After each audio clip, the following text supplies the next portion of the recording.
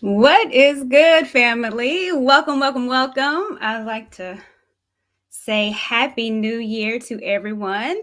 First broadcast of 2022. And so I am super excited about today. Interesting enough, I had a topic I wanted to talk about, but then Fresh and Fit is at it again. So I wanted to do a live and talk about it and maybe give some different perspectives as far as what I wanted to talk about. But shout out to Bobby M in the chat. I see you, JRM, my darling love. Good to see you. What's going on, Bolo? I appreciate you guys joining me today. You guys see the thumbnail, so you already know what I'm going to talk about. It is the illustrious dynamic duo of Fresh and Fit. Now, I know that I'm not the only one that was tuned into the Shade Room when they went viral. Shout out to Asian Doll that was on there. Yeah, so that was something else. I wasn't surprised. You know, they known for kicking off women. But the thing that I want to talk about today is a clip of theirs that is going viral now. Something that happened a while ago. Shout out Kazam's Way. I see you looking for. Well, y'all know I just had a birthday. She 21 again. I'm not telling you how many times, but I appreciate it. Thank you so much. But I want to talk about the clip that is going viral, something that they recorded a while ago that I never knew that they said. I kind of had ideas as far as the type of women that they preferred, but this one went wild. So I want to start off by the clip. Hey, Eugene. What's up, big bad boy? Hey, Barry. Yeah, let's look at this clip and let's discuss it. I'm going to share my screen with you guys and let's see what we can get into this. Let's see.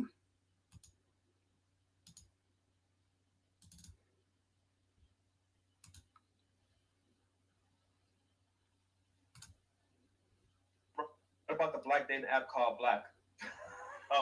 It's funny, I never used that one, bro, but hey, man. I mean, hey, bro, if you want to date a bunch of Shaniquas, go for it, man. LaQuisha. Yeah, like me and Fresh aren't really down with the brown like that. Man. We ain't night riders. No, so I'm good. Sometimes if they're red bone, but like in general, me and Fresh don't dabble in the dark. If you know what I'm saying. Yep. Okay. So last one, guys. Now we're not going to mention names for certain reasons, right? Yes. For a bunch of legal implications. But if you guys are in our community, we talk about. It's funny, I never used that one, bro. What about the black dating app called Black? It's funny, I never used that one, bro. But hey, man. I mean, hey, bro, if you want to date. Yeah, I'm gonna stop that right there because yeah. So again, in the clip you heard it, but let's reiterate. We're talking about a black dating app. I guess it's called Black, and they're not down with the black. They're not night riders, and yeah, they obviously don't date black women. Not the Shaniquas, not the LaQuishas. That's not their thing. Which, you know what's sad is that it's not that I'm or any black woman would say we're used to hearing that, especially my darker skinned women. We're definitely used of black men saying some stuff like that. Used to always kind of maybe being overlooked by the light skinned woman. I think in this generation right now, we kind of call it colorist. Being in this black men adjacent, of course, I'm always hearing black men saying that they are attracted to the yellow bone, the red bone. So these are terminologies that we are used to hearing. Interesting enough, I want to talk about it because it kind of is on the lines of preference. So we're used to hearing this, black women. I'm not into dark-skinned women. I like them light-skinned. Hell, Lil Wayne had a song back in the day. What was it? I like a long hair, thick red bone. So we are used to hearing this. We're used to turning on hip hop videos. And back in the day, it was uncut with the ambiguous women. And, she might be black. She might got a little bit in her. We're not quite sure. Even I did, a live a week or a couple weeks ago talking about, are we in competition with the Latina woman? And even though she has black aspects, she's still, usually fair skinned, or hair is a lot straighter than ours. So this is something that I think that we're used to. We use the word colorist. Let's bring it up. So colorist, prejudice against people with dark skin, showing favor to light-skinned people over those with darker skin within a racial or ethnicity. I think it's interesting because not only do black women deal with this, I was looking, Asian women deal with this, Spanish people deal with this. So it's not just for black women. It's every woman that has pigment of them or on them that we deal with this. But what if it's your preference? What if, just like black women, we have our preferences? Everybody has a preference. Maybe I don't want to date someone 6 feet tall. Should I be shamed? Should we shame Fresh and Fit for not wanting to date black women?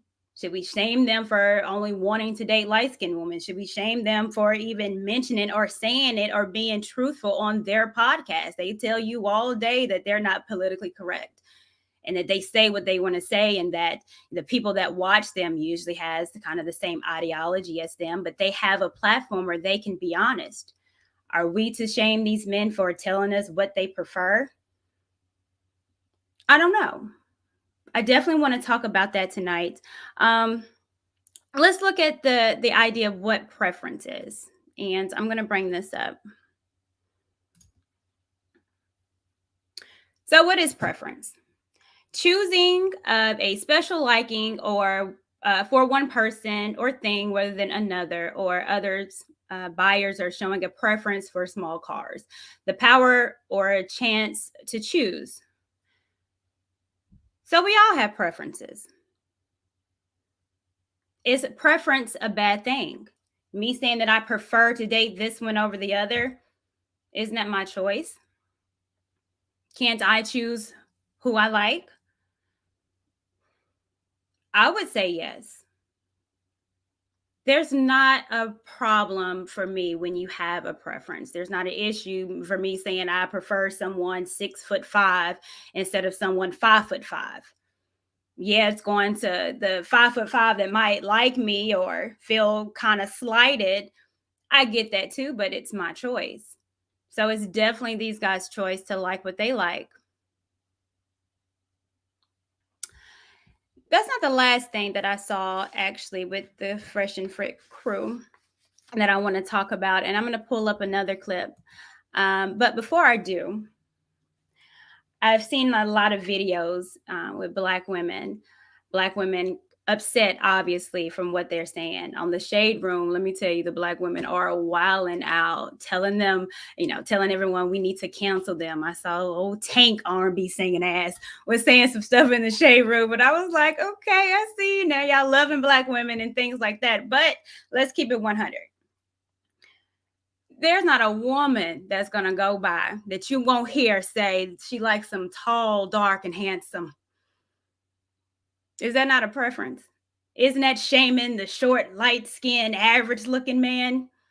We say that all the time. You can go on YouTube right now, and hell, we have a whole divestment group of Black women that are teaching other Black women how to date out. I mean, look no further than Cynthia G telling us to get rid of Black babies, especially our Black men, telling us to date white men, that Black men ain't shit. So it's interesting enough that we can shame Fresh and Fit. Like, I'm not going to front, not that I, subscribe to them, but I think it's kind of hypocritical for us not to do the exact same thing that a lot of women on YouTube are doing. We have a whole swirlers area here on YouTube where they're specifically saying they don't date Black men. Matter of fact, I think I saw something on O'Shea's channel that maybe a year ago when he was talking about a woman. She was dark-skinned woman, very pretty, from the UK, but was specifically saying, no, I'm not dating no Black man. They don't treat me well. So I'm not going to date them. Again, it's her preference. The only issue that I have when we're talking about preference is when we degrade the people that we don't prefer. And I looked deeper into Fresh and Fit. And it was interesting enough that they actually tell you why they don't date Black women. Let's take a look. I'm gonna pull they say about women, you let a woman talk long enough, she'll show you who she is. Same thing with y'all brothers. You just have to let somebody talk long enough. They'll show you who they are. Which are traits of feminine women. What's her gram? What's your gram? That's crazy. I ain't gonna lie, just keeping it real. I don't really date Black girls. No, because like most Black girls are like annoying, how to put this, ratchet, and they don't know how to like be reserved. You're like the complete opposite. You are not the stereotype. You are not the stereotype. You are not the stereotype. So yeah, so we'll give you that compliment. What's your Instagram? It's Crystal Fit.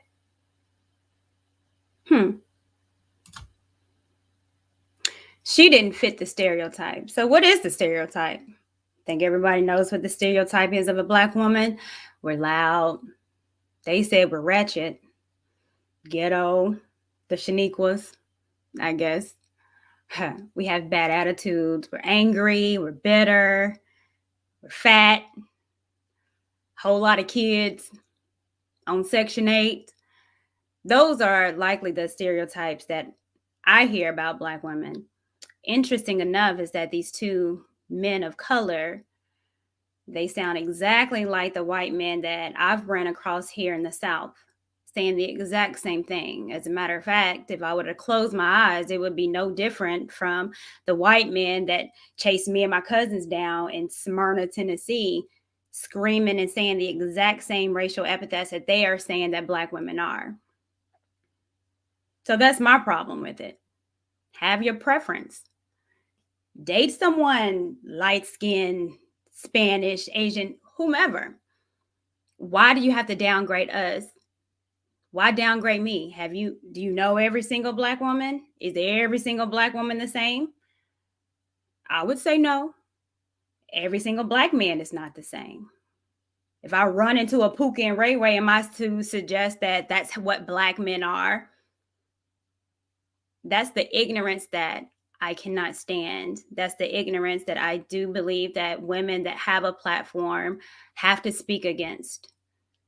That's the importance of this ignorance that bothers me. Fresh and Friend is not the only guys that think that. There was a while ago, there was a young man, not the most attractive, but hip hop artist nonetheless, that exactly said the exact same thing. Let me pull that up. What are we fighting? Stereotypes. But I'm gonna simplify it again. I carry myself like I'm an average dude because I don't see myself no better than him, or no less than him. So if he could say that he likes skinny women, if he prefers skinny women more than a more chubby or heavyset women, he could say that and nobody won't get mad at him. I just said I don't like women with my complexion. I like light-skinned women. I want you to be lighter than me. I love African-American women, but I just don't like my skin complexion. Okay. Well, I like your skin complexion. We too gutter. Black people, my complexion, we too gutter. Light-skinned women, they most sensitive, Some dark-skinned women out here sensitive. No, they too tough. Light-skinned women, we could break them down more easy, you know what I'm saying? Okay. Yeah. That's it. We shout out to That was Kodak Black for the old heads. I don't subscribe to his music. I listen to old school hip hop, but still, those sentiments, again, just like Fresh and Fit, he has a preference, right? But then it's when the preference goes to the stereotype. Okay, Cupid, back a few years ago, they were talking about their dating app. And a lot of people talking about this now, but this was a while ago. And this was just really on one dating app. So people think it's gospel, but it's not. But on this dating app, they stated that, the most desirable man was white men on dating apps, which means they got more responses from Black women, Asian women, Latina women.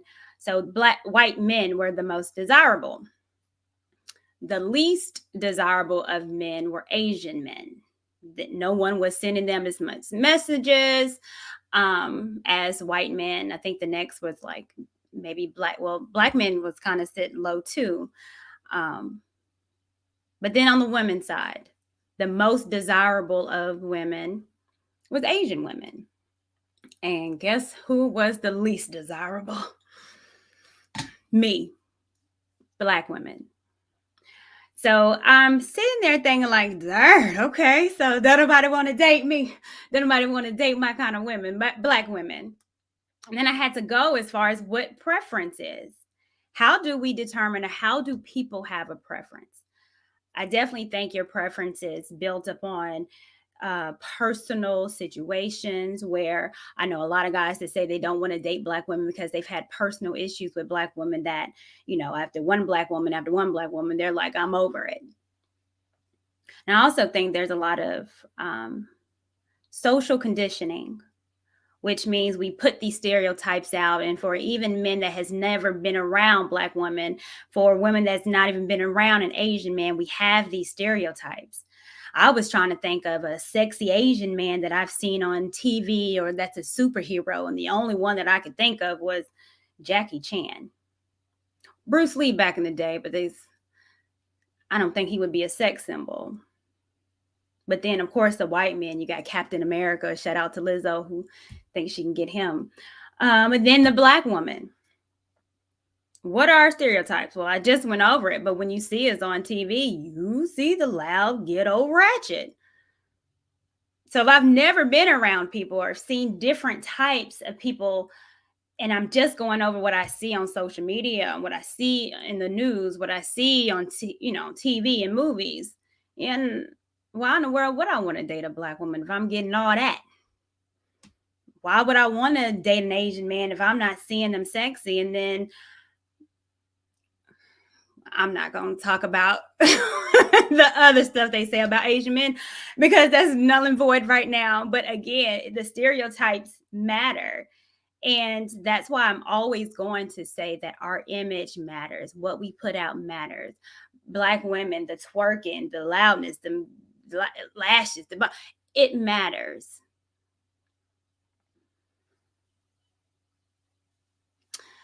I'm going to first take this hinder horrible looking man Kodak off my screen.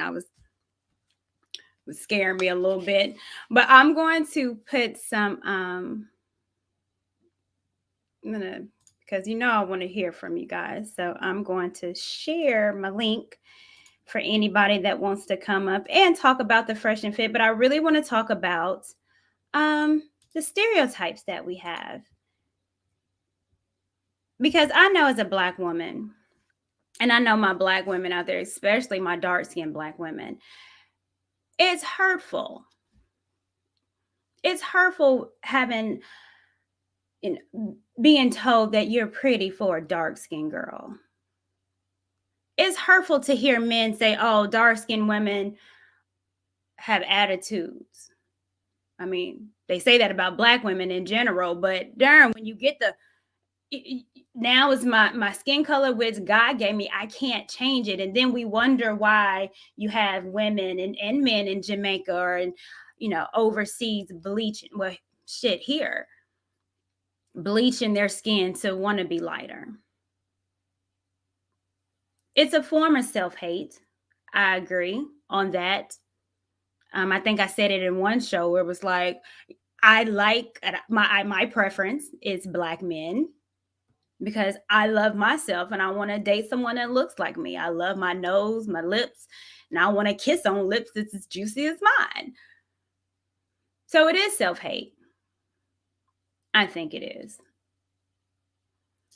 Hey, okay, we got some people. Let me bring up some folks. What up, Zurich?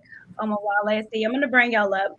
But I do want to say this too, because, I always say I'm an equal opportunist when it comes to the smoke. Black women, we've been doing it for a while too. I remember back in the 80s. Okay, I know I just brought y'all up, but I'm going to do something for the ladies. Back in the 80s, right? We had I'll Be Sure. That's Christopher Williams. Sit your $5 ass down before I make some change. Derek, you didn't have to get off, okay? But we had this back in the 80s. What? Light skin, curly hair, ambiguous men. This was our thing, was it not? And then here come the 90s. Old Wesley Snipes, old dark chocolate man. And it flipped. So now what's black women want? I'll tell you. Bam. Okay. Sorry, Derek.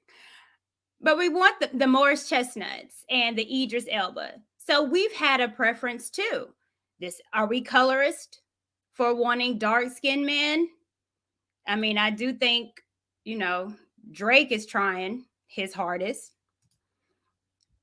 But he ain't making no comeback right now. So what is going on, Derek, and what's going on, Amawale? What you got for me? What up, Big Court? Hey, what's going on? I'm doing good. Can you hear me good? I can. All right, good. I'm on my phone. Now, well, let me preface this for you, Amawale, because you had an awesome live yesterday talking about Fresh and Fit and their whole fiasco. So I wanted your take, and I know you posted something today that I thought was interesting. So I'm really interested in your take on preference. And is preference innately maybe kind of racist when we prefer a different complexion, a different race, and when we verbalize it and say, I would prefer someone that's not black? Yeah. I always make the argument, if you're referring to the post that I put up today, I said that it's more than a preference when it's rooted in self-hate. right? Because, preference just simply implies desirability. And we can't help that the things that we desire are shaped, by the culture that socializes us. So if you exist within an anti-black culture, right, where whiteness or lightness, is seen as desirability, and darkness, right, or Africanity, right, dark features or anything that kind of differs from whiteness is not seen as desirable, that definitely plays into our values. In fact, if you just examine this thing historically, I believe in the 50s there was a test done by Kenneth and Mamie Clark. It's referred to as the Dow test, where they were just Mm-hmm. basically showing that these desirability traits between darkness and lightness were internalized as young as 5 years old in children, right? Children who had never been taught these lessons just basically imbibed it by existing in society. That dark is something that is unpleasant and unwanted, and lightness is something that we should all desire or aspire to have, right? So, I mean, there's been lots of documentation and conversation around this for a very long time. I mean, you go as far Mm-hmm. back. You can get to Du Bois talking about it in the 60s, but I mean, if you go back even further than that, there's conversations. There was a book written in 1920 called the Mulatto in the United States, and basically it was the practice of lighter skinned people who often were of mixed race, so both black and probably had a white parent or white ancestry, and they're kind of like paper bag practice. The goal was to either Mm-hmm. marry someone who was lighter than a paper bag, or to marry a white person for the express purpose of lightening the race, right? So our preferences are not as benign as we like to think that they are. They are shaped and influenced by external factors, and I think that to deny that is like spitting in our own face and saying that it's raining. So I think it's a lot more to your preference than just saying that I like lighter women or women who are closer to whiteness, and that I do not like, darker skinned women. And I think if we ignore kind of like the social aspect and the influence that sociology plays on it, I think that we're ignoring it to our own detriment. Yeah, and I agree, and I actually remember, of course, like the paper doll test. And interesting enough, I have a daughter, and I've done the white baby and the black baby, but she always picked the black baby.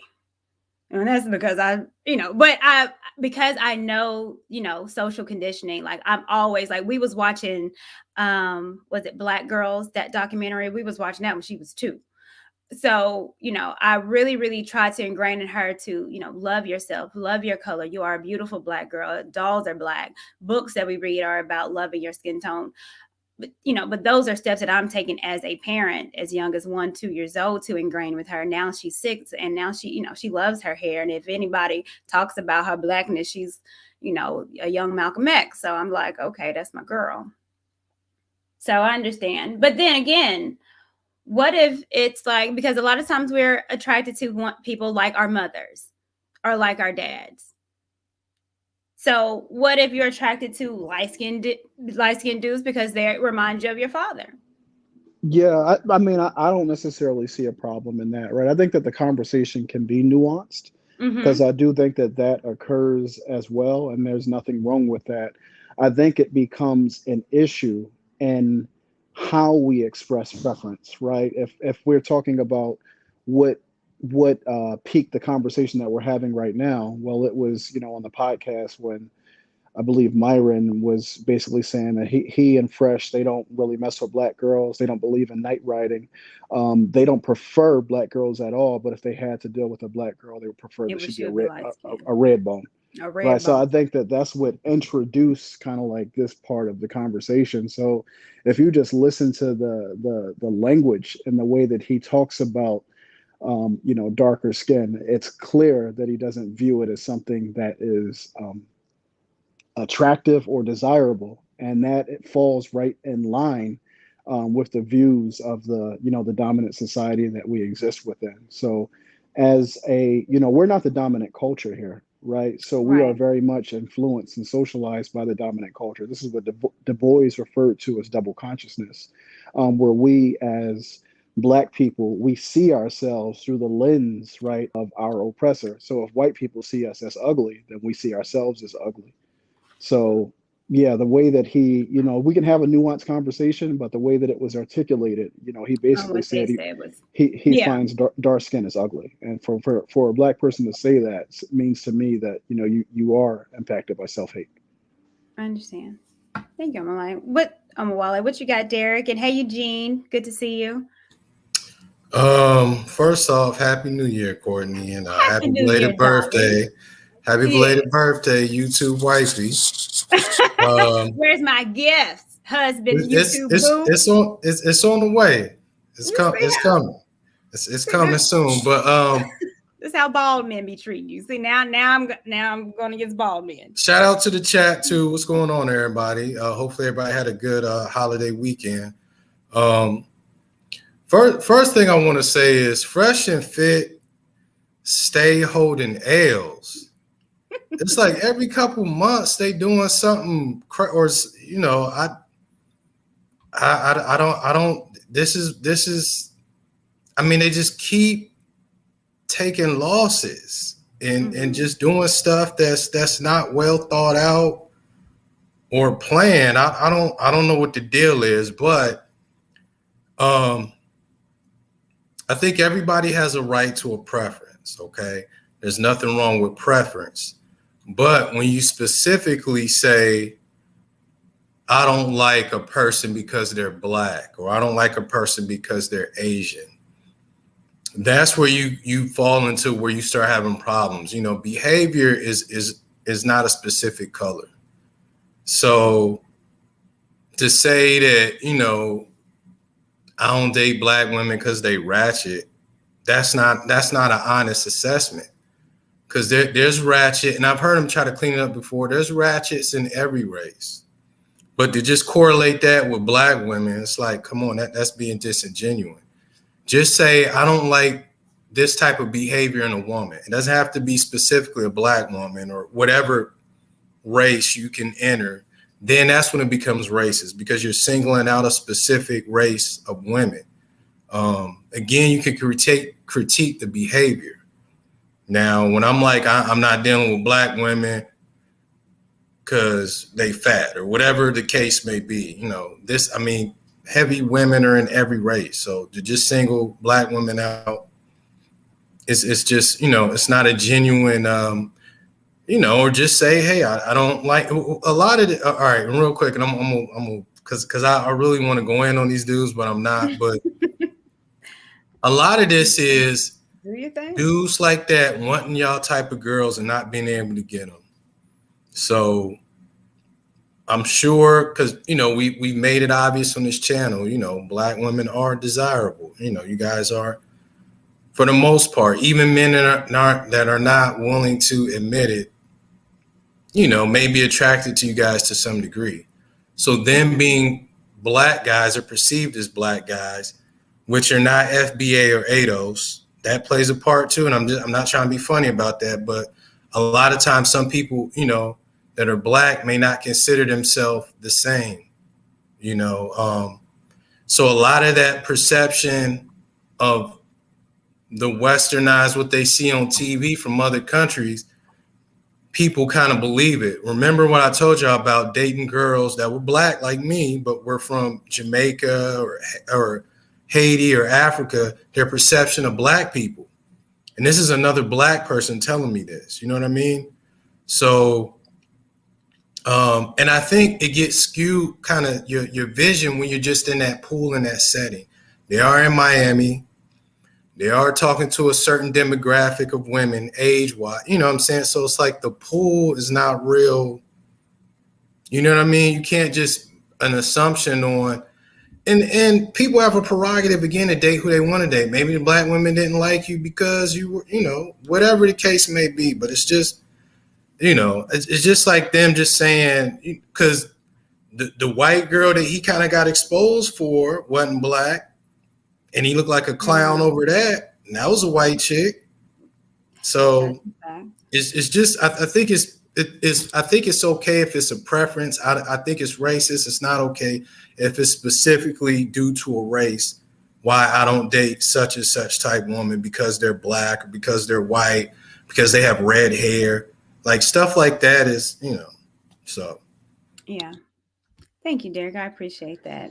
Eugene and walked away. Godspeed. Are you there? Yeah, I'm here. I'm sorry, I'm charging.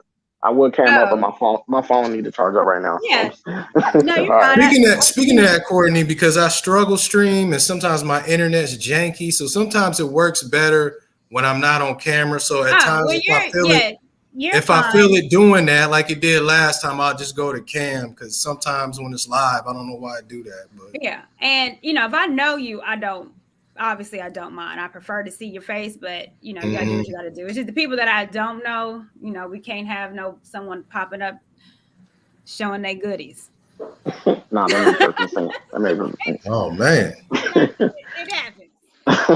So what you got, God Will and Canadian Born? Good to see you. So what I was gonna say is, as far as the Knight Rider comment thing, when they say that, they basically saying they talking about white women who like black girls. So that's what they mean by that. That's the ones that directed at black women. And I'm not trying to defend them by any means. I ain't gonna lie, I watch them it's for entertainment purposes. I be bored. But nonetheless, um, I agree that your preference in terms of where you like somebody dark skin, light skin, things of that nature, is based on how you're raised, based on your interaction in society. We say our environment shape us, right? I think last time I was on here, I talked about how, growing up in the high school and stuff, I didn't get the attention from black women. Now, mind you, I just said I figured black women didn't like me. I never stopped liking black women. Now, it might be my preference changed. Yeah, my preference changed because I was going after women in other communities who, um, in my head, thought I was more desirable. They gave me that attention, right? I think I also mentioned last time I was on here that I have a friend. He no longer dates Black American women. They still date Black women, right? So I think sometimes the line can get skewed. Now, granted, when I saw the full context of what they was talking about, he did mention he went and marry somebody from Sudan because he's from Sudan, Myron. That's black, and I don't know why. Is it because he's black or is it because of the culture, right? I was curious, but he didn't go into that. But I do think at some point, I don't think it's racist. I think it's prejudice, right? I'm one of those people. I try not to use that word too much, but I think it's more prejudice than racist. But um, I'm really curious when people say I don't want to date someone that look like me. What's the real reason, right? Because is it self hatred or is it something else? Is it something I went through, but I yet think so. you never really found a way to deal with that trauma, right? I'm like my wife's black, and to me it wasn't even trauma. It was just like, I got, I improved, got better, to join the military, you know, I'll say it jokingly all the time. I was in Ratchet City, my first base. If you ever been to Shreveport, Louisiana, everybody called that Ratchet City. But I didn't treat every single black girl I encountered as a ratchet person, right? I was raised better than that. But I knew that pool for that part of the country I'm in that particular city. However, I'm not equating to all black women, what I'm saying, within that city. So yeah, it's like I said, it's a little nuanced, but I think like I said, I'm curious for people who think like that. You know, where's that thought process come from? Because like I say, either self hatred or it's Yeah. from trauma. Or to me, it's trauma. Maybe not self hatred, but more so trauma that they've never Well, dealt with. well, let me go into that. And Canadian, I'm gonna get you too. And Eugene, if you're there, I'm gonna want you to pop up and say something as well, what you have to say. But First, and I don't want people because I see Raphael draw. If someone can go on mute, Canadian, is that you? first and foremost, I want to tell you Happy New Year, my Oh, sis, oh. and to the panel. Thank you. Hold on one second, Canadian. I'm gonna put you on mute. Let me say something real quick, and then I'm gonna get what you have to say. Thank you. So I remember again, y'all know I show my Christopher Williams and my I'll Be Sure. I was one of those I did like I'll be sure. But there was a thing that Black women were wanting these high yellow guys because they wanted their baby to have good hair. Now, I know I wasn't the only one that heard this terminology before as far as with Black women. I want my baby to have some good hair, so I want somebody light skinned. Black women were saying this a lot. Hell, I think they probably still do.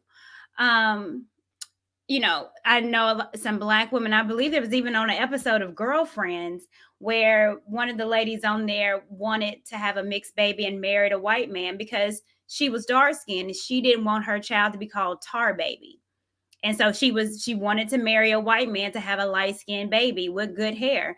These are things that Black women do as well. So I'm not just getting all into Fresh and Fit for their ignorance of what they had to say. Again, I agree with the preference.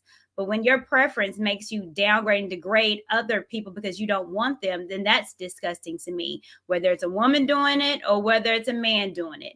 Have your preference, but shut the hell up talking about Black women because we are not all the same. And just because you had a bad experience with a Black woman, that's on you. And quite frankly, I probably see why they had a bad experience with a Black woman. Fresh come on, he's lame. Is Courtney is Fresh cute to you? No. So again, what about hold on, mama. What about Myron? No. Well, there you go. I mean, you can't make the women like you, yeah. So you know who Fresh is? Fresh is think of Biggie. Mm-hmm. Obviously he's not as talented, but what I'm saying is majority of women would tell you they don't like Biggie, right? Biggie's not attractive. But when Biggie got the success, got that money, and to me that's who Fresh is to me. He's maybe from Purpose of Miami, he's Miami's Biggie, so to speak, right? And so it is, that's funny. He said he used to be fat too. Yeah, say that with Kodak Black. Well, hold on. Fresh is not I'm a Biggie fan. Okay? He'll tell you he's black and ugly as ever. However, he stayed Gucci down to the socks. Like, he's cool. Biggie was a cool big man. So I can understand he can still get a little woman because, he had charisma. They don't have any. I was saying from a look standpoint, but I get what you're saying. Biggie had more character. I get what you're saying. Yeah. So, Court, your point about Black women and preferences as well, I think that those preferences are equally rooted in self-hate, but I think it's a lot more obvious when you hear Black women say why they want to get with a light-skinned man. They don't hide it. They'll say it's because I don't like my hair. I want my child to have good hair. I want my child to have lighter features, right? So when we start having these conversations, and I think somebody asked the question, is it self-hate or is it trauma? Well, I feel like to live in an anti-Black world or exist in an anti-Black world as a Black person is a traumatic experience in and of itself, right? When all of your experiences that you see in your group and people who look like you are shown that you are devalued and you are not wanted, then you're going to want to try to escape that particular burden. And most people who try to escape it, we try to escape it through our mating choices. So there's a reason why the Black elite within our country, I saw somebody mention like AKAs in the paper bag test. There's a reason why the Black elite engaged in assortative mating for many years, right? It's the same thing you see in Brazil, right? This idea of improving the race or lightening the race, right? We don't like to talk about that, but there's been a segment of our community right here in Black America that has engaged in that practice for a very long time, right? So we do have that history, and that history is rooted in both trauma, but also in self-hate. And then the other part of that that makes the conversation a bit more nuanced, right? If you read, I wrote about this in an essay that I wrote called Black Women Going Their Own Way, but I referenced Assata Shakur. She wrote in her autobiography, when she was a young woman, there was a dark-skinned Black man who was attracted to her. And when he approached her, she was like, ew, you too Black. And when she was kind of like thinking back on that, she was remembering how embarrassed she was because she didn't want to date him because his skin was too dark. And that was really the relationship between Black men and Black women for much of the 20th century. Now, I think what happens, and this is just my assumption based upon observation, is that black men got a sexual makeover in the 70s, right? There was a movie known as Mandango, where they had a dark-skinned black man who was the love interest of a white woman on the big screen. It was basically, light porn for that period of time. But once black men, specifically darker skinned black men, were viewed as sex objects by white women, then black women came around to seeing them as sex objects as well, right? So that says something about our psychology too. So from there, that's where you started to see a shift going into the 80s and then coming into the 90s, right? Light skinned men were seen as less attractive and dark skinned men were seen as more. And I think another thing that goes into that, I don't want to hog the mic, but the last point is that darker skin has always been seen as more masculine, right? So for black men who are darker skinned, they're viewed as having more masculine traits, right? Aggression, strength, right? Whatever the masculine traits are. So it's the same thing that in a darker skinned woman, a lot of men will say, well, she's too masculine because she has dark skin as well. Whereas a lighter skinned man is viewed as more feminine, so a lot of women won't want to deal with them. And a lighter skinned woman is viewed as more feminine, but those all go into the societal kind of like views on dark skin versus light skin. Right. So we can't ignore that and just say it's just a preference because it's much more than that. Yeah. Thank you, Amawale. Canadian born, and then Eugene, and then Hakeem. Boy, oh boy, oh boy. It's the Pandora box. To grow up in an African family and you the darkest child in the family. To have a community that believe in lightening their skin. I grew up watching my aunt, my mom friend, who buy all kind of ornament from Africa, bringing them to the US. One moment they're like my complexion, in less than 2 weeks, they're lighter than you. And I was like, what happened to them? Could understood it until I went back to Africa and lived there for like 7 years. And I realized what Omawala was talking about was something that not only be broadcast and put out an agenda within the US, was also done in Africa all across the continent.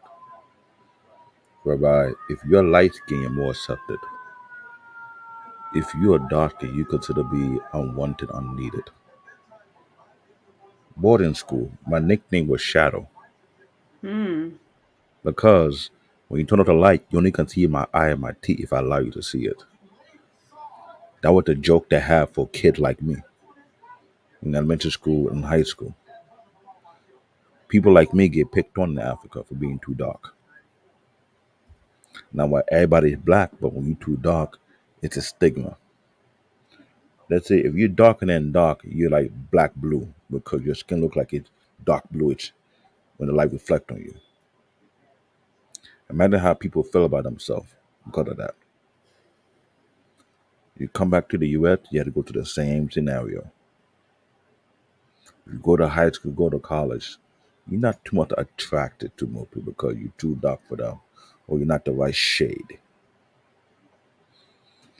If you don't build a thick skin and you take that negativity and turn into the positivity, it affects you psychologically. I had to ask myself this question growing up. Will let my dark skin hold me back? Because at one point I was self-conscious about it. It make young kids start to hate themselves more because they're too dark. Yeah. Imagine you're a pure African, you're not mixed. You coming from the motherland, you come here and they throw that in your face time after time after time after time again. You're almost convinced to follow your family trend of buying the imported ornament or soap or cream just to lighten your skin. If you go to every African corner store, African market in New York City, they sell that product. They never run out of it. That started here in the Western world. The first millionaire in Black America, one of the first millionaires was Madam C.J. Walker. So if you understand the history of the Black beauty and skincare market, she used to market her products as she would say, "You too can have a fair complexion."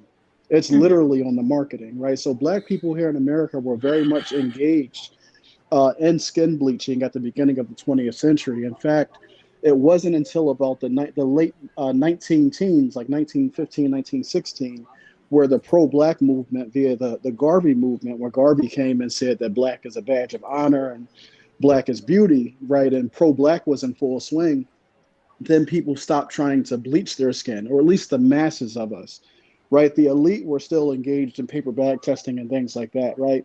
I mean, just think about the history of the elite institutions that we have. If you think of something like Howard University, well, that's in the HBCUs. If you look at their charters, they were created for the children of the plantation owners, right? So they're mixed race children who couldn't go to white institutions. They created these institutions for them, so they had no interest in mixing back in with the rest of the race. Their goal was to continue the process of becoming lighter until they were made white, right? So we have to understand these things. So when Canadian Born talks about bleaching in Nigeria, that same phenomenon happened here in the United States. It's just what we had that Nigeria hasn't had is a pro-black movement. You know, we had a pro-black movement here in the 1920s, and then in the 60s, it was full swing, where it was like, say it loud, I'm black and I'm proud. The rest of the diaspora and the African continent, they haven't had a pro-black movement yet. So that's why Black America has been so instrumental in the redefining and reshaping of what blackness means. Yeah. I think that the reason why there's no pro-black movement in the African continent, because first and foremost, when the majority of the people in Africa are mostly black, there wasn't any need for it. It's just that certain icon in the media were either supported it or they were against it. Only very few spoke out of it because they realized it didn't stop it. It would have become a plague in Africa. Yeah. Because there's a level of ignorance that this. I'll tell it again. My mom and dad had a mindset when they tell their young kid who to get married to. And I know it sounds crazy. They'll say never married to an African Caribbean, never married to an African American, either from our country or it'll be a white woman. I did ask myself why they had to be a white woman that considered acceptable, but not an African American, not an African Caribbean, not an African Latino. And what thing came to my mind is what the Europeans were pushing on most of these African continents, either from England, they're from France, and they're from Portugal. What agenda were they pushing to affect these African people mindset? They were colonized. Yeah. Let me get Eugene in here too, and Hakeem. Eugene, welcome. What do you have to say on the topic, darling? Oh, Lord. Oh, not again. You sound like Alvin, Simon, Theodore right now, Eugene. You might have to back out. We're the chipmunks. Alvin, Simon, Theodore. You sound like a chipmunk. Pop out and pop back in. Please do not play the theme song. Okay. Hey, Hakeem. Hey, Courtney, can you hear me? I can hear you. What you got for me? Okay, thank you for having me. I think getting back to the topic, because I think we're deviating a little, deviating a little bit away from it. It's hard to call what they did racist because they're black themselves, supposedly. When I say in Martin's case, supposedly. Someone like Fresh doing this, I'm not surprised because he's definitely had his instances and he's had his bouts where he said some cringeworthy things. Now, I actually don't follow them, but I actually tuned into that show because I was trying to see what would happen at the aftermath of that whole Asia Doll cancel request.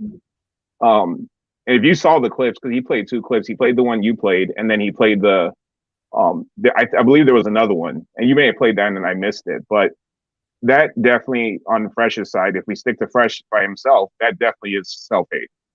Right. There's no denying it. That's not preference. That's definitely self-hate because if you look at it this way, I mean, his mother and father gave birth to him, and we'll assume they're pretty much in the same complexion and such. What he said is that he just straight up hates anyone that looks like his mom. Let's call it for what it is. I think some people, especially the younger generation, I'm seeing it in the comments and I'm seeing it in some of the guys here. Let's take the gender out of it. I mean, this isn't just mitigated to one race. I'm sorry, one gender versus the other. It's clearly self-hate. Now, that doesn't mean, like I said, racism versus the other topic. It's definitely not race because again, he's his own. But most races prefer their own. If we're just going to start from the basis, most races prefer to be with their own. Now, if he was a black person saying I don't prefer a white woman, I don't think that's racist at all either, because again, they're polar opposites, and that's not his race. You're naturally going to be, if there's no Willie Lynch syndrome here or Stockholm syndrome, you're naturally going to be attracted and gravitate to your own race, just beyond endearment and beyond other factors. So I don't think it's kind of like Wally touched upon this. I don't think people are aware of the historical context of where all this comes from, and it's not just mitigated to the United States. In the Caribbean and Latin America, they have this saying that's improve the race. And what do people think that means? That means to bleed out the black race and make them pretty much darn near Spaniard and white, essentially. And that's happened in Brazil. Brazil used to be the number one black population hub outside of Africa. That's since changed. You can go there and you'll see, most people look mulatto or quadroon or what so have you. That was all intentional.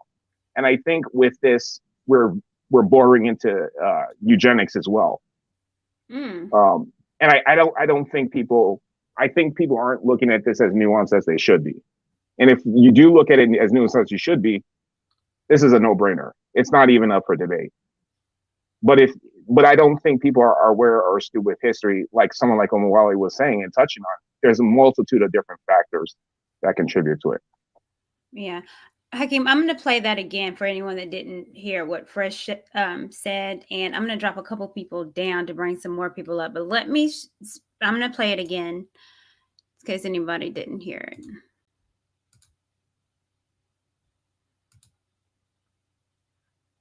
Let's see. Which are traits of feminine women? What's her gram? What's your Instagram? That's crazy. I ain't gonna lie, just keeping it real. I don't really date black girls. No, because like most black girls are like annoying. How to put this? Ratchet, and they don't know how to like be reserved.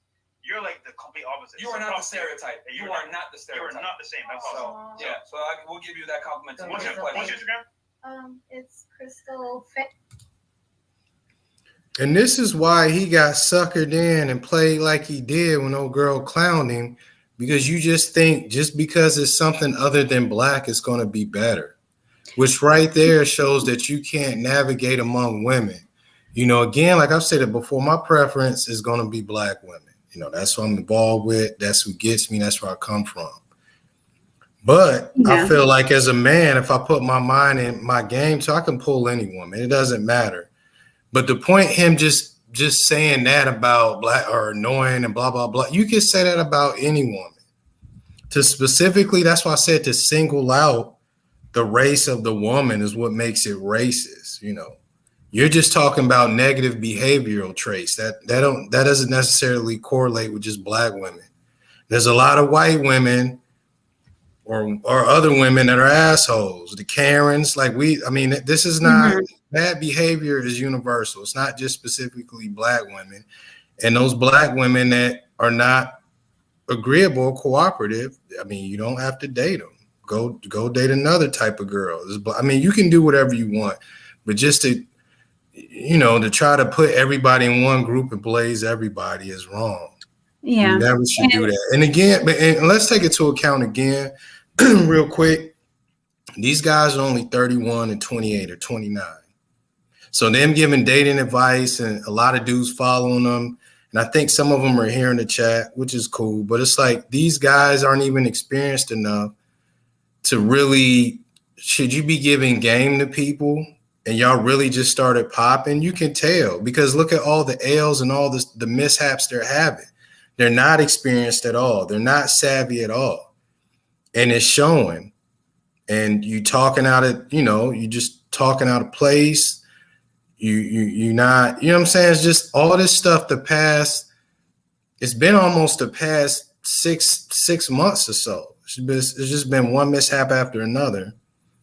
And yeah, I agree. And I think what's even upsetting is that the black woman that was on there was like, oh, thanks. I'm not like the others. Oh my God. Thank you so much.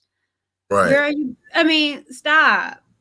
It's not a badge of honor to be told, oh, you're not like the others. So what does that mean? No, I'm a Black woman. Yeah. You're just so slow not to understand that we're all different. I am like others. There's a lot of Black women like me that speak like me, are intelligent, that are not ghetto, that, it's a lot of us. Black people are layered. I said that a couple weeks ago. Well, Just if you focus on one demo type, then if that's all the type that you invite up there, then you're gonna have a skewed outlook of what it is. Again, if that, and I know it's a show and that kind of makes the show, but if this is all if you're gauging Black women off the 22-year-old girl guest that you have on there that's drunk on liquor, it's like, come on, bro. Yeah. And you know what? And I want, okay, Eugene, go ahead before I say that. I want to get your thoughts. I know you've been waiting. What you sounded like, Eugene? Hey, there you go. I hope I sound like a man this time. You sound good. Anyway, what I wanted to say is, when you think of the word preference, I only think of first choice. Okay. If I prefer Black women, but they are just my first choice. That's it. That doesn't mean I'm ruling everybody else out. Okay. They're just my first choice. The thing that gets me, and to Derek's point, really, it's just adding these stereotypes to others. Okay. All the ones you do not prefer. Okay. Like, for example, I do not prefer, fat women. Mm-hmm. I did not place a stereotype on them because I've been with one and she was very submissive. Okay. Or what one of Fresh and Fit, no, not Fresh and Fit, I'm sorry, Kodak Black said about dark-skinned women, saying they're tough. And I was like, what? I was like, how in the world does he figure that? Because I have seen a lot of dark-skinned women, okay? The point is this. Preference, when we talk about preference, it's just first choice. It does not mean totally exclusive. I agree. Yeah. So, I prefer lobster tails over chicken nuggets. If I'm hungry, if I see some chicken nuggets, they looking good and crispy, I'm going to eat them, but I prefer this. So I was not, I'm not excluding a whole group of folks. And I think that's another issue that we have. So again, I prefer Black men, but it's only you run into problems when you get specific. Yeah. Like if a woman's like, I prefer bald men or something, but not bald Black men, or what? It's like, what? Like what did you have to specific? Yeah. When you make it specific, I feel like it's personal. So and again, you have a right to a preference, but I think when you kind of just because of, or even if you feel that way, does it have to be said? I don't know. Yeah, go ahead, Eugene. Go ahead and say what you say. But I want Raphael to talk because I chit chatted with him yesterday on Wale's page, and he's fresh and fit all day. So I definitely want to hear what he has to say. No, I'm not fresh and fit. We just are like-minded. You was caping for fresh and fit yesterday. See, no, that's wrong. Just like when I have conversations. Like, thank you for having me too, by the way, Courtney. Well, thank you for coming on. I appreciate it. For sure. But just like, since I recently converted to Republican, when I speak to my family, the first homonym they throw at me, you're Republican because your mother is Republican. No, we're just like-minded. Mm-hmm. I'm not on their coattail. We just agree. So don't attack my character and say I'm a fresh and fit fan. We just have similarities in our thought process. I didn't call you a fan. Pardon me? I didn't call you a fan. Well, you said fresh and fit boy or whatever. See, you playing word games I already. didn't say that either. You just I said I'm a said, fresh and fit we boy. were talking about fresh and fitted. You Okay, were Courtney. agreeing with them, were you Okay, not? let me move forward because I ain't. Let me move forward. Wow. So Okay. I'm starting to learn that you can't have conversation if we don't agree on facts. We got to agree. If we're gonna discuss what the sky is about, we first have to agree that the sky is blue. So, with that being said, let's start on facts. Okay. This to Courtney and to the panel as well. Do you all believe that stereotypes are based in reality? Is stereotypes are based on some sense of reality, yes. Okay, and No, we have not. to define something. And I'm not trying to lead you to Were an you answer or asking the play word panel? games. We have to Yeah. define something. Yeah, I was Stereotypes, going to for say the not most all part, I would say stereotypes are are based based on reality. Some majority Yeah. speaking. Stereotypes are majority based in facts. Would you all agree? No, Well, No. let me say there are Well, lots I of can't even That's a stereotypes. begin to no. express myself. We can't agree to facts. Well, you can still No, because express you said yourself, they're but based on facts. They're not. No, I said majority speaking. In general, stereotypes are based in facts, in reality. no, Majority that's speaking. incorrect. Lots of stereotypes are No. based upon perception, which is why they're often Right. disproved. No, world is not perception. It's about left, right, up, and down. my Okay. thing is this. So stereotype. Let's look at the definition of stereotype. To believe unfairly that all people or things with the particular characteristics are the same. So that's the definition of a stereotype. Yeah, that's the Right. Not based denotation. in fact. Yeah, they're called a denotation, but the connotation, what we take it as, connotation. Yeah. Okay. One thing I want to say about that is, one to say is, you know, stereotypes are based on their reality, not the reality, but their reality. Based on how people see them. Like for example, there are some of these black women content creators who think all types of evil on black men because of their reality, which they didn't see everything. That's how I look at that. See, you already wrong for saying their reality. You got to shake that mindset. It's not there. Reality is its reality within itself. Reality is reality. It's not my reality. It's not your reality. It's not their reality. Reality is reality. Fat Is that people, true? most fat. I'm a A lot fat of, guy. Most well, fat people are slower than smaller people. That's not my reality or a bias. No, it's a stereotype, but it's realistic when you think about it. That's but not a here's the thing. stereotype. That's Well, not. hold on. Because let me say this about reality too, because it really depends on your perception.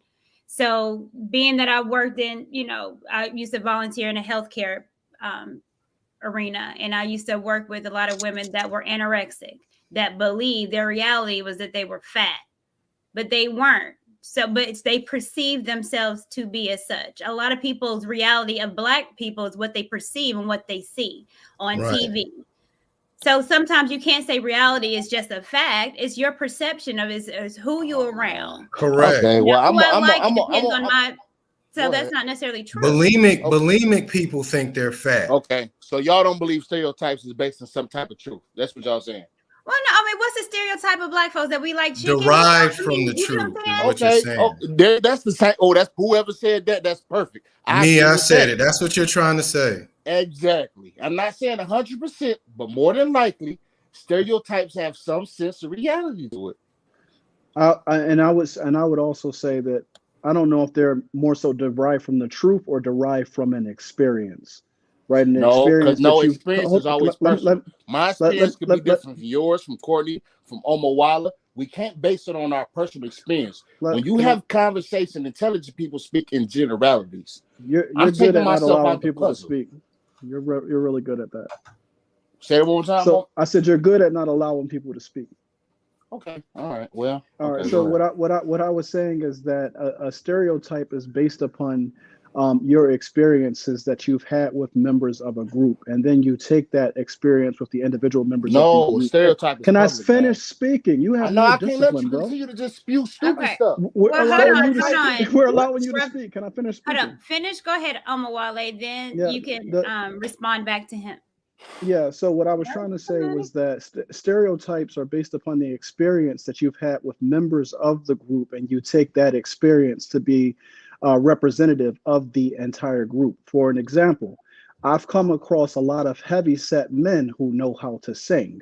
So if I saw you as a heavy set man and said you probably can sing, that would be me stereotyping you. A lot of black people are perceived, we're talking about perception, to know how to dance because black people tend to be the best dancers. So Well, you we see a black, are. That's the hold thing. on. It's Not all realistic. black people can Africa, we dance. gyrate our hips. We know how to Can I, catch a beat. It's Hold on. let me realistic. finish. Let me finish Let my him point. finish, and Okay. you can All right, speak go out. ahead. I'm sorry. And Let me mute closing my the mic. point that Hold on. Go ahead. and closing the point that I'm trying to make and state the reason why stereotypes are not based upon facts and reality, because there are lots of black people who cannot dance. There are lots of black people who are not athletic. There are It's not lots the of black people. majority. Okay, all right. So I'll yield the floor back to you, my man. Oh, okay. Well, hold on. Bolo, welcome to the stream, Bolo. Are you there? I am here. Okay. What you got for every other topic, Bolo? I think what my man Derek and Wally was saying, I think is carries a lot of fact.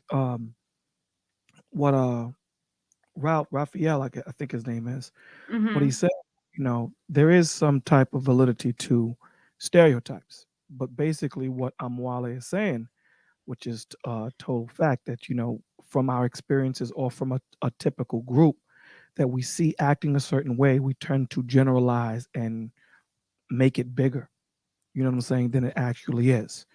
Do stereotypes sometimes help? It does. Sometimes stereotypes help, sometimes it doesn't. But I just would like to hear where he was going with the stereotypes, right? Okay. Because when we're talking about the fresh and fit, you're talking about gentlemen that you're talking about men from the rumors of the campfire a few years ago were in the manosphere in the audience taking notes, and now they're teaching. And from what I'm hearing, we're talking about men that are charging, men that are seeking help, right? And Mr. Draw can correct me if I'm wrong.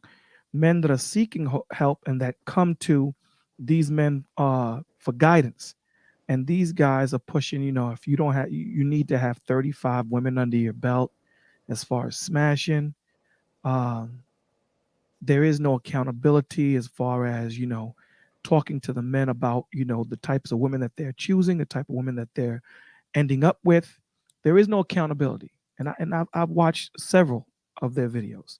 Do they talk about cryptocurrency and getting your weight up and all these things? They do. However, the morality and the character and the integrity of a man, I hardly see them speaking on that. So I would like Mr. Draw to really get in on that, because a lot of the things that they're saying that they did, they don't do. And they're charging men $1,000 for an hour for counseling. And and from the experience of watching the videos and some of these women, they're bringing up, forgive me, they're bringing up airheads, and they're trying to make them Right. represent what women are. Right. So they tell women that we're just coming up to drink, and we're going to ask you a few questions, and then they hit them. Then Fit will grab out this notepad with all his background he's done. Now y'all see why I cut people off. He just going on a tangent. You didn't make a definitive question, a definitive statement. How can I answer anything you just said? No. Hold on, because we're not just going to be cutting people off on my platform. He just Courtney. He was just talking for 60 seconds. Bro, this is not Where's your the show, emotional man. intelligence? Hold on. If I want him to talk for 60 minutes, so let him speak, and you can rebut after he's done. All right, so then I'll ask a question. Can you pick out a video where these men talk about men about their integrity, character, and them picking the wrong women? The floor is yours, sir. Come on now, you know that's not a legit question. You said, "Can I pick out a video?" We having a dialogue. Brother, What hold you on. mean? How can I pick out a video? Brother, you asked me to ask you a question. No, you saying, "Can I pick out a video?" I'm on live chat with you all talking. What do you mean pick out a video? Okay, cool. So I'll rephrase the question. Can you please tell me when they've ever spoken about a man's integrity and character and them taking the onus of picking the wrong woman and things of that nature? All the time. They say vet women properly. Don't vet women who on Instagram all the time showing they tail. Women that's in and out of relationships. Say it again to you. Can you tell me where they talk about the men and their integrity and character and them picking the wrong woman? Not them saying that the women are wrong. The integrity of the men is what I'm asking you, sir. Can you tell me? Can you tell me when they've done that? Because I've watched Fresh and Fit. I've watched at least 30, 40 of their videos. Okay, so you a fanboy like me. Okay, that's good to hear. So look, what I do is before I speak on something, I try to do some research. Unlike you. See, look, I didn't want to go on this rabbit hole because what you did was move the goalposts. We were talking about preferences. I asked you to tell me. You asked me to ask you a question because my soliloquy was too long. Okay. So I'm asking you. I don't understand why we're getting emotional about it, brother. We're having a conversation. See, it's not emotional, bozo. You're huffing and puffing and doing all these things, my G. We're having nothing wrong with me. The emotional intelligence from him is just on a. Sorry, bro. Go ahead. I don't have to be a fanboy to watch videos to see what these men are about. So tell Courtney that when she said I watch them, it was called a joke, man. Lighten up. Okay. Calm down. Lighten up. Okay. All right. Well, let's not. Ask you. All right, Courtney, you might have to cut his water off. No, don't do that, Courtney. It's freedom of speech. I ain't calling nobody out their name. Well, look, now, I mean, hold on. We had a conversation yesterday, so I'm familiar with how and right now he's being cool. Like I said, we went back and forth yesterday, but his perspective I do want to get because he agrees with Fresh and Fit as far as with relating to this. And so I do want to hear what you have to say. You just got to be a little bit more respectful on how you saying it. Can you do that for me at least? But Courtney, yes, ma'am. But Courtney, I never called anyone out their name. I've been talking. I may have a harsh tone, but I'm not disrespecting any man right now, or nor you. So don't make me the bad guy. I'm just talking how I talk. I'm not. Hey, I can't make you be anything that perception is reality. So it's what people are perceiving you to be. Okay, so let me say this. Well, initially, my whole point when I got on, I couldn't even finish it because we couldn't even agree on just topical situations. But I'm just going to say this. I'm going to leave it at this. Okay. And we can tell you what we want to. When the guy said he don't date black women, such and such, they crazy kisses, etc. Okay, may have been a little harsh. He probably could have delivered it a little bit better, but that's his preference. Now I'm gonna flip the roles. When women say they don't like light skins because we emotional, we sensitive, we crazy, low dick energy, etc. Nobody bats an eye at that. We only in the uproar when somebody speaks about black women. It's all these light skin jokes, Drake voice, and all this old bull crap. Come on, man. But that's not. Did you not hear my beginning? I talked for a minute and I said the exact same. And I said black women need to get the exact same energy because we're also doing it as well. Look, let me show. I saw this, which Hold on, Courtney. Can I say something, Courtney? Yeah. If you say that, leave it at that. Don't double down and say they bashing black women. Leave it at that then. Well, no. I'm not. What I said at the beginning is what I stand on is that we can't be, and I said this legit verbatim, we can't get mad at Fresh and Fit when they say these outlandish things about black women. And black women say the same thing as far as, I want someone tall, dark, and handsome. Well, maybe that will make someone that's short, light skinned, fat, or whatever feel a certain kind of way. Right. I like the fat part. I said the exact same thing. You saw when I put up pictures of Al B. Shore and Christopher Williams when we was all about the light skin and the curly hair. And that's what women wanted. And then New Jack City came out and here go Wesley Snipes. And then we all want the dark man and I get it. Right. So I the conversation is really about your preference. And of course, Fresh and Fit is making this conversation come to the forefront today, but it's about your preference. I saw a meme and light-skinned men get it tough. This meme right here I saw was choppy. And I mean, we make memes of light-skinned guys. Now, if that was a black woman, if that was a black woman with a bat licking his lips, it'd be uproar. That's what I'm saying. Well, hold on, because there is memes of black women, dark-skinned women with blonde hair, and then say they look like a cigarette or a lighter or something like that. So it's, I mean, everybody's getting it. Is it right? No. And there is uproar when that happens. That's all I'm saying, Courtney. Well, good. And but what's the point of that? Guys. Pardon me? Can I say something? Yes, Go ahead. Is that Hakeem? Okay. Yeah. Yes, ma'am. What's the whole point of that? Because you're, Rafael, we can see you're a man, right? What point does that have to do with anything? We're on this topic. We're on this subject matter. Why do we got to keep moving the goalpost? Just like if we were talking about women, and then we made it about if we're talking about women, and then they said, well, black men do it too. What's the whole prerogative of it? And this whole time, I'm sorry, but you said that you weren't a Fresh and Fit stand. It sounds like you are. See, you just had homonyms, man. The whole topic was that they downgrading black women. They don't like their own skin color. It's self-hatred. I'm simply saying it's preference. That's all I'm saying, man. No, but Bolo asked you a question. Go ahead, Bolo. I'm sorry. Don't run. Don't run because I called you up.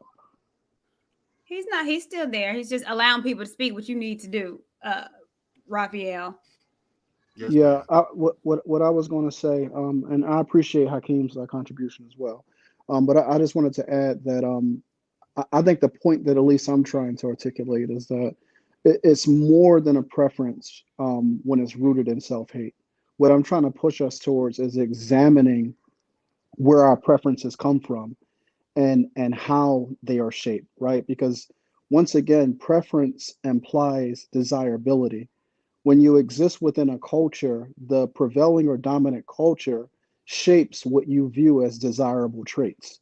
So that means that blackness is going to have a certain connotation and whiteness is going to have a certain connotation. I mean, Dr. King said a very long time ago, it's so ensconced or ensconced in the culture that it's even in the dictionary, right? We talk about devil cake and angel pie, right? One is black, one is white.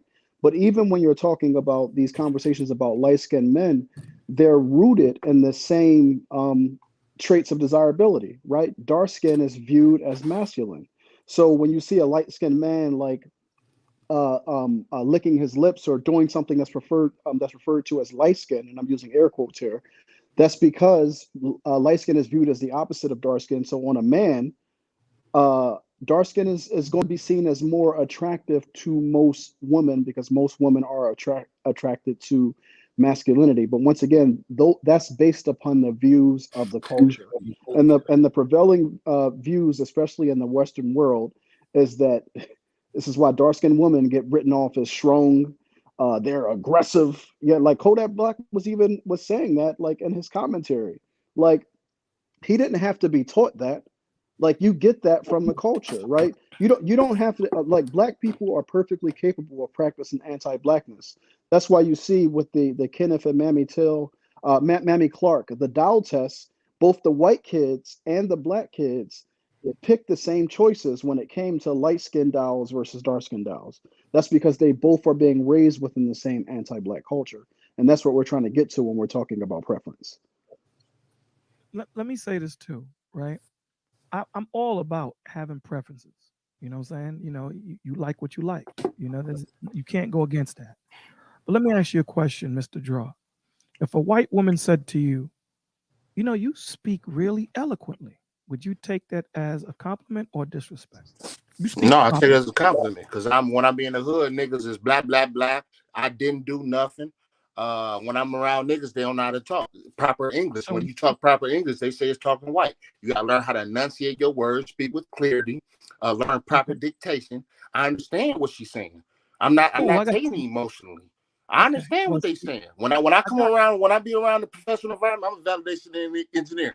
I'm in the automotive industry. When I'm around, I conduct myself properly. White people be surprised, like, oh, he's not getting mad. He's not aggressive. He cool. Yeah. So do you have any children? Do you have any children, Mr. Draw? I answered your question. Now you ask me another one. No, sir.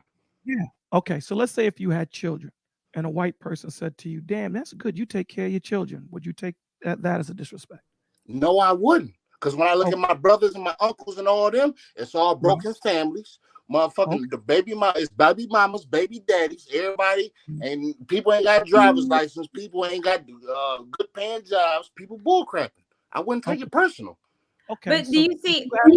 You happen Well, to be. I'll let you finish. Yeah, you happen to be one of the few that wouldn't take offense to it. Right? You happen to be one of the few. When you're talking about a nationality, right, a color, right, and he says to the black woman, "You're different. You're not like all other black women." That's where the disrespect comes in. So you having your preference is not a problem. If you like vanilla, go for vanilla. If you like chocolate, go for chocolate. But when you say that you're not like every other black woman, that's where the connotation and disrespect comes in. That's the point. So you happen to be the few that wouldn't take offense to it. I wouldn't take offense to it, but I can see where it could be offensive. Yeah. Like, I'm Haitian. Back in the 80s, Haitian wasn't the thing to be. So when they would find out that I was Haitian, they would say, "You're different. You're not like all the other Haitians." So that was a disrespect. Right. Can I ask one question, Courtney? Sure. Why is my volume so low when I'm on my phone like this? What I need to do? Because I can barely hear y'all. You can't hear? Or do I need to put headphones in or something? Mm-hmm. Okay. Yeah, all put right. your headphones in. All right. Apologies, Bozo. But not Bozo. I've been calling you that for a long time now. Since Anton Dang, I've been saying it's natural. I'm sorry, Bolo. Apologies. But it's all good. It's all I good. want to ask one thing. Can I ask one question? Please, you can, brother. Yeah. No. And I want to ask this to everybody, and I'm gonna leave after this. What percentage would you say of the black community? We're gonna make it about black women. I was gonna do it overall, but the topic was about black women. What percentage of black women would you say is Keisha's? Do I need to expound on what Keisha mean? Yeah, what does Keisha mean? Because Keisha just a name. What does Keisha mean? Yes, ma'am. Okay, okay, Courtney. Okay. Keisha is city girls. JT, the ratchet, the loud, the aggressive, the weaver dirties, masculine, obnoxious, uncooperative, can't tell them nothing. They get pregnant by you and then they say, "I don't need a man," and all that. What percentage of the black women overall would you say are like that? I don't know. That's hard to quantify because how can you give a percentage? You're just getting these ideas off. It's her opinion. I'm asking you opinion, Courtney. I don't know the percentage. I don't know the percentage. I don't know either. Like, I don't know the percentage. But here's the thing. I'd say the same. You hear black women say that. You hear white women say they don't need a man. White women have children out of wedlock and don't want the man in their life. So you hear this a lot. No, Courtney. You're diverging from my question, Courtney. You want to know how many percent of women are not being good women? You don't make my question. I asked you a simple question. Well, the answer is I don't know. I'll give you the answer. Yes, sir. Go ahead. I'll say the same percentage of men that are the same way. See, look how people play games. Can you give me a percentage, man? Just gave you whatever the percentage of what we call the. I don't know what that is. Well, there you go. Well, you obviously don't know. You can't if you're asking us to pull out a number out of our behind. Eugene, you see how they playing with me, Eugene? I'm trying not to, brother. I'm asking a simple question. What percentage do you think? I'm asking a simple question. I don't know. I think it's a small percentage. Just like Pookie's and Ray Ray's is a small percentage because a lot of people that surround me is upright and functional. So it's just depending on where you at and what you're doing. Derek, can you give me a percentage? I said a small percentage. A small is relative. Small to you could be 40%. All right, 10%. All right, bro. 10%. 20%.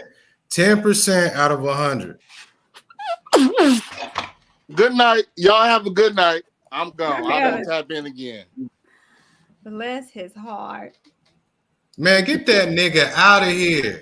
But here's the thing. What the hell is going on? We wasted 30 minutes of some shit.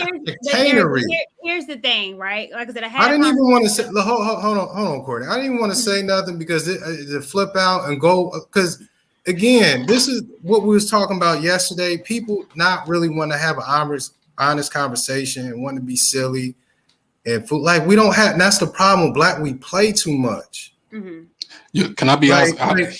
He's actually not playing. No, but I'm saying him giggling and getting on listen, camera that's part of this dude's psychology. Honestly, I had to jump in on this because this is so what happens when you deal with some Myron on Fresh and Fit is a narcissist.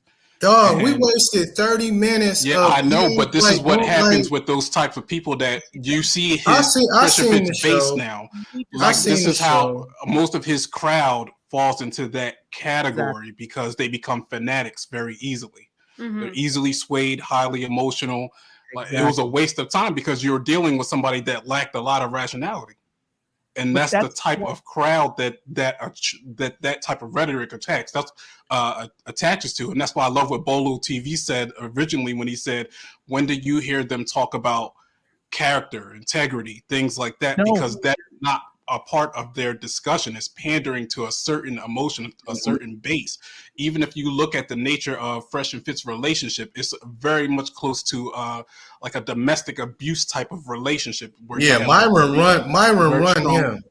Yeah, and you can hear it in the background of what he says. So he tells him to get to the side, idiot, things like that. Like everything that happens on that show. That's why I didn't even look at everything that's going on. It's so much about race.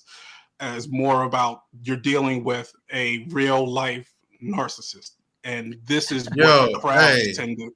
Why do you think Why do you think Donald Trump is so polarizing?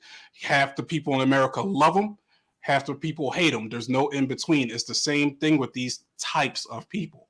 Well, low vibration always gets all. I mean, because it's easy to be at a low frequency. Like, so most people resonate. This is why when you but anyway, I just feel like that was like, yo, when the playback, edit that shit out. Like this was so wild. Like we sat like, yo, what are we doing? I understand what you're saying, Derek, and TJ. I'm gonna get you in this too as well. Thank you for popping up. But it's important because they're right. Bolo? Yeah, it's important to show these type of people in this type of setting. See, when they're in their setting, they look like the norm. When they're in a setting of rationale and we can put them into context, now you can actually compartmentalize and show them the madness that they're saying. That's why I asked him. When he said that I went on soliloquy, I said, okay, I'll make the question even simple. Tell me any time that they've ever spoken about someone's integrity, character. They never do. They'll speak about getting money. They'll speak about getting property. They'll speak about getting crypto. They'll say all that. But you hardly ever, and I've seen at least 30 videos of them, I've never, ever seen them talk about the character of a man. Why do you pick this type of chick? If this chick is because they don't have any, yeah, we know that. I mean, look how many times, like I said, their integrity has been compromised. Like 100%. It's constantly like if you that on point as a man, you shouldn't be getting caught slipping this much. Period. And this goes back to what I was saying about experience. These are dudes, 31 and 28, 29 years old. Like what could they tell me? You know what it is, man? It's not even about the age, Big Derek. What it's about, man, is about they didn't take the time to focus on themselves. They didn't take the time to know what self-worth is.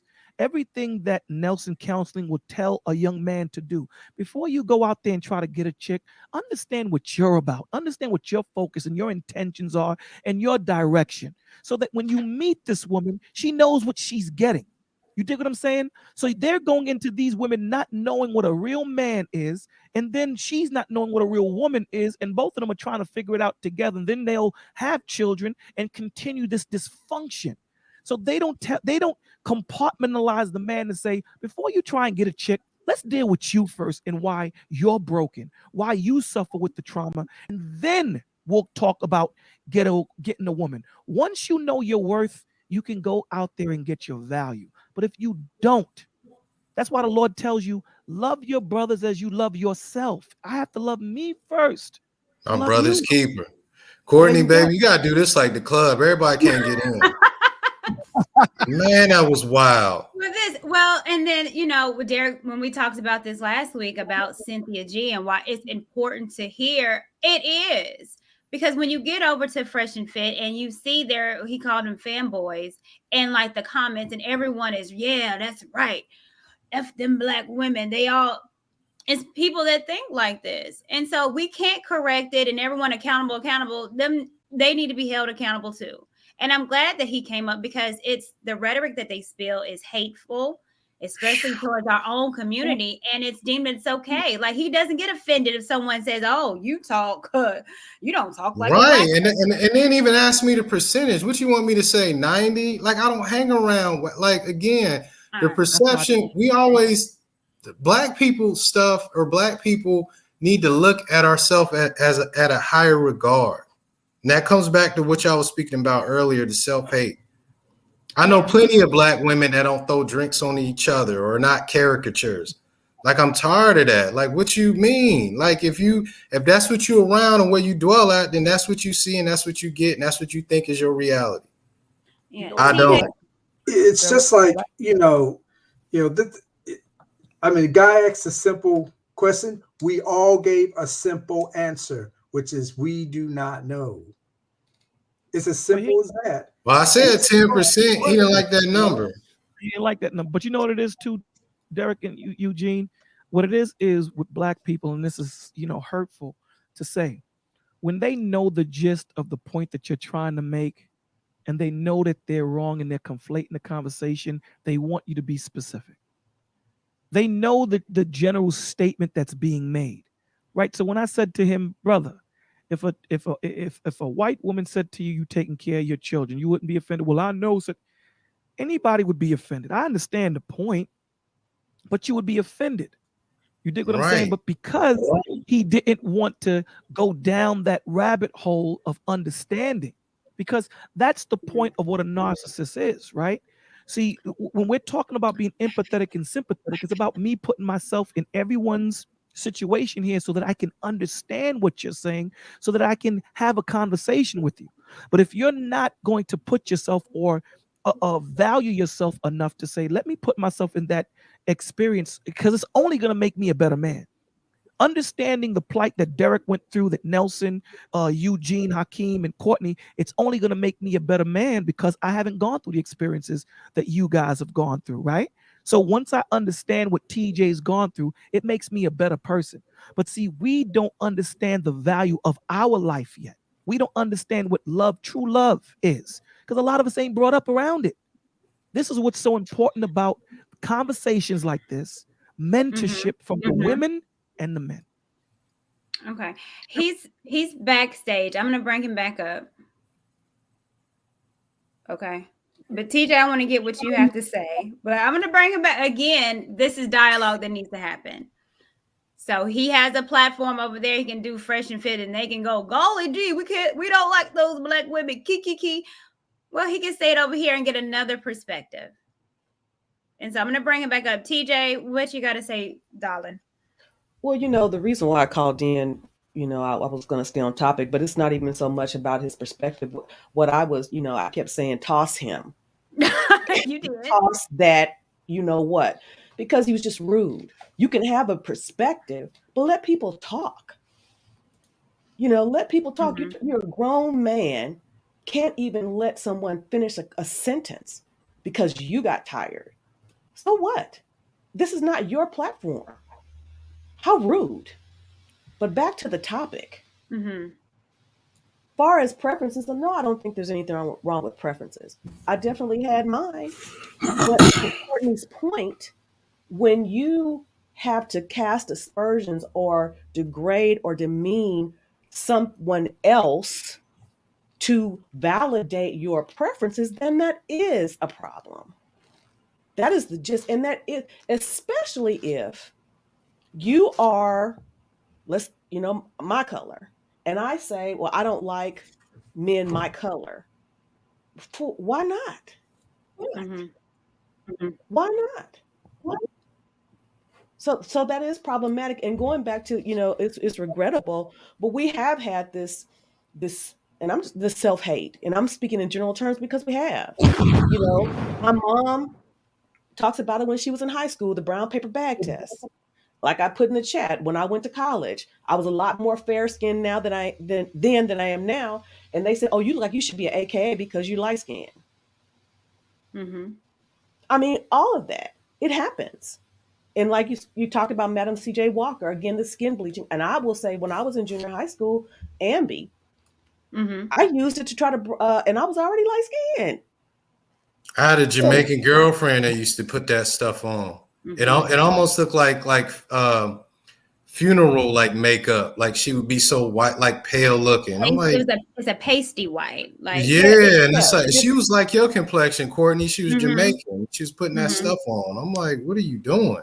And it's because of a lack of appreciation of who we are. And I was young, but still, it's shameful that it is happening now. And Bolo made an excellent point. This young lady, she thought she was being complimented. That was not a compliment. No, it wasn't. Thank you. That was not a compliment. And I am offended when someone said, "Oh, you speak so, you articulate so well." And I often say, "Well, what did you expect?" So that's problematic.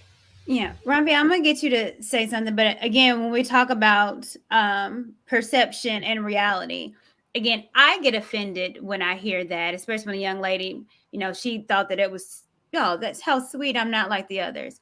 Well, my reality is that I'm around educated people. I'm not around hood folks. So the Black people that I know are educated. They have not only degrees, but are professionals, that are doctors, lawyers, nurses, IT technicians. Those are the people that I'm around. I don't know any, and even, I have a child out of wedlock, but she's with her daddy now. So I'm around people that are actually, are co-parenting great and not having mom and daddy, so all them issues. I'm not around that. So I don't know that life. So, and that's my perspective. So when I look at Black people, I look at the people that are around me and they're doing great. We all talk with sense. So again, I get offended when people expect me to talk or to act something else that I'm not. So, Mr. Raphael, Lord, can you hear me? Why are you calling on the Lord? You ain't supposed to call on the Lord in times like this. I call on the Lord and everything. You ain't supposed to. This ain't need to call the Lord. We having a conversation. Stop it, woman. Stop it, Courtney. Stop it. But I really feel that you all are being disingenuous. You all speak as if the majority of our population, the Black people, are well-to-do, well-spoken. You said plenty of doctors, lawyers, and all. That's not true, Courtney. Come on. It is true. I mean, you don't know a lot of Black men as doctors. Yes, I do. My family, my mother is a professor and a dietitian. My brother is a director of Phillips. My other brother is a principal. My other brother owns a plumbing company.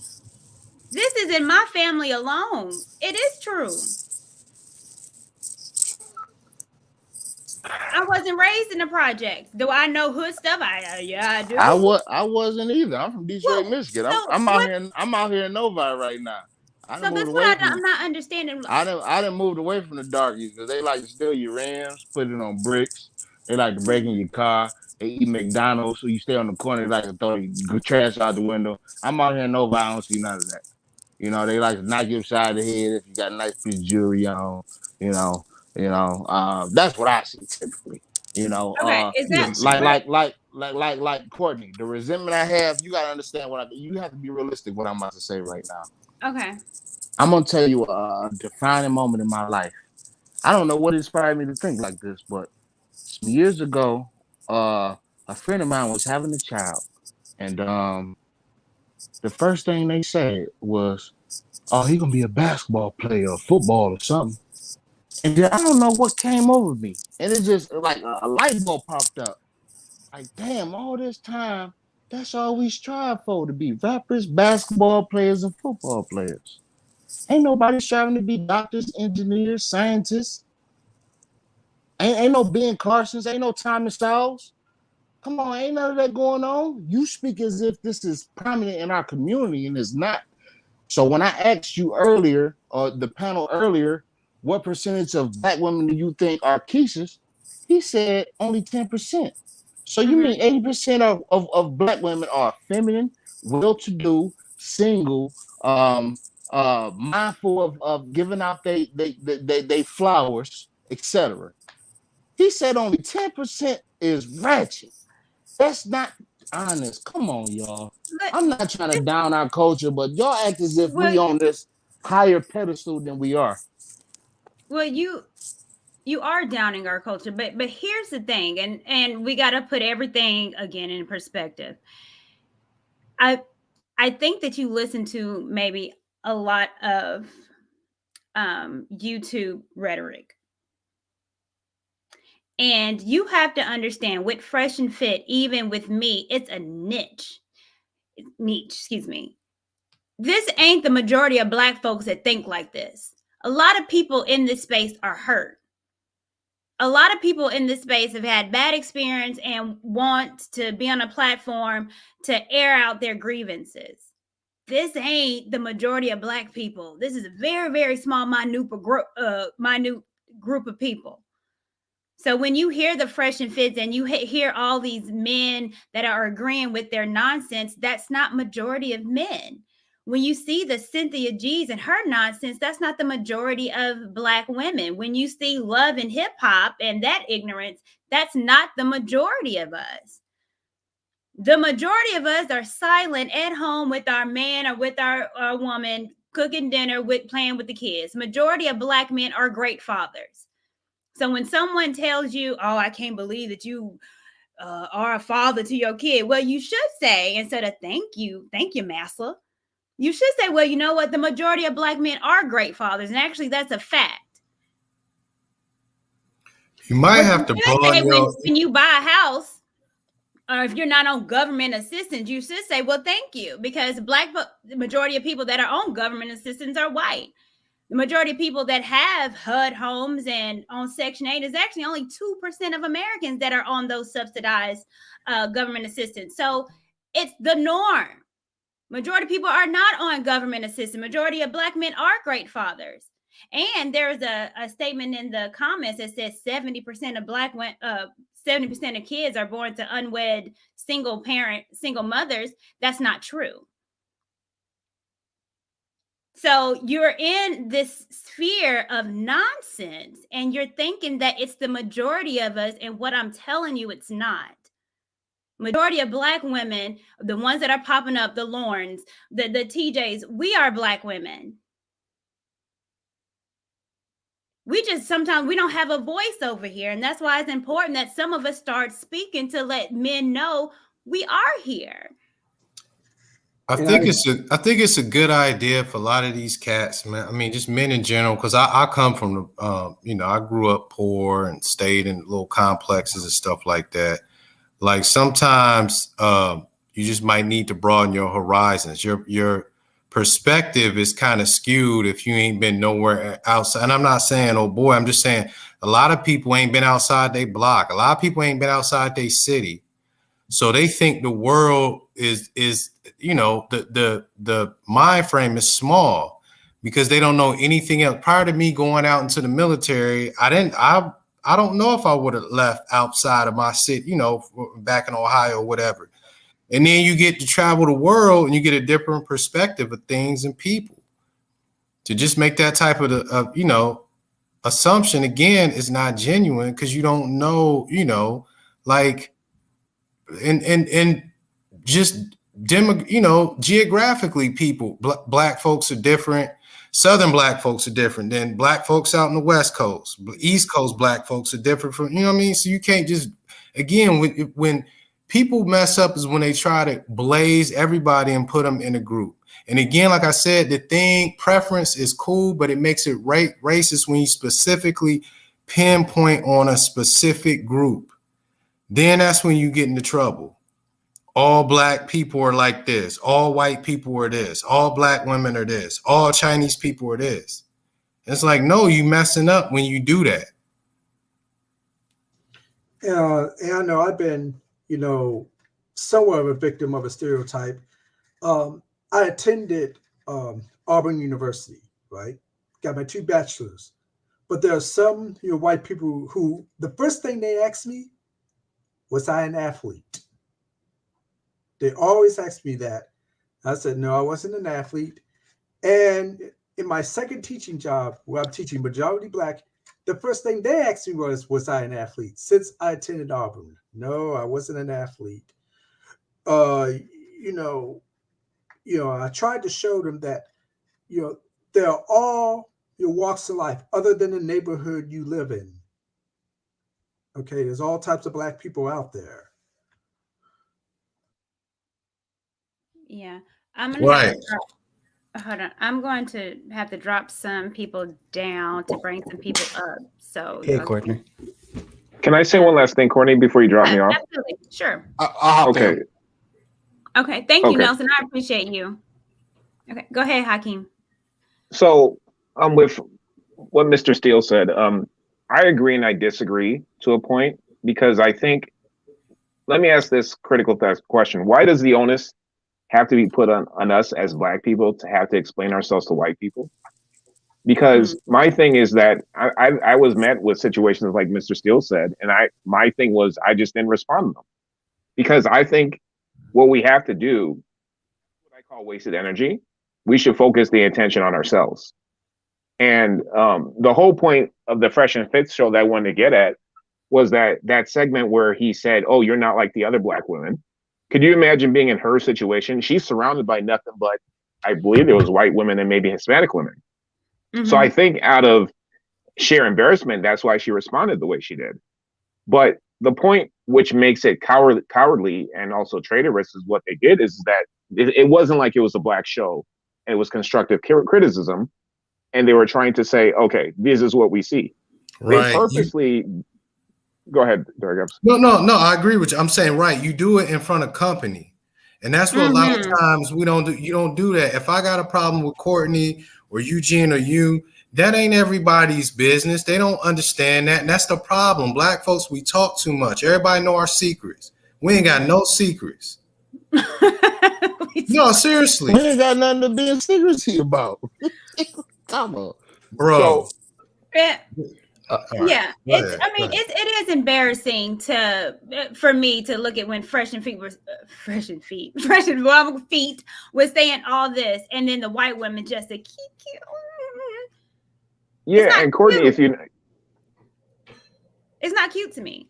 Hey guys, I actually listen to Fresh and Fit at least twice a month, and I have a different perspective of it. This is the Config Camera Studio talking, Courtney, just in case. Okay, I was looking at the camera. Who the hell is that talking? That's RJ. Right, because I heard you guys talking earlier, and I know Rafal had his point of view as well, and I wanted to make sure at least give my point of view in terms of how I see Fresh and Fit. Based on the shows that I've seen, my understanding of Fresh and Fit is much more of they kind of have, I think, Courtney, you pointed this out, they have a niche, right? And part of the niche that they're meeting are the kind of like the red pill guys, who are still, if you guys know a lot with the red pill guys, they kind of go through different phases, right? But currently, the market that they cover is the rage part of it, where these men are basically kind of addressing the fact that, they're having a lot of difficulty with women, whether they're getting women or not. And they're basically communicating their frustration. Yeah, most of them are not. Message, right? And Fresh and Fit kind of feed to that and kind of point out, well, these are the things that you're seeing. And they kind of use that as an incentive to motivate these guys to build themselves up. It's a negative way of doing it sometimes, but it doesn't. I think Bolo was saying this.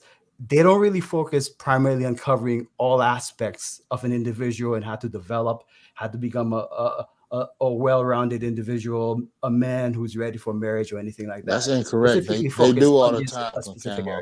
That's incorrect, Camo. You spilling. Go ahead, Rafa. That's wrong what you're saying. Go ahead, please explain. Like even me, like they always tell women, there's nothing wrong with you having preferences, and you're not a gold digger if you want to date a successful man. There's nothing wrong with you not dating fat men, nigga. Fat guy, if you have a problem, get your big ass in shape. I understand that. The world tell me all the time, if you want that sort of woman, you know you got to get your money up. You know you got to get in shape. You know you got to build charisma and confidence. They preach that all the time. Building charisma and confidence doesn't change. It doesn't help your character or your integrity, bro. Correct. That's what character is built on. That's what character is. Charisma, confidence, knowledge, and money. Bro, no, it isn't. No, it's not. What is character? Hold on. Morality? Let me add morality then too. Not morality. There's a lot of men, that suffer from trauma and they go into trauma relationships. And they have the ego, they have the bread, they have the vibrato, they have all of that. But they're not fixed. That's the problem. My problem is, what did I say wrong? Character is not morality. I'm gonna tell you what you said wrong. You said that they tell them to go lose the weight. They're dealing with everything on the outside and nothing on the inside. That's the problem. No, that's wrong. That's wrong. That's wrong, Bolo. You just said everything that you just quoted, that you said that they do, was all outwardly. It was nothing internally. You did that. No one else did. You said focus on your weight up, on you, on your ego, on you doing this and doing that. To sit down one-on-one and speak with the man and understand why he's broken. Understand something about men, man. And I'm not taking nothing. I'm not trying to disrespect you. You are. If you say that, you are. Don't. You are. If you don't say that. Let him speak. Let me finish my statement. You'll see that I'm not disrespectful. I'm not trying to disrespect you, but go ahead. I deal with a lot of broken men, brother. Okay. So telling them to go out there and get your bread up and get your ego right and, you know what I'm saying, get your weight up, do this and do that, does not fix what the issue is. You're only dealing with branches instead of dealing with the root. And that's the problem with us. We love That's wrong. Man can't fix internal, Bolo. I can't let you go on a tangent. Man, that's guys. That's the higher power duty. Man can't fix internal, Bolo. You're wrong. You're wrong on that. You're wrong on that, brother. Let me explain something to you, man. I had a stream, and then I'll leave on this. I had a stream, and a man was talking every day about putting a gun in his mouth and taking his life. At the end of the stream, he emptied his gun. So don't tell me, man. The Lord works through man. The Lord ain't coming down in a bush anymore. Those days are done. He's not doing that no more. He's working through women. He's working through men so that the OGs can help these young Gs get to where they need to be. And that's the problem. You're waiting for an angel when the man that the Lord has probably set up is right here in front of you. That's the problem with us right now. We keep looking to the sky. The Lord is telling you, don't look in the sky. I live in you. You going on a tangent. You playing word games, man. It's not a tangent. You know I'm simply saying that Fresh and Fit teaches man to improve and be better men. Right. And you said they don't. I do agree here's with the you. difference. They do, man. They tell us to get in shape. They tell us to learn, read books, work out, have a monotone voice, learn how to kill yourself, learn how to speak. Nothing about understanding your trauma, nothing about why you're broken, nothing about why you're well, this ain't no emotional gussy world. The world don't owe you understanding. And that's the problem with the men. This is why men are dying, because you know what? They kick that bull crap that you're kicking about. You know what? That's emotional and that's gushy. Stop being emotional, man. I'm not getting emotional. Hold on, Raphael. I'm far from emotional. I'm trying to save your life. That's what I'm trying to do. This is Courtney, thank you for allowing me on. I gotta go start mine. Is love Bolo you. the one with the gap, with the little hot top fade, the dark skinned guy? He's a no, I don't know. So hold on, Raphael. What we got to do, and last time for real, let's respect people. Even though if you don't agree with them, let them finish, and then you can rebut. Okay. Now, what you were saying, when he was saying, hold on, I completely agree with Bolo, and I listened to everybody in this space, especially when they were in here. And they've never spoke about character. They've never spoke about being the better person. It's always getting fit and money. Right. That doesn't make you a great person. And you can look at their lives and their channel and the L's that they take, and it shows every single L that they've taken.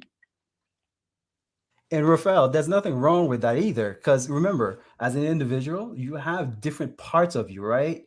If they're covering the finances, they're covering the health and fitness, that's important too. That's just adding to the additional values you need to have in yourself. That's what I was saying. Like when I look at that show, I do think that show does bring value. It doesn't cover everything. And that's why I was saying it's not well-rounded overall, but it does have its aspect when you're talking about finances, when you're talking about you need to pick yourself up. There are individuals who are out there who are really in a bad place. And if you can do anything to raise them, to make them better and realize to keep fighting, if that works, use that. And once they've passed that phase, then they can move to the next level and the next level. So I think what you're saying, Rafael, is correct. And what Bolo was saying is also correct, because Bolo was saying that it doesn't cover everything, but it doesn't mean that they don't cover anything at all. Okay, can I say this? And I've been wanting to say this for the longest. And you know what? You all really have to hear me out when I say this. If we talk, say a lot, bro. Okay. Thank you. When we speak, we don't mean all. All means nothing. If everything was all, we couldn't have a conversation. If I was to tell Bolo, hey, birds fly, he can't say you wrong, because all birds don't fly. Penguins don't fly, ostriches don't fly, emus don't fly. When I say birds fly, that doesn't mean I'm wrong. Majority of birds fly. So when I make a statement, it's in generalities.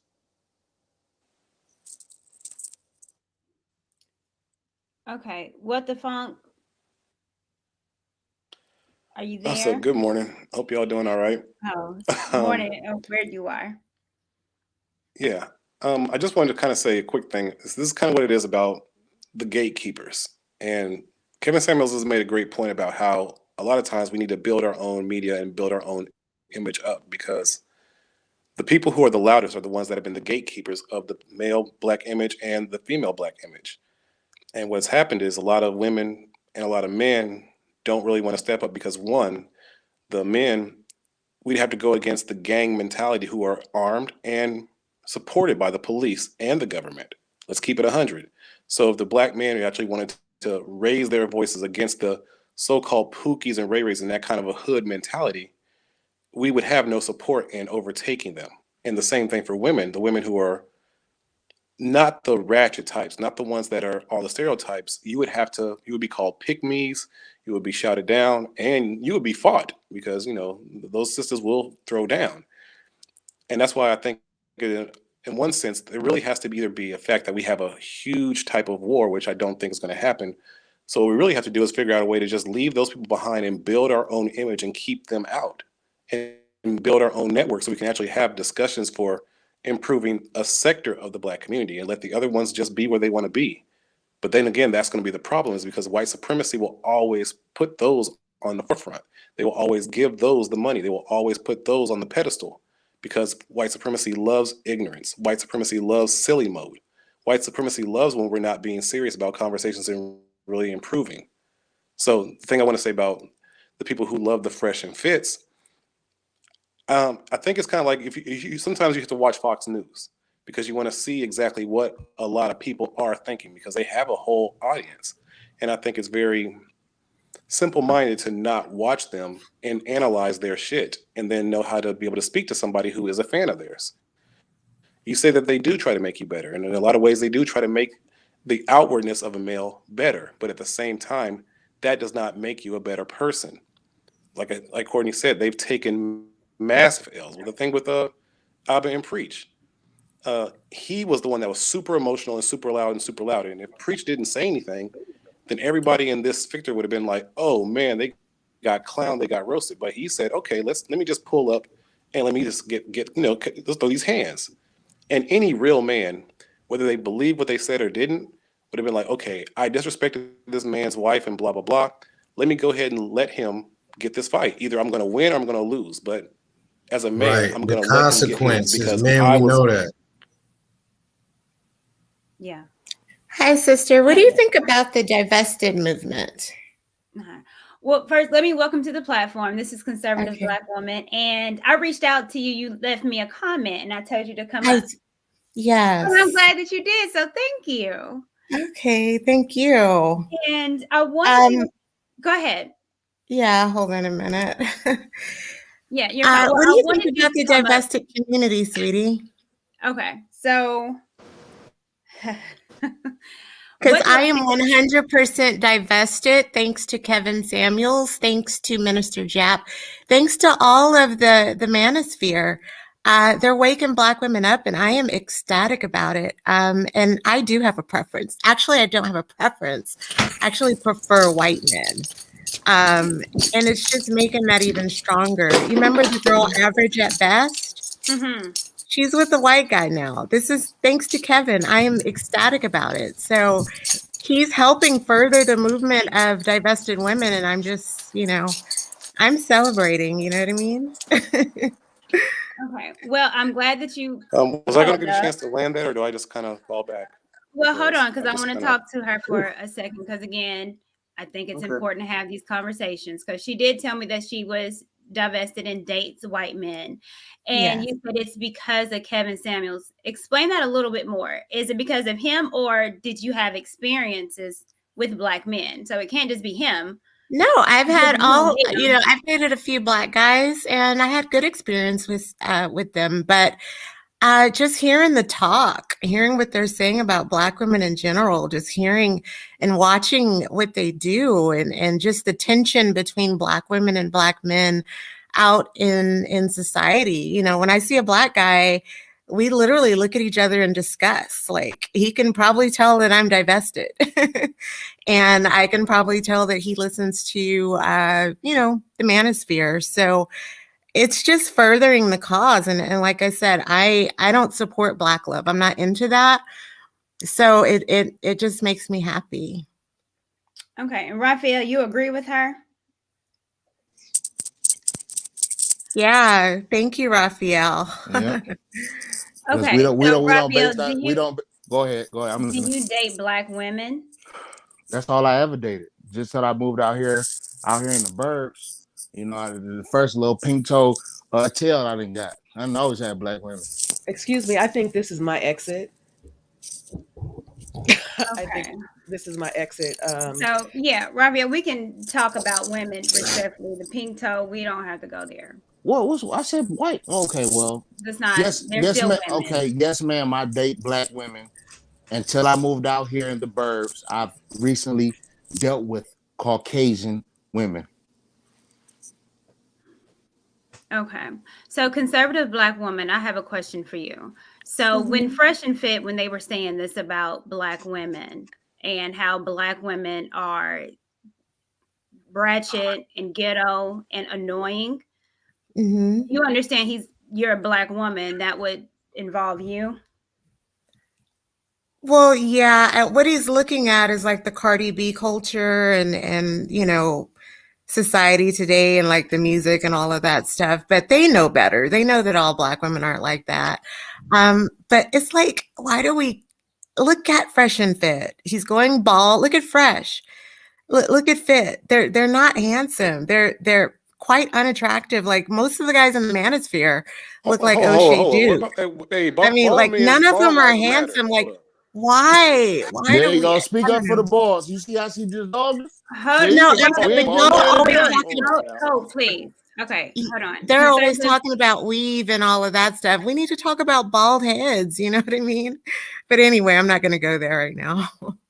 That's not even close to the same, sister, at all. That is legitimately. Well, we're talking about what's on top of people's heads. That's all you guys talk about in the manosphere. Yes, you talk about Black women this, Black women that. That's not all that men talk about. One, it's a $1 billion. That's all I ever It's hear. $1 billion industry. The Black manosphere is $1 billion. Hold on. Let's not over talk. I really want to. I really want to have this conversation, but it seems like it's turning into something interesting. So I definitely want us to say what we have to say, but let's be respectful if we can. And Okay. conservative Black woman, again, coming from the divestment community, I'm going to assume you listen to Cynthia G. I do. Okay, tell me yeah, what resonates to you when you listen to her. What resonates?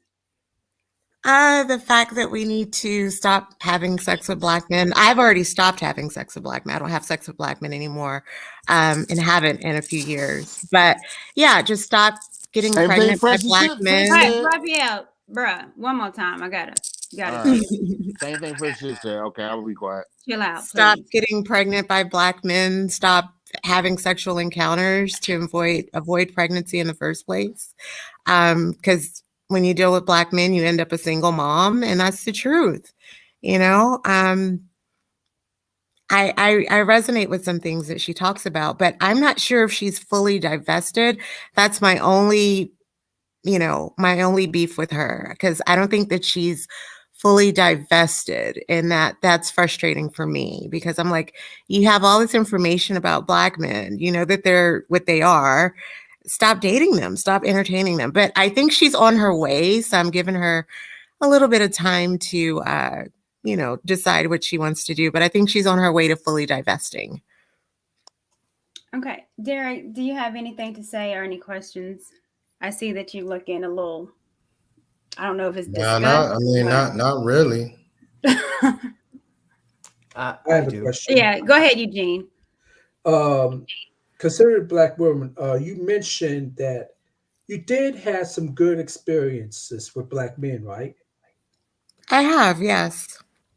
Okay, so when you're going with that, white man, you actually like that particular man, right?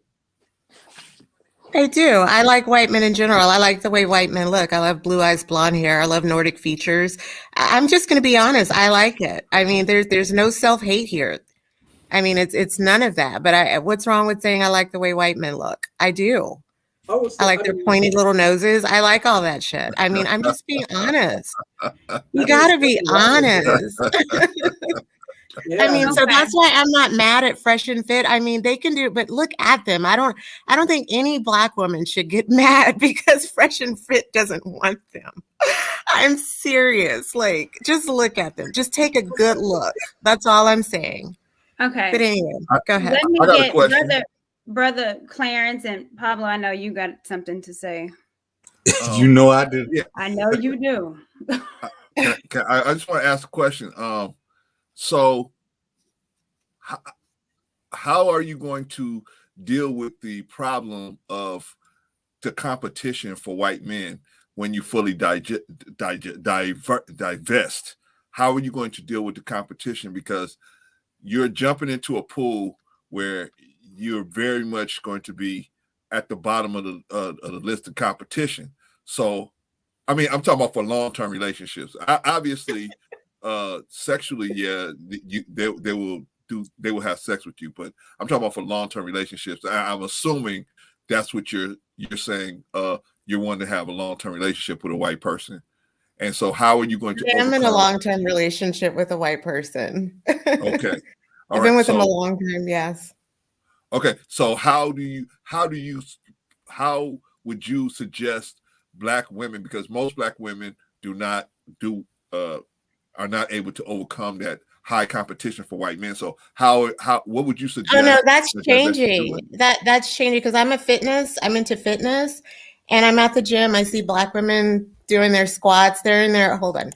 They're in there working out. They're in there doing all kind of stuff. So they're understanding the assignment. All Black women have to do is get fit, because underneath all the fat is an amazing body. Black women have some of the most amazing frames. So once they melt all the fat away, they have a banging body underneath. And that's what we're coming to grips with. Like, Black women are finally getting the message. But the math doesn't. That's the thing. Like, white men love fit women. I have no problem attracting white men. They approach me all the time. Yes, I know. I said you don't have a problem getting them to want to have sex with you. That's not going to be the issue. No, just like I don't have a problem with black men wanting to have sex with me. That's not the issue either. That's not what. Okay, well, let me lay out the issue, the mathematics of it. The black woman can only immortalize the black man. You cannot immortalize the white man. If you have a baby with a white man, that baby's going to be black. So you cannot immortalize this. It'll be mixed. So how are you going to get around that? Huh? The baby will be mixed. When you have a child with someone outside of your race, it's biracial. Most of them don't want mixed babies. Let me get Pablo in there because I know that he agrees with you, conservative black woman, and I want to get Yellow. I want to hear his take as well too. Yeah, how's the panel? Hello to everybody on the panel. Appreciate you. Hello. I am known in the YouTube space as Pablo Frescobar. I run a channel for American black men married to foreign women. Let me say this. I agree with conservative black woman in this sense. This is not a 1960s pre-civil rights Jim Crow era America. You're not going to be able to socially engineer people's attraction, people's choices in dating, people's preferences, whatever it is. And it just seems to me like a old. Some of this talk sounds like some pre-Jim Crow segregationist era talk. It's terrible to say to another black woman, no one else could possibly find you attractive but us. And it's conversely repulsive to say, oh, black men, nobody could ever understand you like me. No, we are whole, full, complete people. Okay? And other people can fall in love with us, find us attractive, all kinds of myriad of things. And so if conservative black woman has a preference for European men, God bless her. My feelings are not hurt. My ego is not bruised. I am a adult man with my own desires, choices, and abilities. I got an amazing wife here at my house that is not an American black woman. I'm not. So why in the world? Hold on, Brother Clarence. Let him finish, please. So why in the world would I get in my feels and start bombarding her with questions about what her baby gonna look like and all this and that? I want my partner to share my values more than my skin color. So you date out Pablo, right? That is more important to me than some collection of genes that's about 1/10 of 100% of the human gene pool. So So I'm with her on the sense that she has a right to her choices, and we need to get to the place in Black America where we're not bombarding people for their choices, because you're not going to socially engineer it out in this era. Okay, so go ahead. I'm done. Okay, Courtney, can I respond to him real quick? Yeah, go ahead, and then Yellow, you're next too. Okay. Now I wasn't saying that she shouldn't date. You should date whoever you love, no matter what color they are. That's not what I'm saying. She came on and said she was doing it, and the primary reason that I heard her give was that she got pushed into doing it by listening to Kevin Samuels and other manosphere people. So that led me to believe that it was being done out of spite. Now, if you really love somebody, no, not really. White guys are hot. It's not out of spite. Sis, I'm sorry, babe. I'm just going with the impression you gave me based on the way you started your conversation. So that led me to believe that it was being done out of spite. Okay, if you swirling out of spite, then how are you going to maintain the level, maintain that spite to help the relationship? That's where I was coming from. I don't care what color it doesn't matter to me what color you are. If you want to go date somebody that's other color, that's fine. But it shouldn't be out of spite of us That's why you're going over there, because 1 or 2 or 3 different people talking about black women, and now that's the leap that a lot of black women make. Oh, I heard Kevin Samuel, so now all black men feel this way. Not necessarily so. You don't feel the tension in the air when you go out in public when you see black women. We're not getting along right now. Like, you don't see that? I see that, but I see that is. You don't feel it? I feel it. It's really thick. The tension is really thick. The tension between whom? Between black men and black women. You don't feel it, sis? And see, you're their preference. You're light skin. You probably don't get it like other black women because you're a beautiful girl. That's why I was like drawn to your channel. I was like, damn, she's hot. No homo, but I was like, whoa, what is she talking about? But yeah, you're probably you're their preference. So it's like you probably don't feel it like other women feel it. You know what I mean? Especially darker skinned women. The tension is really thick between black men and black women. I mean, there's no reconciliation as far as I'm concerned. I'm not interested in healing. I'm not interested in trying to figure out why the black man is so angry. I'm not interested. I've lost complete interest. Remember, Courtney. Beautiful thing. It's freeing. It's liberation. Like, I don't care. Like, it's the craziest thing. And it makes me so sad to see black women who actually care, because there's some black women who still care. But even Jessica Garner, the girl that was average at best on his show, she's with a white guy. I mean, like I said, it's just helping to push black women away. And I've already loved white guys all my life. I already thought they were hot all my life. So it didn't just start because of Kevin Samuels, but it just helps. You know what I mean? It helps black women free themselves of the burden of being black male identified. If that makes sense. Bye. I'm sorry.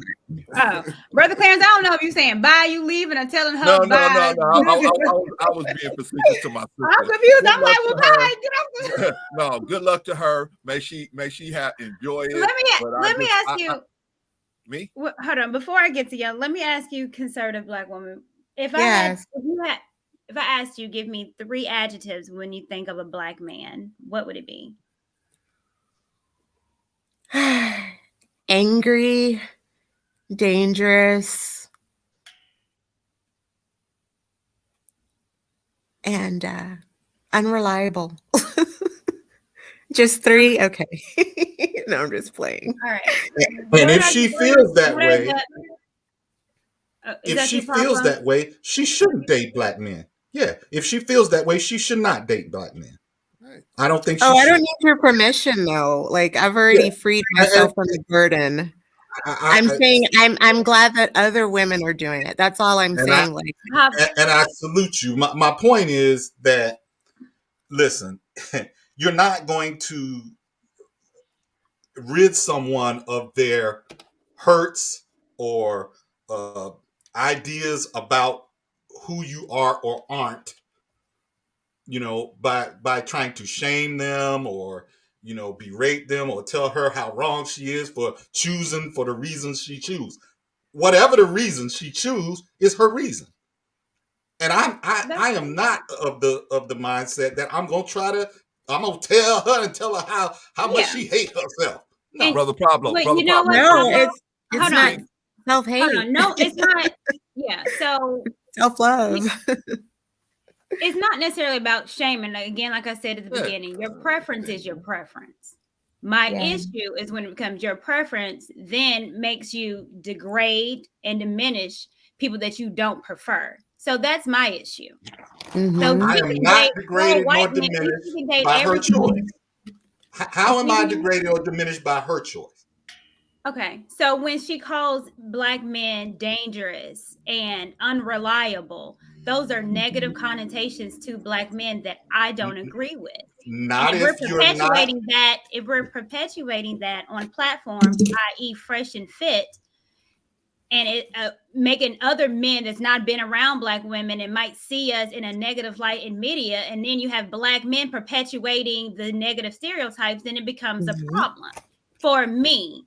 And that's why I'm on this platform, to break away those stereotypes that shouldn't be negated with Black folks. Black men are reliable. They are good men. Black some of I them am are. reliable. No. Black women are I not am ratchet. reliable.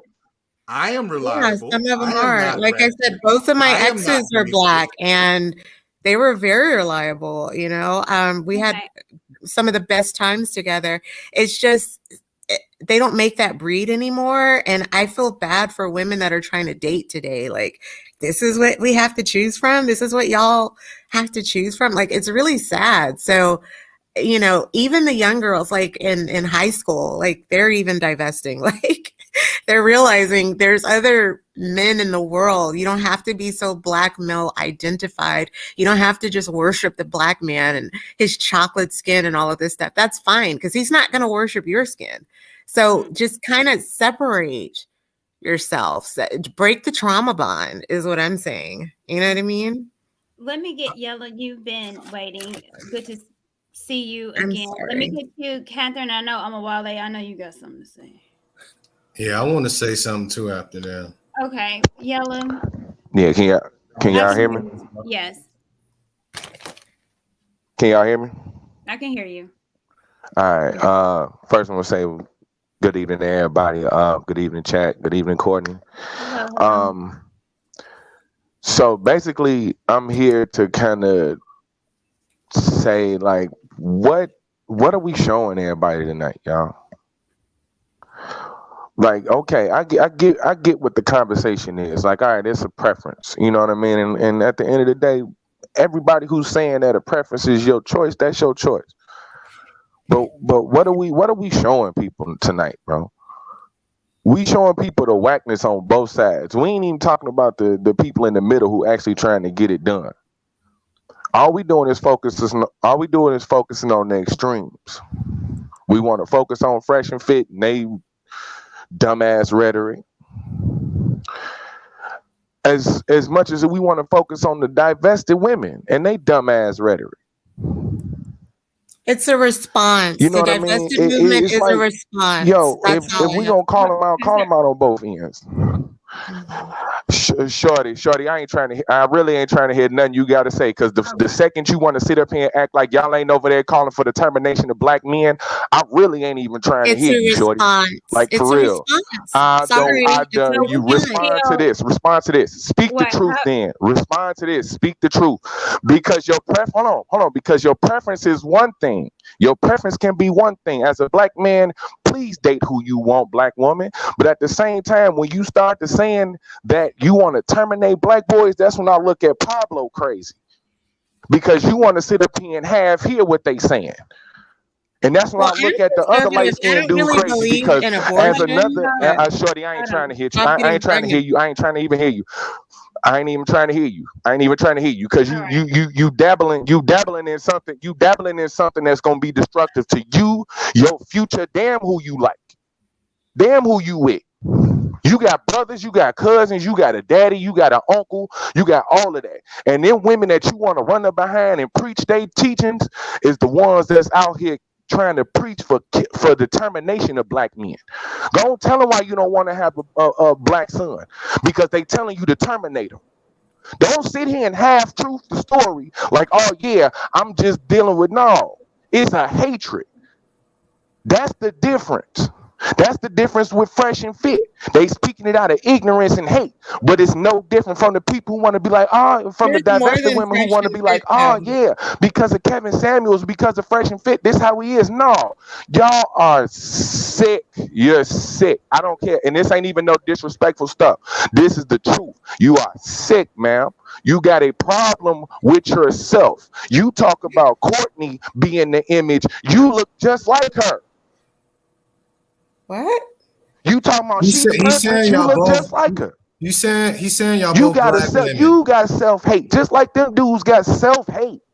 It's not Stop self-hate. giving It's these. self-love. It's preserving You Black ain't no better women. than the people you talk Humanity. We about. need That's what our I'm saying. humanity. Let Yellow You speak. are I'm gonna no be better than Catherine. Fresh and Fit. Fresh and Fit ain't no better than any of the divested chicks sitting up. Shorty, I ain't trying to hear you. I'm not trying to hear you. As long as what you believe in, bro, what you saying ain't no different from what the Ku Klux Klan be saying, bro. I ain't trying to hear what you talking about. I ain't trying to hear what you talking about. You want to know why? Because there's been so many black men that died for you to have the right to say the dumb shit you saying. Facts again. And when it For all real. go down, I don't care if you was a troll. And when it all go down, we gonna be don't care the if you men are. protecting y'all. When it go down, y'all gonna need us to protect y'all. Ain't no other man coming to protect y'all. Really? That's a fact. All right. Let me Courtney, get I'm about to Catherine log on. off. Can I me say one last comment? And then That's I'll a just log off? fact. Okay. Ain't no protection coming from no other man. All I have to do is That's a fact. You ain't got nothing to say. A black woman, a black girl that looked just like you got killed by a white boy a couple weeks ago. That's a fact. Ain't nobody protecting y'all. At the end of the day, when this shit get hot and we got to see who's who, everybody gonna match up with who they supposed to, and y'all gonna need black men to protect y'all. Trust me. Black men have already announced that they're not going to protect us. So What are you talking about? Okay, they've already announced that they're not going to do that for black women. So we're looking elsewhere. Okay. I hope. Hey, hold on. I hope you save whatever. But when stuff pop off, don't come back and be like, we ain't protect y'all. Y'all not protecting us. I missed that meeting. I wasn't at that meeting. So I don't know.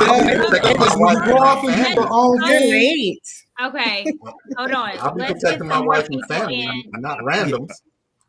Yeah, Courtney, let me Catherine. just say my last comment and then I'll log off. Okay. This is config. We need a lot of help. This is for conservative black women. Okay. The first thing I want to just say to you is I'm not gonna come with the same energy. I'm a black man, obviously. I've been pretty successful in my career. Things have been pretty good. I've been married for a while to a black woman. So and like I said, I know that you said that you've had many experiences, and you based on the three I guess items you mentioned, the angry, the danger, unreliable. I just want to tell you from my standpoint, if there's been more men that are like that you've met, I'm one of them that's not like that. Okay.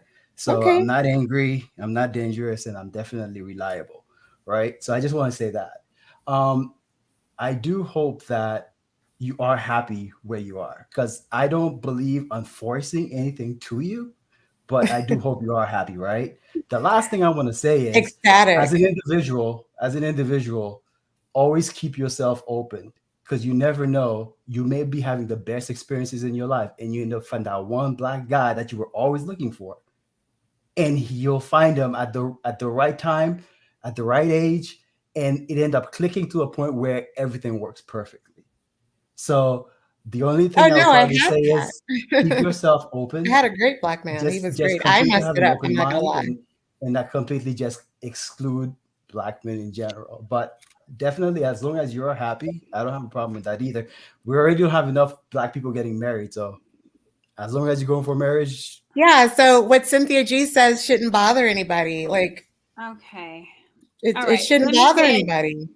Let me get Catherine. Hold on, let me get Catherine and Hi, good evening. Can you hear me? I can hear you. Good evening, everyone. You're looking beautiful with your new hairdo, Courtney. I'm loving the color. Yeah, I just wanted to thank you. Just wanted to comment on the main topic that has been that I noticed that was at least the name of the stream, that has to do with being racist by having your preference. I wanted to say that I believe that everyone is entitled to have their own preference and nobody should be forcing preferences, because we're individuals. However, the problem that I see is when we are demeaning other races, and particularly the Black race, which I'm very proud of being a part of, and I'm very passionate about. So it really hurts my heart. I had to kind of like jump in and give my perspective, which is my opinion. I don't want to force it on anyone. Everyone is entitled to their own beliefs, but it's really sad for me to see, so much division between us, in the sense that, again, if we like who we like and we have different experiences, that's okay. But why are we going to elevate another race just because we choose to date outside? That's the part that doesn't make sense to me. So, for instance, specifically with the Fresh and Fit situation, I saw maybe a couple of hours ago as well, there was a post in Instagram from this his name is Joe Biden, I believe. I hope I'm pronouncing it right. And he was actually very upset as well because they had like a clip in which Fresh and Fit were like, they were by themselves. They didn't have the ladies on the panel, but they were like talking about Black women and they were using derogatory terminology. They were saying things like, yeah, we don't deal with the Browns. We're not night riders. They were saying all type of things that were very offensive. I mean, I don't see what's the need to say that. If you don't like Black women or you don't deal with Black women, then that's all you should say, right? Like why you need to say, use those type of terminology. I don't think that's constructive. I think that's divisive. And I think that's definitely racist. So that's what I wanted to say. And just to tell my sister here, conservative Black woman, I'm happy to hear that you're happy, with your new lifestyle and the choices that you're making. But just consider, as you mentioned before, you met amazing Black men. Like in your own words, you said like your two last couple were great. So Yeah. it's good for you to like, based on what you were saying, there are good people and bad people in every race, right? So we don't want to demonize or even campaign for other Black women or younger girls to look for other races. Like, why? Because this was your experience. Unfortunately, maybe you haven't had the best experience, although you did mention that your last two relationships were good.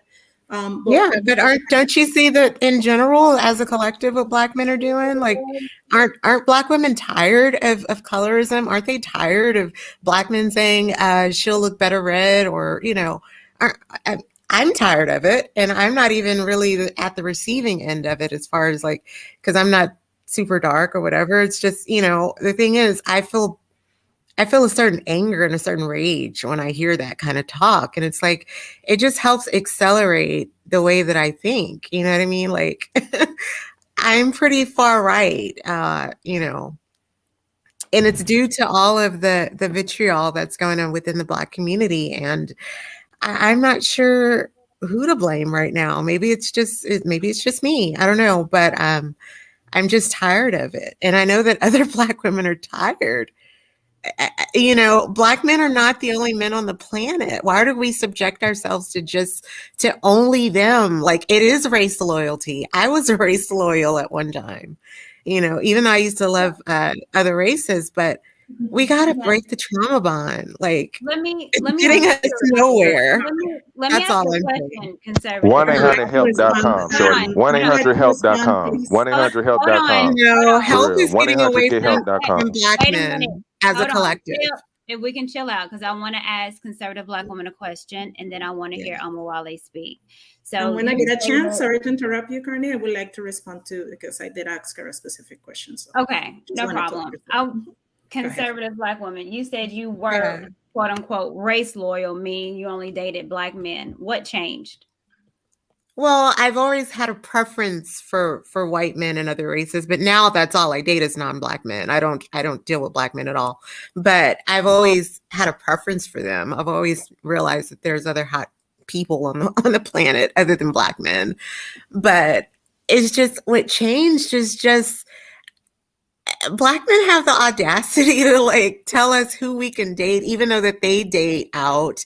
Like every time I go out, I see a Black man with an overweight Becky. Like it's funny, and they go out of their way to make themselves visible to Black women that aren't even paying attention.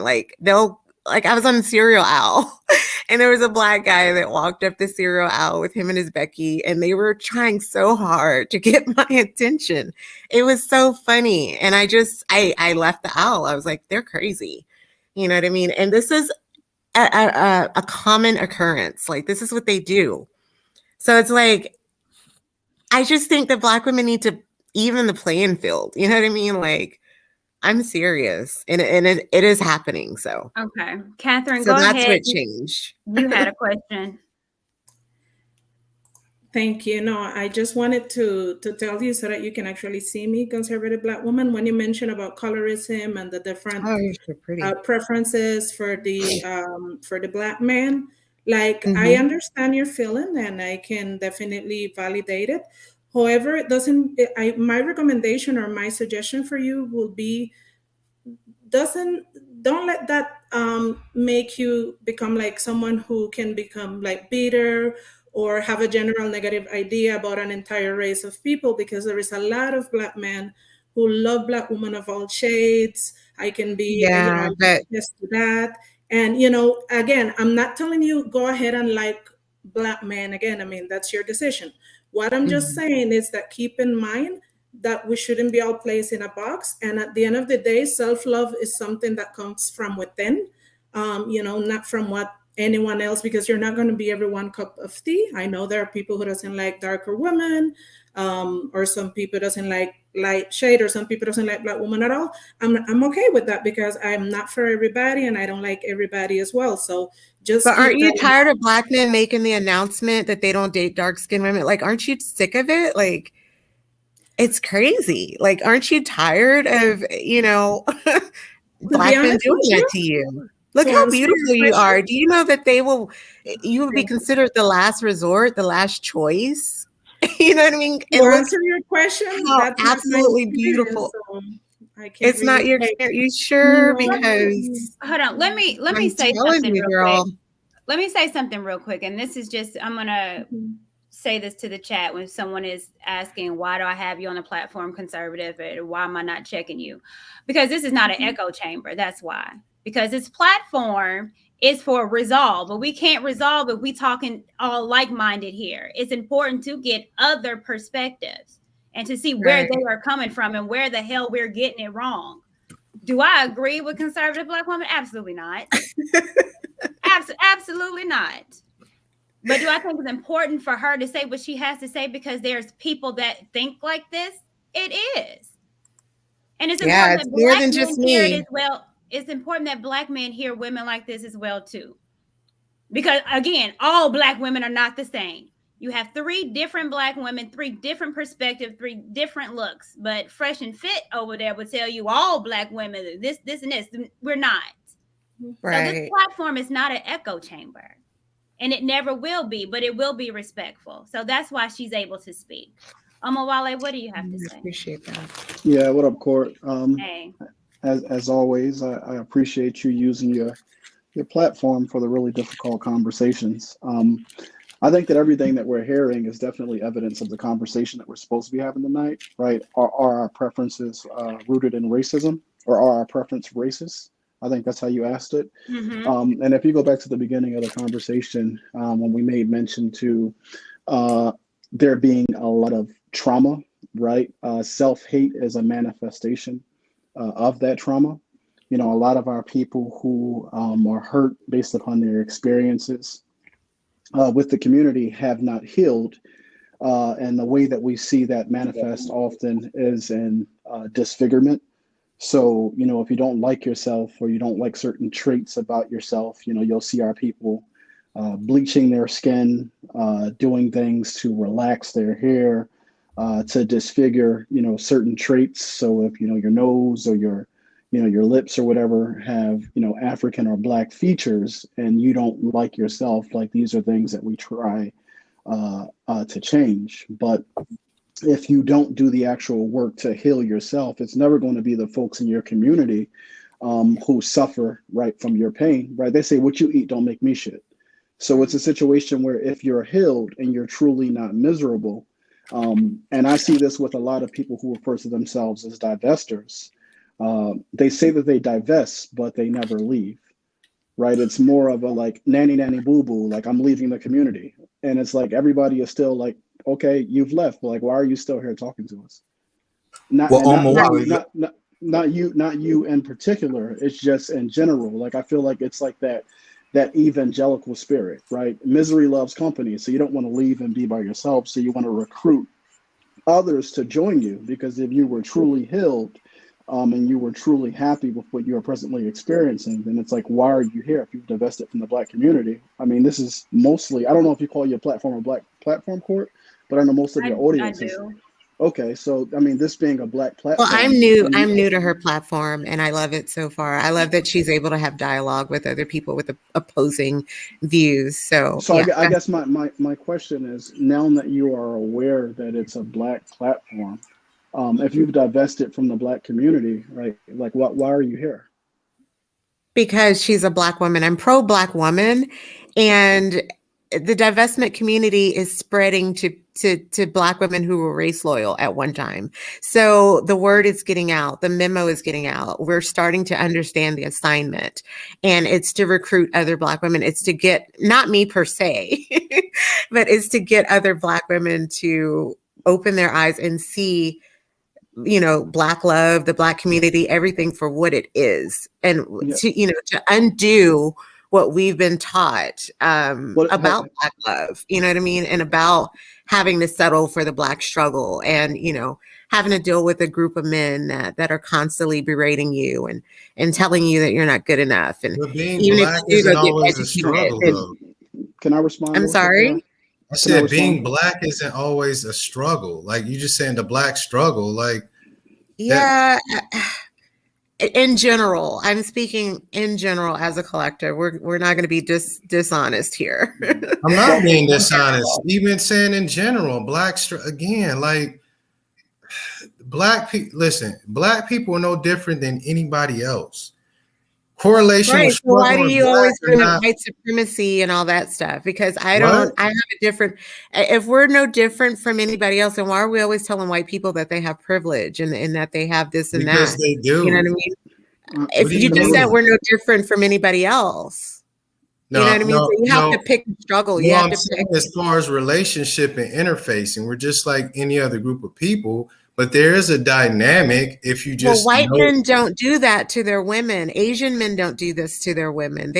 Mexican men don't do it. White They men keep are leaving their women, going to Asian women. What are you talking about? Yeah, That's true. they don't get on the internet and berate their women. Yes, they You know do. that. In the white manosphere, Not they like have the you same. guys do. What are you talking? When white men say things about women, Listen. they I'm say trying to women. explain to They you. don't say white women. They just say women. Listen. There's a distinction because there's two manospheres. So obviously we're Black, we say the Black manosphere. The mainstream red pill manosphere that's white, they have the same talking points about their women.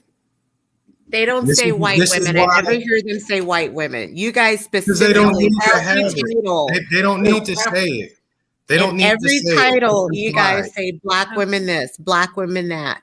And every title of the manosphere, if you look down their videos, you'll see everything is about Black women, single moms, this and that. I'm not a single mom, but I feel bad for single moms that think that they only have to deal with you guys. Like, well, the distinction, seriously. I just told you there's two different manospheres. So to be clear, the mainstream one, it gets the more was the white one. So now that this space has been created among Black people, this is why Black men use the Black manosphere. Because if you just say manosphere, people could be like, which one are you talking about? It shouldn't be like that. It should be, aren't you guys men? Then just say women. I shouldn't have to pay taxes. There's a lot of stuff we shouldn't have to do. But I'm saying, but you're being the reason. intellectually dishonest.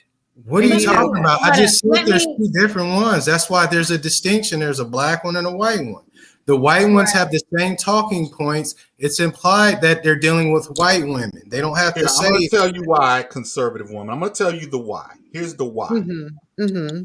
Because when you are a member of the dominant society, meaning the white majority in this country, that's about 64 to 65% of the U.S. population, you don't have to give a descriptor.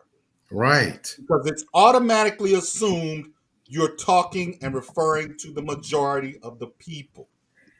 Now, wait a minute, let me finish. The Black manosphere came about because Black men recognized that they were dealing with a different set of some of the same issues and many of the same issues. However, we also are a part of a subculture that is underneath the dominant American white culture. And so that is why they use the term Black manosphere. It's not anything that special or different. It's just that they wanted to recognize that there is a subculture underneath the dominant culture of white America. So that's the why. But if you're referring to women, then they obviously know that you're talking about Black women, because each group is talking about their specific problems. Why would you bring up Black women this, Black women that, every other title of the video? And a lot of these guys are quote unquote dating other races of women. So why continue to downgrade Black women? So yeah, that's why I'm here, because I'm trying to help other divested women realize that they're not alone, or people that are sitting on the fence, because it's growing, like I said. So we need that support. You know what I mean? Let me get on my wallet. I know he wanted to say something, but let me also say something about the Black manosphere. Majority of the time, so I'm always adjacent. Don't use Black women as Black. We use a modern woman. Yeah, so majority in the Black manosphere, it's not Black woman, it's modern. So we differentiate the modern women a lot of times from like traditional women. So the essence is going back traditional, not Black women. I want you to be white women. So I want to clarify that too. The majority of the terms that it's over here is modern.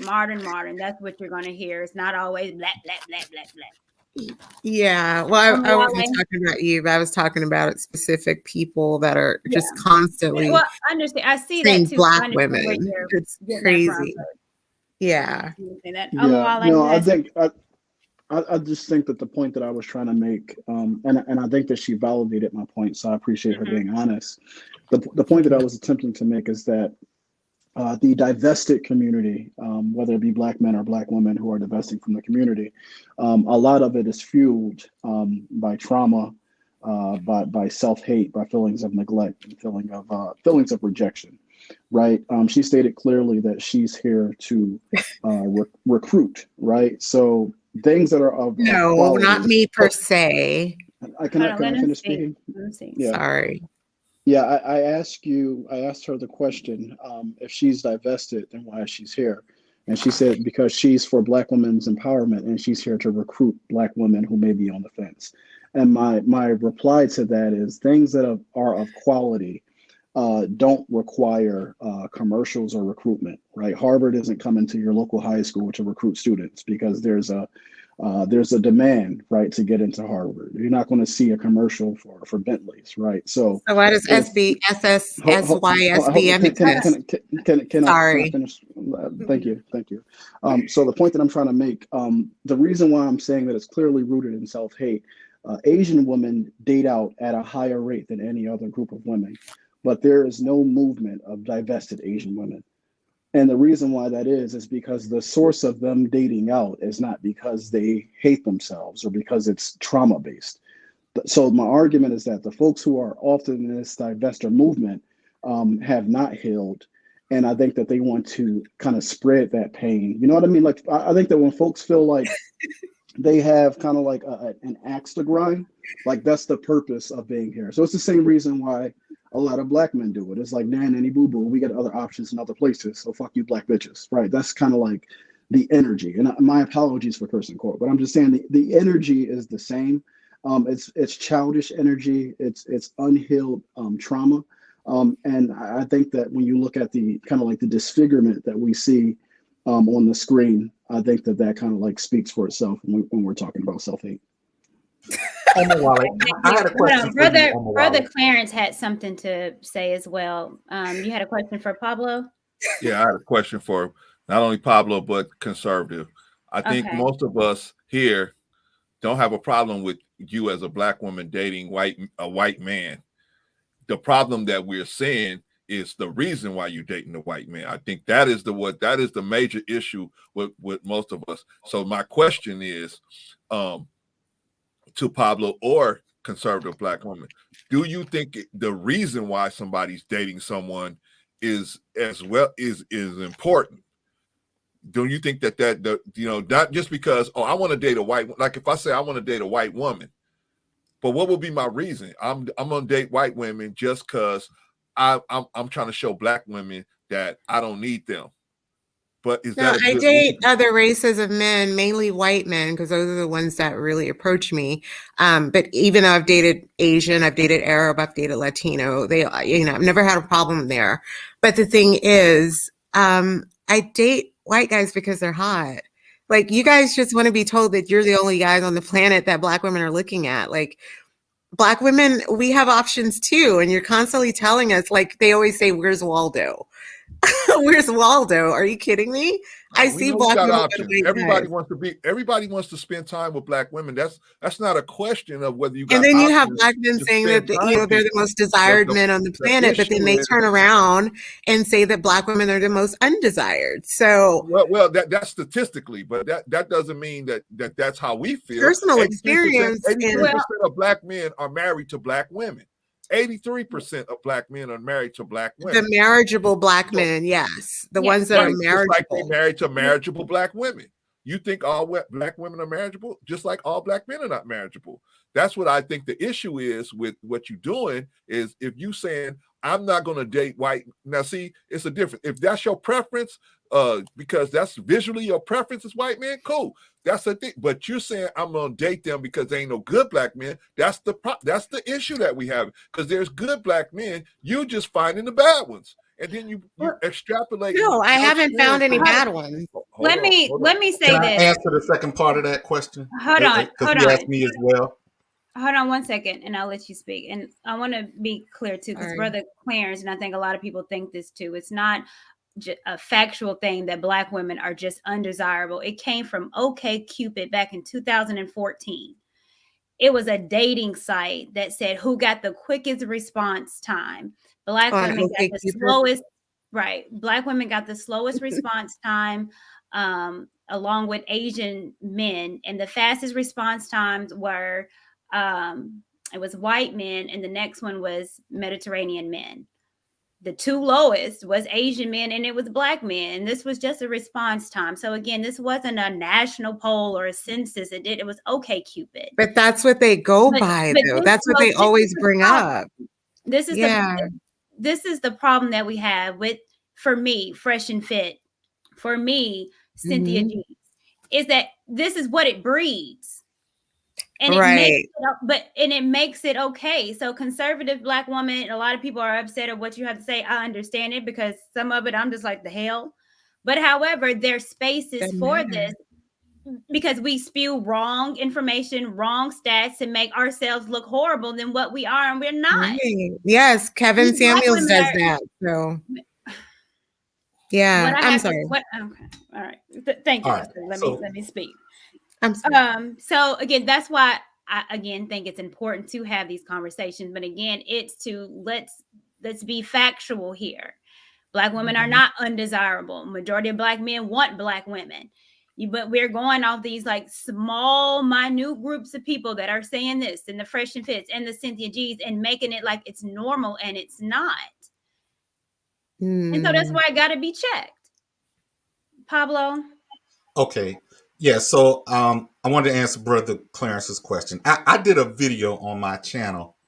The Passport Bros, we're Alabama, we don't recruit. We don't have to recruit. So my particular, my group of guys and our particular ideology is different than conservative black women. I'm not that familiar with the divestment ideology of divested black women. I've heard of them, but I don't go over there, so I don't know what they espouse. The core belief is that there are no good black men. That's the core belief, and that's what I'm saying. That's the core.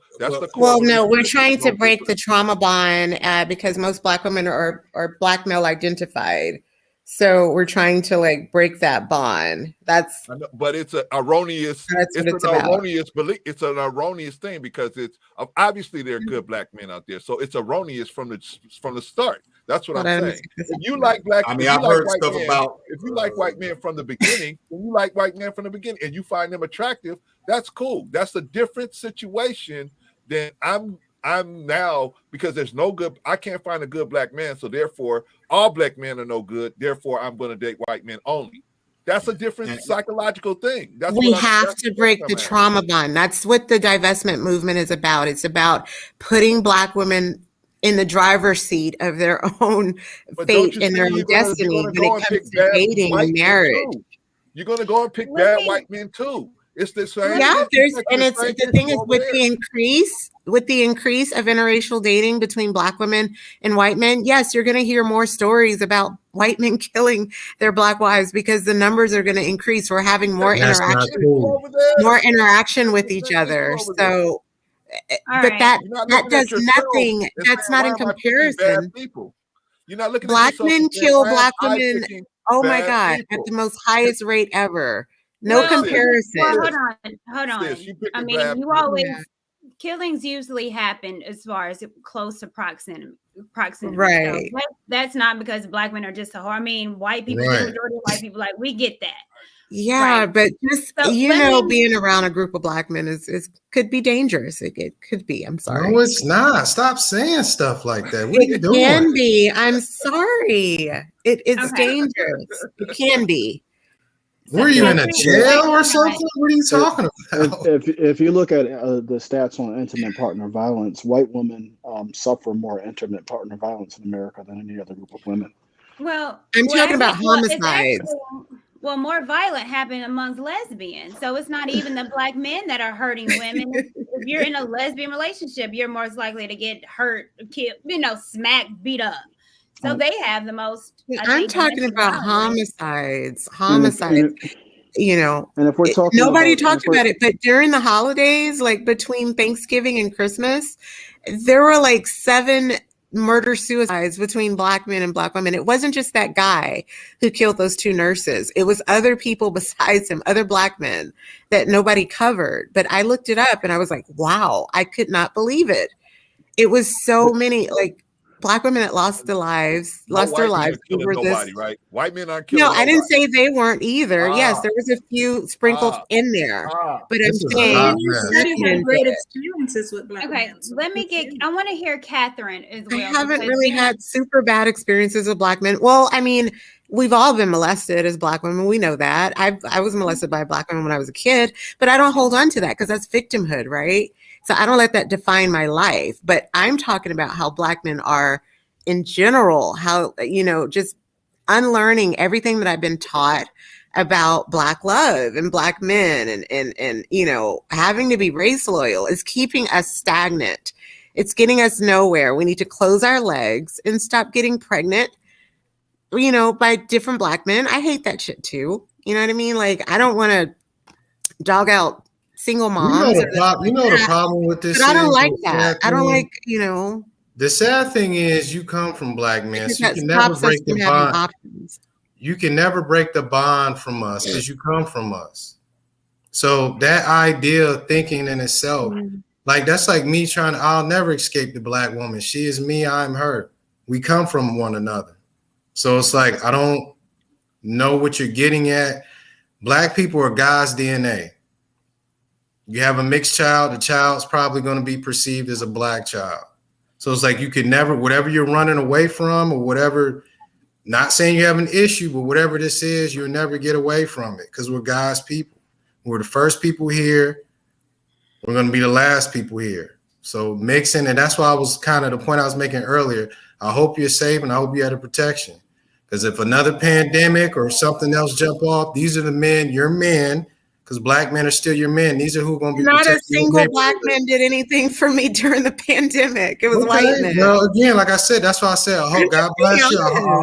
I hope you're protected, like whatever it is. Because at the end of the day, when stuff go down, because it might happen again, Just But go to the right spot. if anything, I'm locking my door. Why are you yelling? Like, just Wait a minute, relax and conservative, listen to what I'm there was saying. Listen. Yeah, Jason Barber in the chat made a really good point. Yeah, there was a question in the chat. So you're with a white man. How long have you been with him, and have y'all talked about marriage? We're engaged right now, and yes, we are talking about marriage. Of course, because we're engaged. Does But his family accept you? yeah, I met his parents. They're little conservative, old white people. They're sweet. I can't say that they probably weren't racist back in their day because they're in their 80s, but they're sweet people. And I don't, like I said, they come from a different era. But I have no problems with them at all. Both of his parents, they're on Facebook, and they see me on Facebook. They like my posts and all that. They're sweet people. So we can't judge their people's parents and their grandparents because they grew up in another era. So yeah, even if they had second thoughts about me, they don't think that anymore because they see who I am. But with any relationships, you're not marrying just him. You're marrying the family, especially if you have kids. So when you have kids, your kids, you say they're going to be mixed, but they're going to be identified in the world as Black. So do you not have any, or has that ever came up in your relationship if you have children, how they're going to be raised, and the grandparents and that side is going to deem them as, since they probably were racist? Well, I'm going to raise that. I don't know if they were racist. They're not racist now. That's all I'm saying. And I don't see everything as racist. If I have mixed kids, if I end up having kids and they're going to be mixed, I'll just raise them as Americans. You know what I mean? Like, I'm not going to raise them to look at their skin tone first. The world will show them who they are and what they are. Yeah, the left will show them who they are, and hopefully we can break free of that. Don't be naive. You better I'm just saying. If we look at the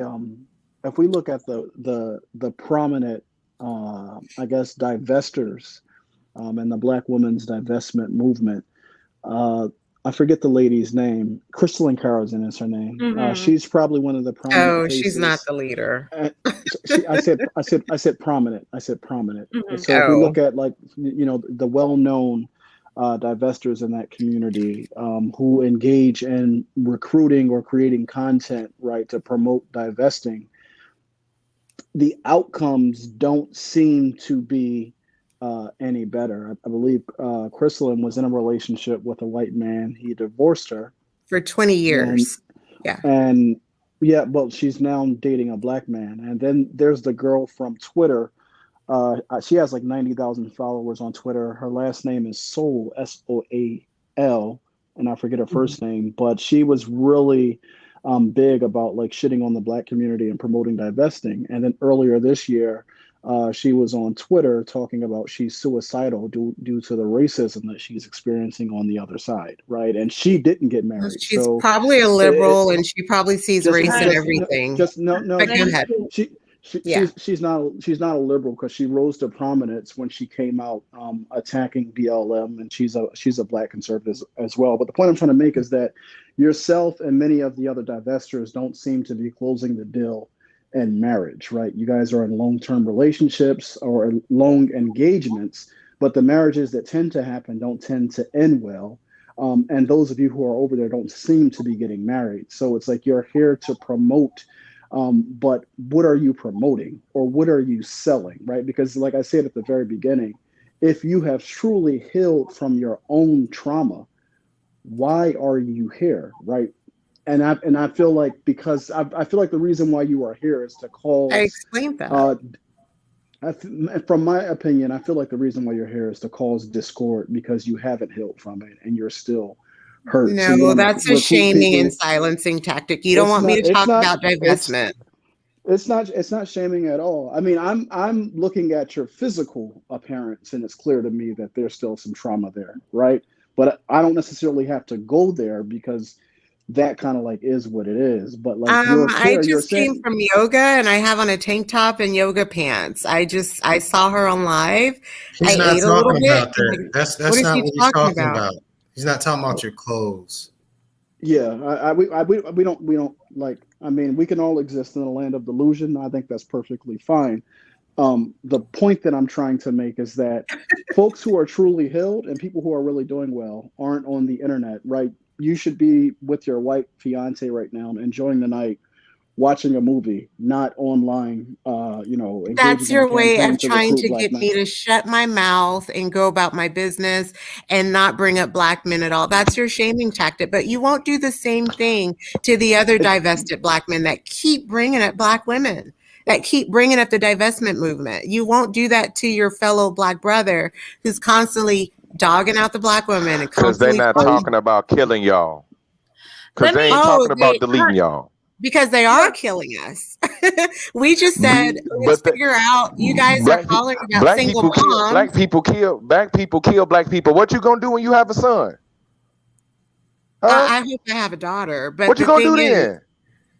What you gonna do when you have a son? What you gonna do? Because guess what? He I'm gonna trying look like to the answer dude in the his box right here. question. Crystal and Harrison was married What for are 20 you years. gonna do? You gonna take him in the back and you gonna take him in the back and double tap him? What you gonna do? Yellow. No, Let her- we can choose our genders now, but I mean that's another discussion. Okay. Because I don't care who you date. My only issue with the diversity. Hold on. Yeah, and I know you. Right, because that's the whole purpose of y'all understand. movement. It's the elimination of black men. That's it. We're tired of you guys talking about single mom this, single mom that. The solution is to not have sex with you and not Be get honest. pregnant Go by show you. your true colors. That's the solution.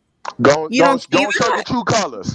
Go let them know that it's not about dating and finding love. It's about eliminating us off this planet. It's not eliminated because we're not going to eliminate you. Show your true colors. There's enough of you. Go ahead and show We your have true enough colors. black Go ahead men. and show your true colors. I'm gonna have to mute both of you guys. Okay, so There's hold enough of on. us, right?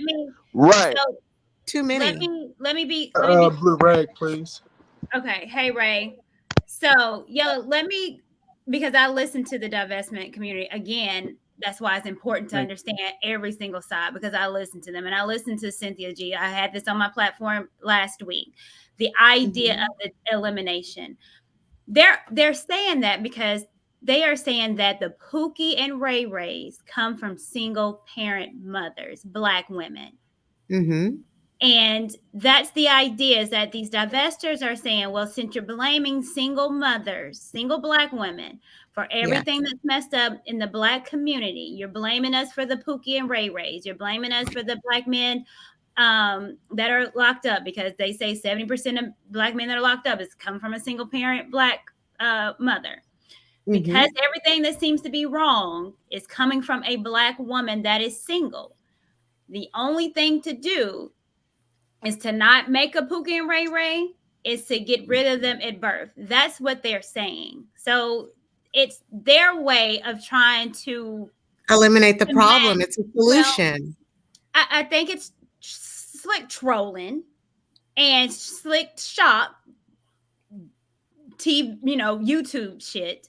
But that's where it's coming from. It's coming from when these women are listening to black men over here saying that is the problem with the black community. It's the single motherhood. And when they hear that black men don't want to be stepdaddies and it's a raw deal, this is where these ideas are coming up. Is it weird? Yes. But this is where they're getting it from. So what do black men expect black women to do? Like they want us to stop. Just pick better black men. That's all. It's hard though. You know that. No, it isn't. You can tell me. Hold on. Because one thing keep the fathers around. Keep the father around. Stop pushing the fathers out the picture. That would be the first solution. I'm with you on this, Courtney. Courtney. I'm with you on this because I can't bounce ideas off soft objects, like for real. I can't. So I'm gonna talk to you, Courtney, because you made a good point, and I'm 100% with you. Like the fact that black women do got to hear a lot about, oh yeah, y'all responsible for the single mother rate and all that. You know what I mean? Regardless of how the statistics lay out, right? It can be a bit jarring for black women to have to hear this every day. And trust me, I am one of the people who will try to hold everybody accountable. But at the same time, you not finna point out one single solitary platform that exists on this app right now calling for the termination, calling for. I can't stop black men from hurting black women. Same way I can't stop black women from hurting black men. But tell me a platform on this app calling for the termination of black women, and I will shut up. I'll stop everything I'm doing right now. Ain't no point us keep going on if you telling me that's what we talking about. But we No, not. she didn't say And to I don't care terminate if it's black men trolling like or that. not, because You know what she said? I don't care if they trolling or not. I don't care if they trolling or not, because Court, you know more than anything being on this platform, I'm a content creator. Come holler at me on Twitch. I'm a content creator. And the one thing you can't stop, which is the reason why we dealing with the idiots from Fresh and Fit, is because these people don't separate trolls from how they supposed to go out there and live their real life. That's why this goofball who ain't got no attachment to nothing is sitting here trying to recruit like the Ku Klux Klan. That shit's cornball. Okay. That shit's cornball as hell. What she Because said Trump is not you're gonna, not going to Trump use not your finna come choose wound you. Trump not as a finna come demon choose portal. you. Trump It's a not finna demon choose you. portal. You're not Hold finna on. replace You Melania, don't baby. have You're to. not We finna don't have to replace him. Trump explain not coming to choose why we y'all. don't They want to not get coming to pregnant. save All y'all. right. They Let's not coming we to can't. save y'all. Be smarter. Be Okay. He wants smarter. me to answer Like the for real. question. She You want said us? I can tell. But My thing is this: we're I making can a tell choice. black men to be smarter and pick better on black women. But I'm not finna tell black men to go out here and intentionally harm no black women. Right. If you guys could choose Never. to birth black Never. women, you would say the same thing. You're What is you talking about? What are you talking so we're about? coming What up are you with a talking about? solution. We decided not What to are you get talking not about? to You're have, coming up with not dumb to shit. give You birth to talking okay. babies. Yeah. about Hold on. you're talking Right, about Yella. killing off the I men that you need Yeah. that's gonna Right. reproduce you. Okay. Because my thing is this: why don't you just say you don't want to be a black woman no more? Stop There's enough disrespecting black Courtney. men. Stop All right. There's disrespecting the I'm other gonna. woman on the I'm platform gonna have that to. trying to act like you Uh, one of them. For okay. real. Yella, all right. But let's calm it down a little bit. We on 11. Let's bring it down to about 4.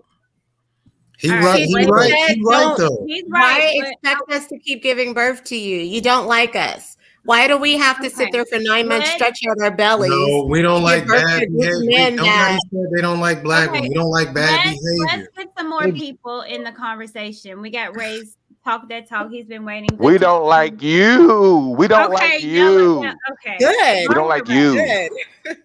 I'm talking to another black woman. That's why I'm here. If she Okay. wasn't here, I wouldn't be here. She's a black woman. I support black women. Right. No matter if they're, have opposing views or whatever. Black Y'all are not women the come same. from black men. Y'all gotta chill. Y'all Okay, are not please. the same. You wanna know All right. why y'all don't? Y'all wanna know? You Yella. wanna know why? And I'm gonna bring it down a little bit. Hold on. You wanna know why you don't support them? Because if you go on their platform, you'll hear them talk bad about black women. They call black women who love black women, black men, mammies. Y'all sit there and dog other black women. If you was as pro black women as real black women, you would support black women no matter what. Because that's what the sister code is about. I watch black women support other black women doing the most dumbest shit. And guess what? They not picking and choosing the black women they support. You know what? tell Those me are how black you male pro-black. identified women who are telling black women to go back to their abuser, to caveats. go back and All right. continue to Caveats. take what black All right. men dish All right. out. Conservative That's not black healthy. woman on Yella. Yeah. Ray, please. What do you have to say? Thank you for popping up on the platform. Hey, how you doing, Court? Doing well. How are you? I'm good. All right. All right. I'm not trying to add to the vitriol that's already going on right now. I'm gonna just give a quick stat and then I'm gonna just go from there too. She had mentioned that that black men are, I guess, the killers are black women. That's not actually true. And white women experience a little bit more violence than black men. The number is for female black women is 1,400. For white women, it's about 1,900 every year since 2020. The numbers are disproportionate, though. Let him. I'm just let shooting him out the finish. facts. You We're said such that, a small group. Anyway, go ahead. But like Courtney said, every culture or every type of people is their violence is narrowed down to their proximity. So of course, when you're black, most of the violence is going to come from black people. When you're white, most of the violence is going to come from white people. But we're only 6% of the population. That's well, fine. black men are the 6% of the population. That's we're fine. 7%. That's so fine. why it's the numbers are disproportionate. That doesn't, there's a difference. That doesn't make any sense when you bring up that and white people when they're 100 million white people in the United States versus what, 3 million black people? What I said, yeah, we commit most of the crime against each other and against other races. And really, it's not us. It's really just black men that's doing this. Black men. I mean, black people commit the most crime against each other. White people commit the most crime against each other. Mexicans. Yeah, but it's disproportionate when you look at how small of a group we are as far as population compared to white people. That's not right. There's something wrong there. Don't you see that? No, it doesn't matter if it's small or big. The fact of the matter is that most crimes are committed amongst the people of their own kind. That's the facts. But that's not what I was about to come on here for. What I'm about to say is we as black men and black women, we can point out many things with each other. We can. But to what end? What is the end point? What's the end goal? Because ask your brothers. Hold on. We're just responding. Yeah. You keep cutting me off. If you just listen for just a second. Thank you. So to what end? Because it's really not going to get us anywhere. When we're doing this stuff like this here online, the joke is on us. Everybody's watching us and we can't even get along with each other. If we're trying to find real solutions with each other, it's less about this and more about the action. So we need to put something in action where we are getting along instead of fighting all the time. Yeah, we can point out things on both sides. Black men do some bad things, black women do some bad things. So what? So how are we gonna fix it? Because if we ain't gonna fix it, where do we get? Right now, we need to there's a separation that needs to happen for at least the ones who want to separate. And like I said, the numbers are growing, like the manosphere is growing, and so is the divestment community. We're right behind you guys. So we're just separating. I have a question for conservative it's toxic. black women. Hold on 1 second. I wasn't done yet. 1 second. Just let me finish. Okay, go ahead. I'm sorry. That's cool. I mean, if that's how you feel. People that ain't here in good faith, then maybe they shouldn't be a part of it. But the ones that really want to see the black community start to thrive a little bit, then we got to really sit down and have those talks. But forget the talks. We need to put it in action because nothing's been happening. All I see is a lot of arguing back and forth everywhere in the manosphere. Well, black women are trying. Look, they call Kevin Samuel's show.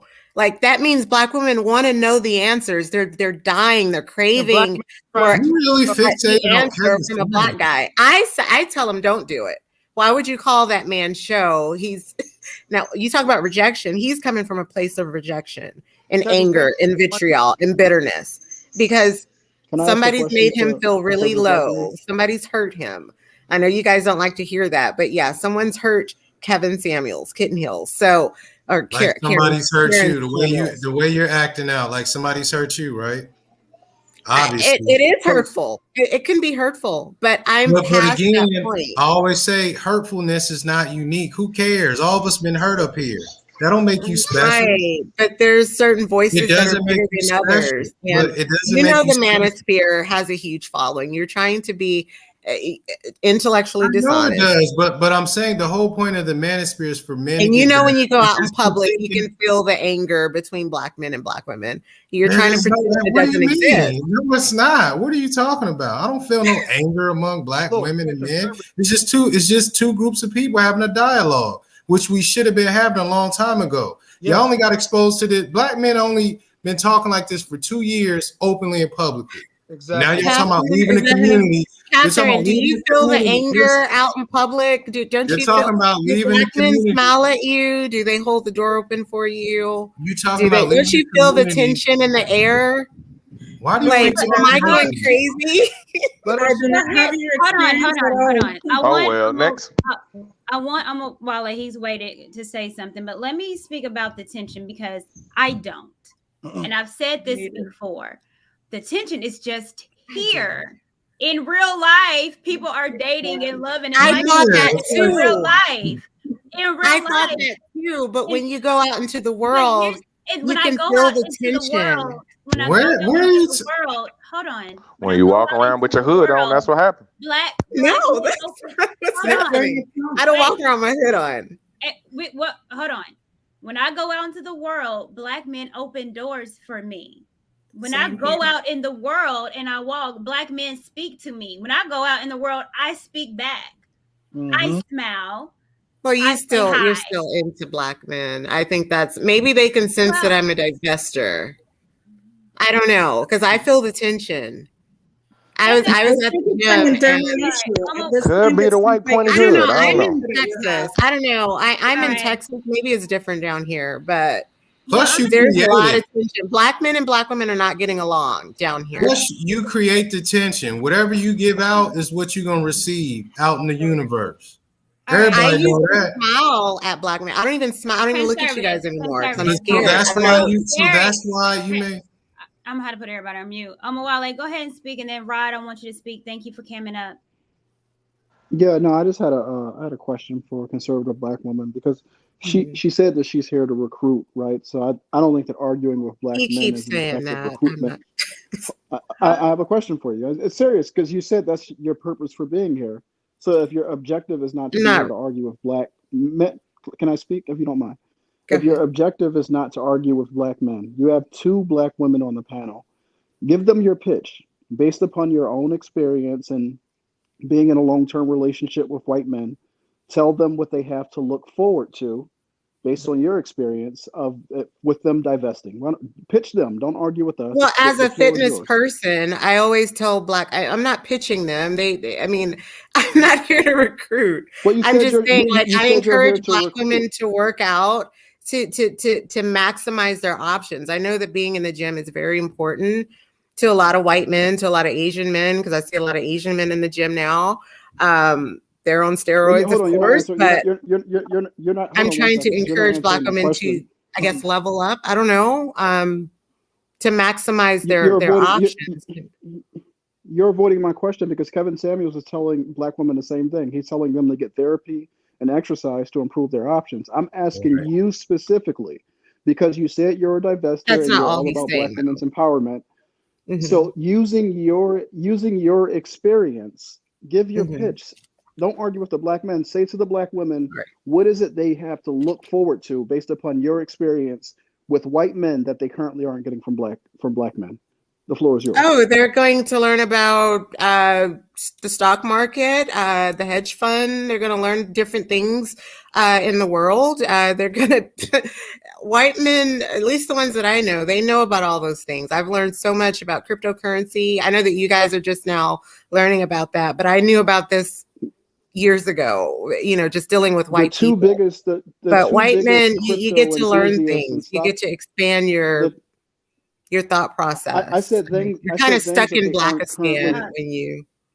I'm sorry. I'm asking for things that they aren't currently getting from Black men. The 2 biggest crypto enthusiasts and stock platforms. One is Earn Your Leisure. It's a Black platform, and 19 Keys is perhaps one of the biggest voices when it comes to crypto. He's also a Black man. So I'm asking you for things that they are not currently getting from Black men. I'm asking you to pitch them, to tell them what they're going to get that they aren't currently getting. That's what I'm asking for. I mean, all relationships have their ups and downs, but on average, you'll have a peace of mind. You'll know that if he dies, he's going to leave something to you. He's going to have a will pre-written, with your name on it. Investments. What? Great sex? I don't know. What do you think? So basically, what I'm gathering from your response, they wash their hair every day. That's good, right? What I'm gathering from your response is that the only thing that they are going to get is white skin. You said at the very beginning. That's not what I said, though. Because I'm asking you to give an answer. What's going to be different? You said you're here to recruit. Give your pitch, and everything that you've named so far are things that they're currently getting from Black men. So what's the pitch? What's the sell? They're going to learn more about the sophistication of life. They're going to learn, like I said, stocks and bonds, stuff like that. So things that you just don't learn in Blackistan. Because you kind of get stuck in this certain mindset. Because I dated an educated lame. He didn't know much about stocks and bonds. Are you presuming that Black women are unsophisticated and they need white men to sophisticate them? Is that what you're saying? No, because we're in school, but we get dogged out about that, right? When we get our education, we're told that we need to drop out of school so we can find a husband. So what I'm saying is that we need someone more about the sophistication of compatible, life. if that makes sense. Okay. We need someone more compatible. Right. Black women need a more compatible man. A lot of Black women meet their husbands in college and at their university. A lot of Black men are not in college. I'm not trying to education shame or anything like that. I'm just saying those are the things that they're going to. All right. This is just one last question, and it's not. The question isn't for her. The question is for the two women on the panel. Based upon the pitch, are you guys sold? Based upon what you heard, are you looking to? I'm not trying to be sold. Jump ship. Yeah, no, and what I'm getting from her is not she's trying to sell us on white men. What she's saying is that she used to be race loyal, and she's not understanding what Black women still are. What she's saying is get fit, and white men will want you, and maybe that's a better option because she's hearing on this end that Black men don't want Black men don't want Black women. And unfortunately, when we look at Fresh and Fit, a lot of them think like that. Yeah. So but again, this is what I'm saying. And this is why I said it was important for us to listen to Cynthia G. It's like some of the rhetoric that we spill over here is what's giving them ammunition. Quit talking about Pookie and Ray Rays and start talking about the good men. They don't have nothing to try to abort. It's a cycle and that we wanted a resolution. Let's start talking about good ass Black men, good ass Black women. So Fresh and Fit can't say Black women are annoying and ghetto and trifling when we're over here saying no, we're not.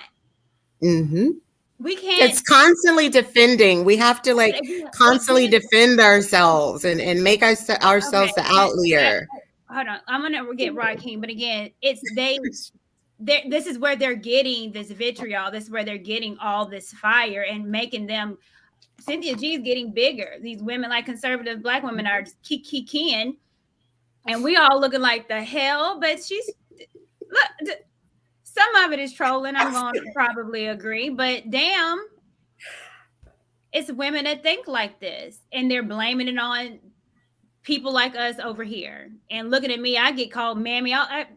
You Kevin Samuels, mammy, you should doing it all for KS all the time.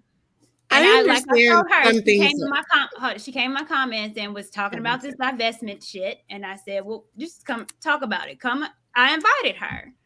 And I'm quite surprised she came over.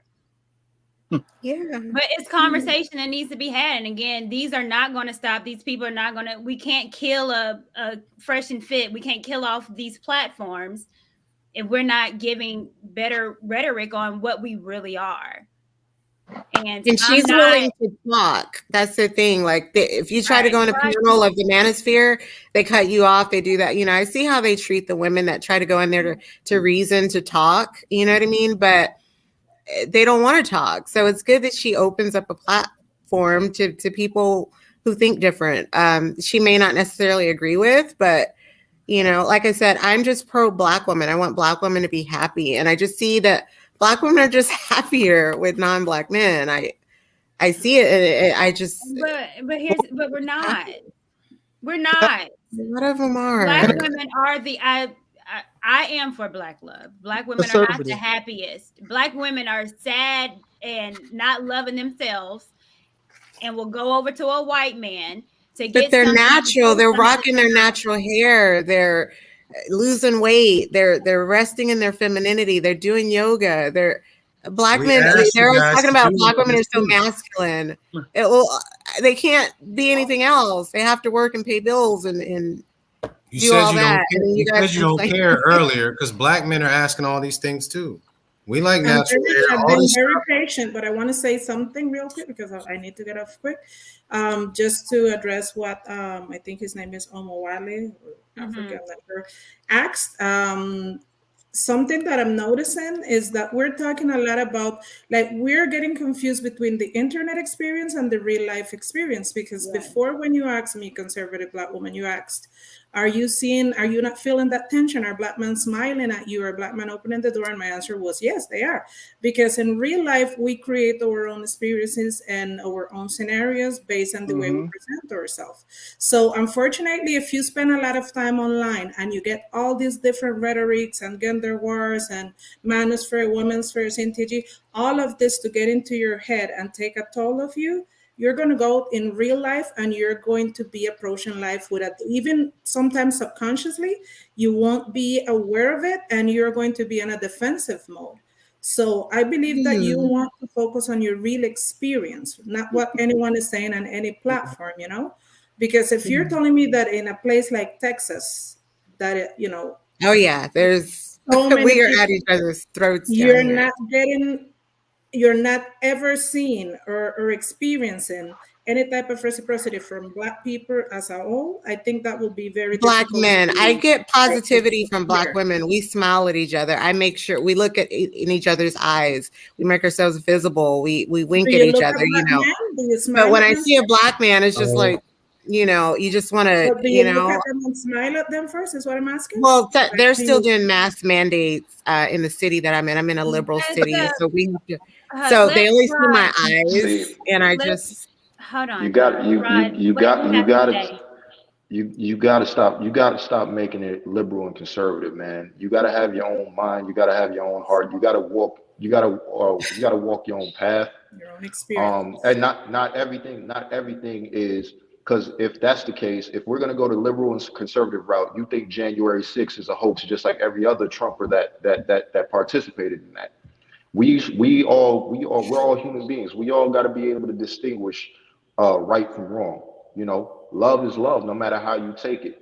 As far as when it comes to preferences and stuff like that, what Fresh and Fit said is why I can't get behind it, because it's one thing for you to sit here and say, yeah, I prefer to date other women and stuff like that. It's another thing when you say all types of Shaniquas, Shanays, Bonquis. Oh yeah, they're constantly saying it. No, whatever the case may be. So with that being said, I can understand how people could look at that and be offended by it, because honestly, real talk, everything that you said about the tensions between Black men and Black women, I would advise you to understand that not every Black man is at every other Black woman's throats and vice versa.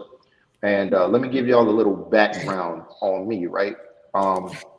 My parents are Haitian. They've been married for, this year will be 34 years. Okay. So I'm one of those men that grew up in a two-parent household. I was raised that way, so I don't know what it's like to be in a single parent household. With that being said, a lot of what my parents have went through, because they've struggled together and they've built together, every relationship has to have some sort of like, you have to want to have that relationship with your fellow man or woman.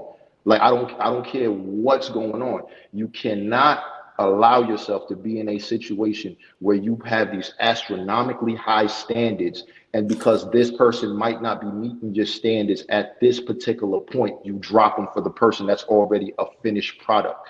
That is the problem with what I see in our community right now, is that you have a lot of people not wanting to go on the journey with each other. You feel what I'm saying? A lot of it is, yo, I see somebody right here. Okay, I'm gonna holler at shorty right here. She look nice, whatever the case may be. Or, oh, this dude, whatever the case may be. I'm gonna holler at him, get my lust off, and then once the lust eradicates or whatever, now you're dealing with real life. What conservative Black women is saying, and mind you, I'm not gonna be like, I'm not a conservative, and I'm not gonna rip you because of your beliefs. I personally don't agree with a lot of what you're saying. Okay. But I can respect your right to have those conversations. My biggest takeaway from you is, I don't think that you're around enough of us to sit here and make a broad statement to say black men and black women are just constantly like being around each other. There's tension. I live in Atlanta, okay? And there's Oh like, yeah, I heard if it you was don't, really bad out there. no, Is it true? let me tell you something. Let me tell you something. The relationship, every race of people is going to have their issues. As men, we're going to have our issues with women and vice versa. It's no different than anybody. But to sit here and say that me as a black man, I walk out of my crib and I see a black woman and me and her all automatically have tension or at odds with each other, is just not true. You cannot speak for every I single know what I black man. see though. Black men and black No, women look at each other and roll their eyes like it's serious. Conservative. That may be the small, You're minute group. gaslighting me. Listen. No, I'm not gaslighting anything. That might be the small, minute people that you see, but you can't speak for everybody else on this panel, especially since everybody else have their own lived experiences. If you have a preference for a white man or whoever you date, that's perfectly fine. I am not going to sit here and vilify you for your choices. You're a grown ass woman. Who am I to sit here I'm and no try to longer tell? black male identified. No, that's fine. That's fine. Listen to what I'm saying. Listen to what I'm saying. Okay. I am not vilifying you for your choices. You are a grown ass woman. You have every right to love who you want to love, regardless of any other opinions. Fuck opinions. Because at the end of the day, opinions don't pay bills. You do your thing. That's perfectly fine. My biggest thing is it's disingenuous to sit here and label all of us. We're all black men and black women. So you're saying all of us have tension with each other. I'm looking at Courtney. I've been I didn't say all. I said a lot of us do. No, you did not. You did not say a lot. You said black men and black women.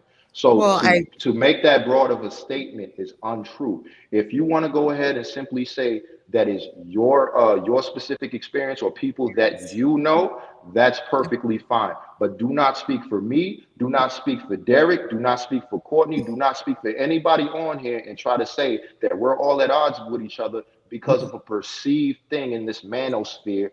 What you have to understand is it's not all just we're doing. Listen. Okay. All we're doing is having regular dialogues about the issues within our communities between our men and our women.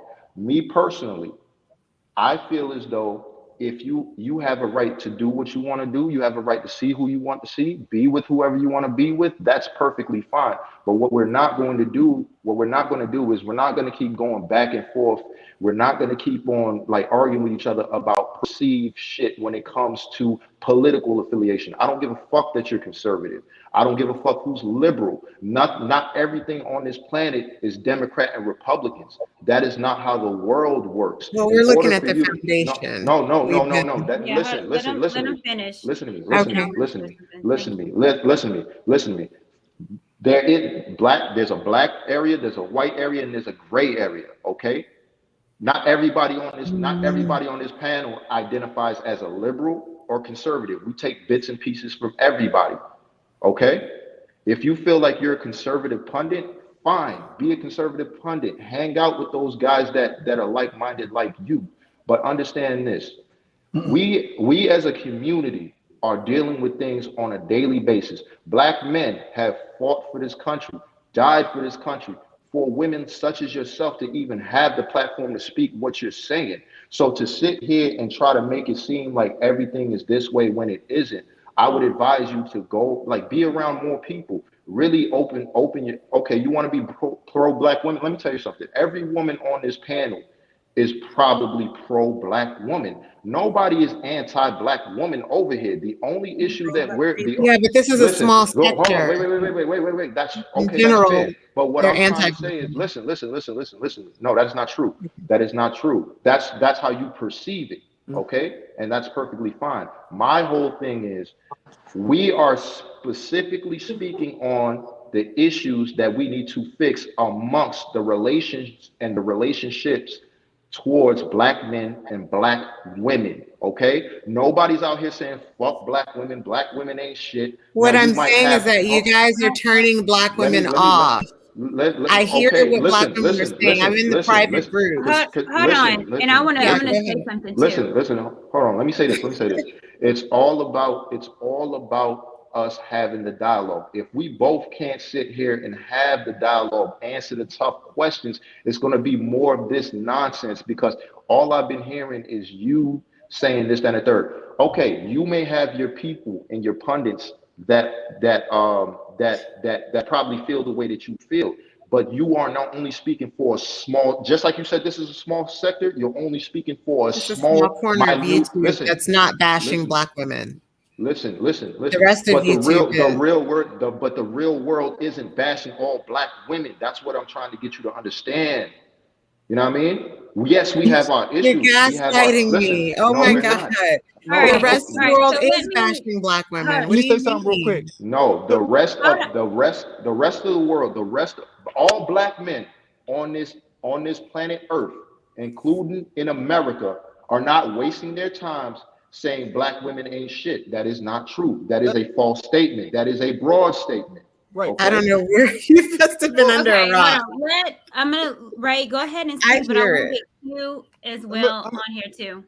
You're right, brother. You're right about that. The world is not, in America is not, but she is right. On YouTube, there is a wide range of Black Twitter and Facebook, all of it, that is really bashing Black women, and that's what we really have to put it into that, because, like I said, to what end? I mean, she's right about that. Okay. So hold on. With and that it being is said, spilling over I into respect real what you're saying. life. I don't know why you guys would admit that. Listen. It's spilling over into real life. I am not saying. I understand what you're saying. Hold on. I'm not saying that. I'm not saying what you're saying isn't true. But here's the thing: all cultures bash each other, bro. It's not one of those things. We can't make it exclusive to Black men and Black women. The problem we have here.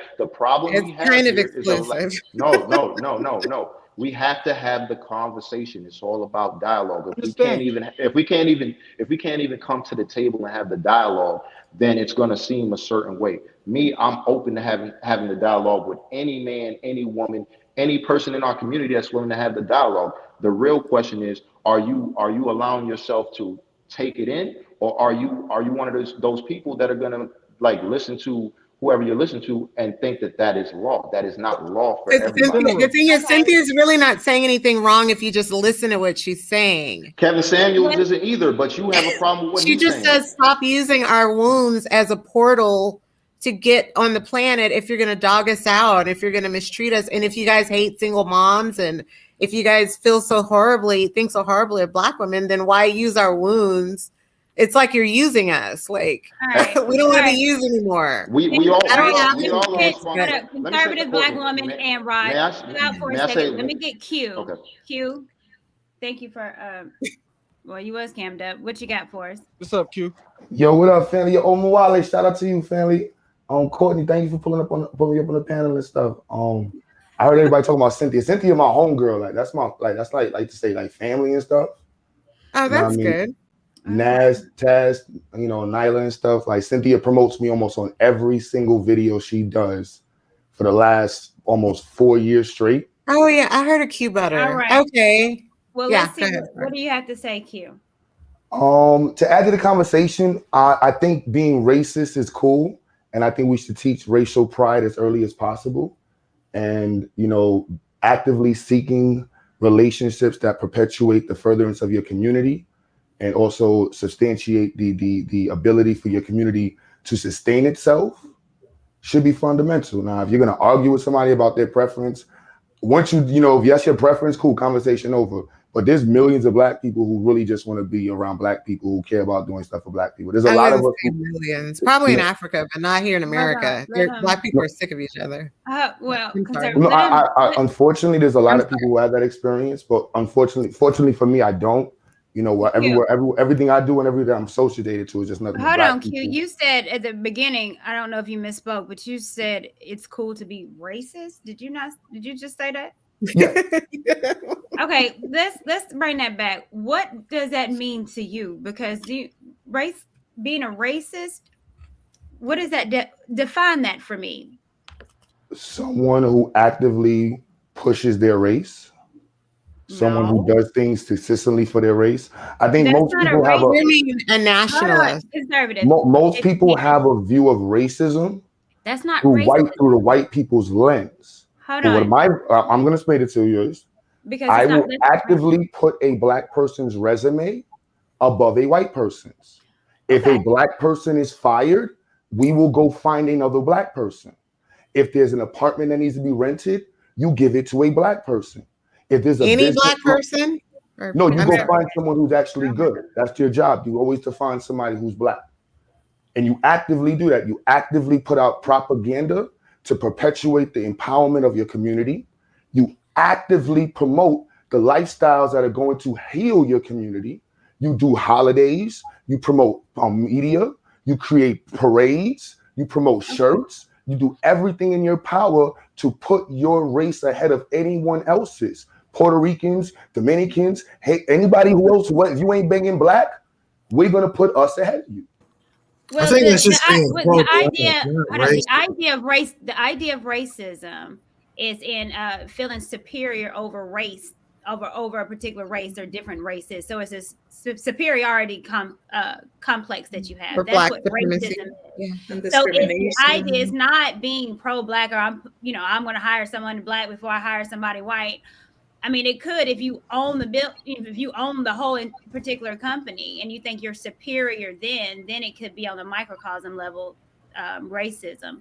But you just wanting to support black, that's not racist. It's and being from the South, being where the KKK was founded, Pulaski, Tennessee. I'm telling you what racism is. That they No, I understand, and that's why I said most people. Not to cut okay. you, most people's perception of racism is based off of their experience with whites. That's what I said. My perception and my understanding of racism is based off of community development, where if you can go into a community and isolate your services, particularly to a specific population. Now, so people have been sued. Medgar Evers College was sued for saying they have black male programs.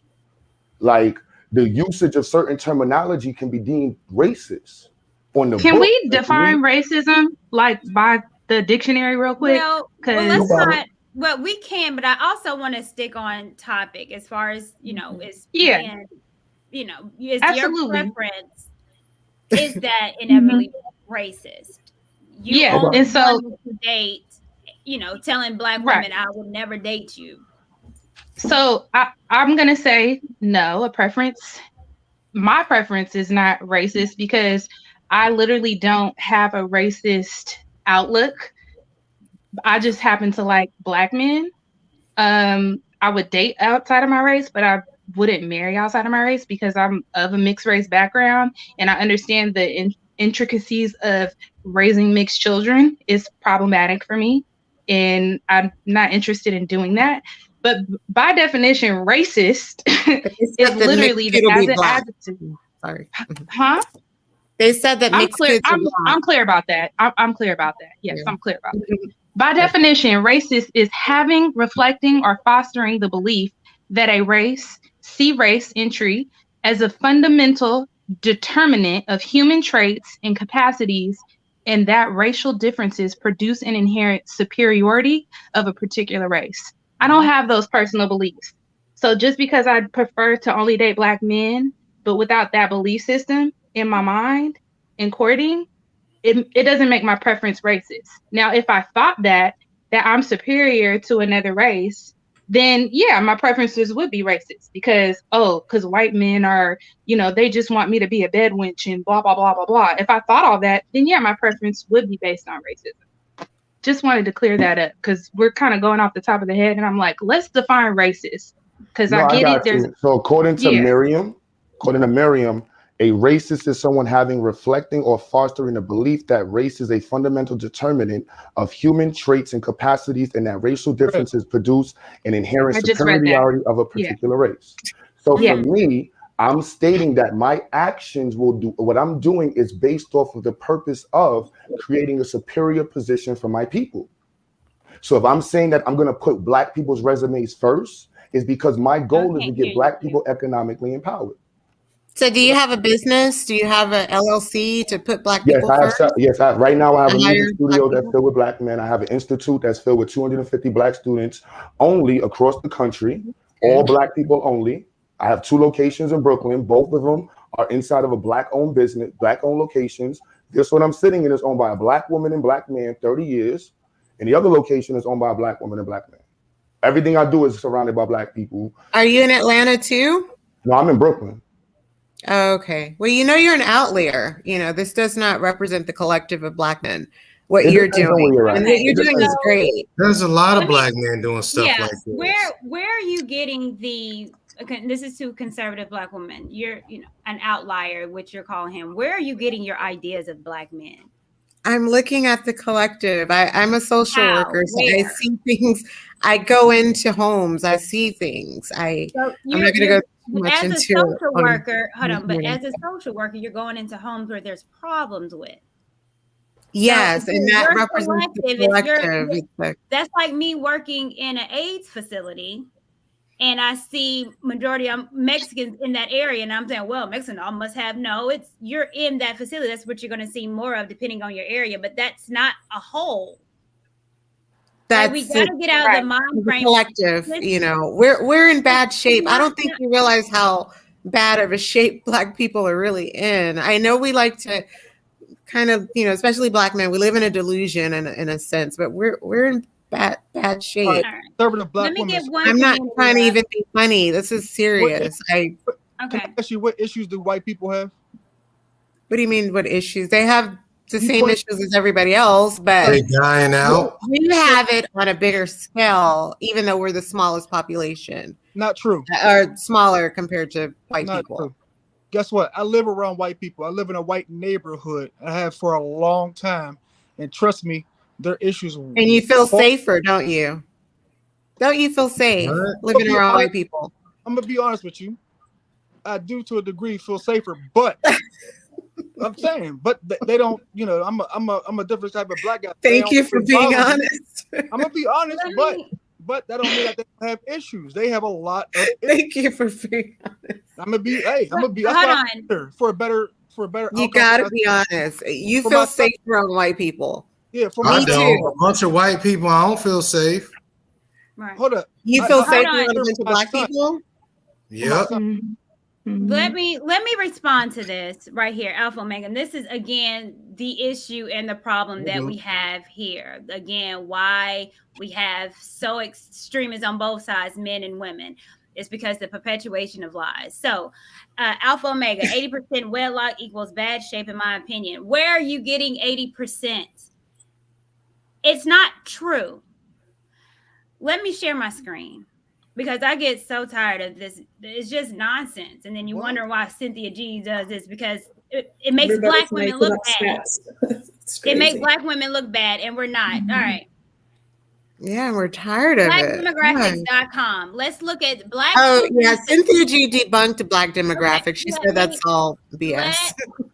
Let's look at the stats here. Okay. Black children, 2 parents, 42%. Where are we getting 80%? That's all children, period. But let's talk about black folks. 42% are raised in 2-parent households. It's not 80. Mother only, 46%. So what's up with the blue? What's up with the 7? Let's scroll down. Living with the father. Living with neither, meaning grandparents, 7%. So it's only 31% of black children that are living with a non-married mother only. The other ones have been divorced, separated, widow. We forget about those. Quit with this bullshit of the 80% out of wedlock. It is not true. Yeah, Kevin Samuel says that a lot. Oh my God. That's a major lie. He says that a lot. I'm not, let me rock. That's why we're here. That's why we're here. And all this crazy shit is because we're perpetuating fucking lies, and no one can pull up a stat. You just listen to what everybody else has to say. Do your own damn research. It's right there. Right, like, I'm so damn tired. 80% status. Y'all all you do is get pregnant. But no. But if we keep saying it, and black men keep believing it, and they keep saying that black women ain't worth the damn because all we do is have sex and have babies out of wedlock, which is not necessarily true because the stats are absolutely wrong. And then you wonder why Cynthia G got a platform. Right. And it's growing. Right. Crazy. Can I add something real quick with the stats too? a lot of times people don't talk about the population count that they use with the stats. Like some of these stats be based off of like 200 people.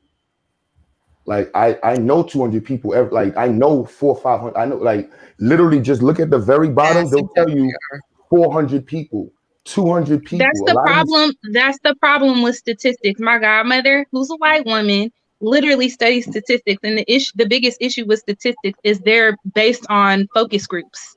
Exactly. You can't assume it's in a controlled area.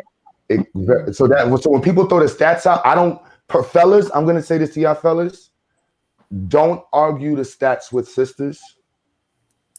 Like, you know what I mean? The stats come from a very personal space that I feel with the sisters. Fellas, I know we have our own stats, but if you hear the sisters saying like, yo, black men murder women more, black men are leaving their homes, arguing those stats really don't make any point. Like, I just, from being around Nyla, it really just creates a place where they're going to respond back with more stats. And the fact that you're not believing them turns it into something else beyond the stats. So it's better off just saying, I understand where you're coming from. You know what I'm saying? Unfortunately, that's not something I deal with. You know what I mean? But if that's what you're experiencing, what can I do to help you? And it throws the whole conversation off, just repersonalize it. Like, look, sister, what can I? And if they don't want help, all right, then that's the end of the conversation. All right. One community, have you something to say? Oh yeah, peace to everybody. Peace to you, Court, for having me here. For sure. Yeah, I'm listening to the whole conversation from everybody. You know, shout out to the conservative black woman. She's here too. I get her views. You know what I mean? Everybody got their own viewpoints.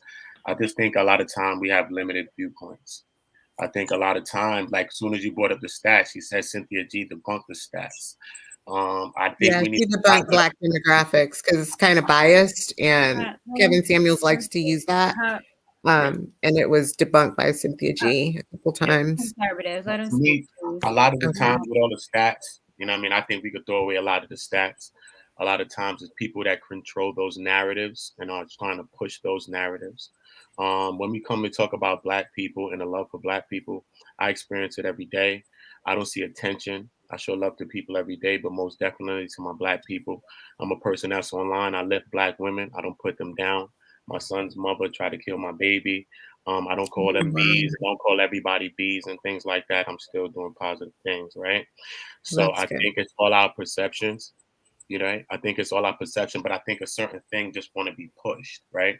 But just like me, right? Like right now, I'm in the United Kingdom, right? I'm from America. I'm from New York City, right? I know Q. I've been in the studio over there with Q, but all that, right? But right now I'm in UK, right? And just coming here just to the airport, you know what I'm saying? And I was getting a little hassles going through the airport. But as I met black people, was on lines, I skipped lines, I passed everywhere, I went through. It's just a certain way that we can identify with each other. I think it's just a certain thing. It's just like an unsaid thing of how we can identify with each other. You know what I mean? So over in the UK or here in the United States? No, I was just in JFK coming here. I'm in the UK now. I'm in the UK now. I've been here for like 12, 13 days now. Oh, you know, wow. Now. So I see things a little different in the UK. It's a little different. I see things more kind of meshed, like with black and white, and biracial is kind of more like in one more of a melting pot, I think. Yeah. And you see a lot of black guys with white women, right? I would see a lot more. I see a lot of mixed people, some more black people with white people, and more black men and women sometimes. Yeah, you see a lot of black men with white women, I know. But not to get away from where I'm at. Where I'm at is that even in America, that's where I'm from. I only been here for 12 days. You know what I'm saying? But in America, when people say that, like black people, like black men don't support black women, or black women and vice versa, I believe that it's a crock. It's a crock. Okay, YouTube is not the world. Okay, but it's spilling over, is what I'm saying. I thought the same thing. Hold on, sister. Listen. I say it's a crock. Right? Because you also got to understand that these YouTube content creators have personalities that they're trying to use too as well. You got to add factors in. This is an entertainment business. This is entertainment now. So people taking people entertainment personas and using that as real life. When you go home with Cynthia G at home, we don't know who Cynthia G at home. We don't do it at home. So at the end of the day, you being the Cynthia G on YouTube, but may not be the Cynthia G at home. So we're not going to do that sometimes. So we have to really Yeah, that's what concerns me with her sometimes. But sometimes, because a lot of people promote things that they really not living on the end, or sometimes they're promoting it for an agenda, and because other things. When you become successful, you start to get paid, and you start to get pushed. I do music, I've done songwriting, but I've been music over there. I do acting. I'm on Tidal. I do mad things. I've been in Hollywood. I've seen entertainment business. I've seen people be things for many reasons. So we just can't let people push the narratives on our people. All we could do is try to change the shit by coming together and building and not judging each other. Like, you gonna have your view, he gonna have his view, Ray gonna have his view, everybody gonna have their view. But when we come together, we could probably build on something. So that's where I'm at with things. You know what I mean? Where we go from here. Obviously, Black men are taking it serious too, because of, like I said, I do feel the tension.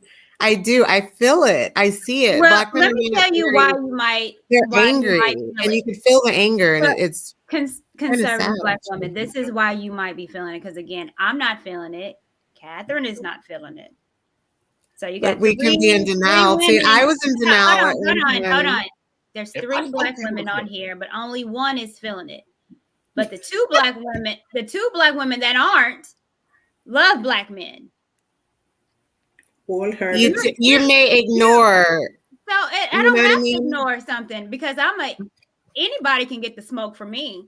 So it's nothing that I have to ignore. I'm an equal opportunist for mine. So, but you may be ignoring the signs. I'm an empath. I could feel it. You know what I mean? Like, you attract what you are. If you have vitriol and hate towards Black men, what you think you don't think people can feel when you walk to them? Something wrong with her. Why she look at me like that? You gonna get it back. Yeah, you're right. I do look at Black men very mean. I do. So and it's because I feel the tension. But here's the thing. It's you. I do. With Fresh and Fit, their problems with Black women, it's them. Right. It's them. And look at their following, though. And look at Kevin Samuels' following. It's like Black men are laughing at us because we're so stupid. We keep calling his show. Kevin Samuels. I agree with Kevin. Me too. I love Kevin Samuels. I follow Kevin Samuels. Kevin can go, man. Kevin, what? Move with me. Move, man. When I'm outside. I agree with some things that he says. You know what I mean? But when he starts to shame women for simply just trying to get a degree and take care of themselves because they may not be married yet, and they just want to. Well, he doesn't.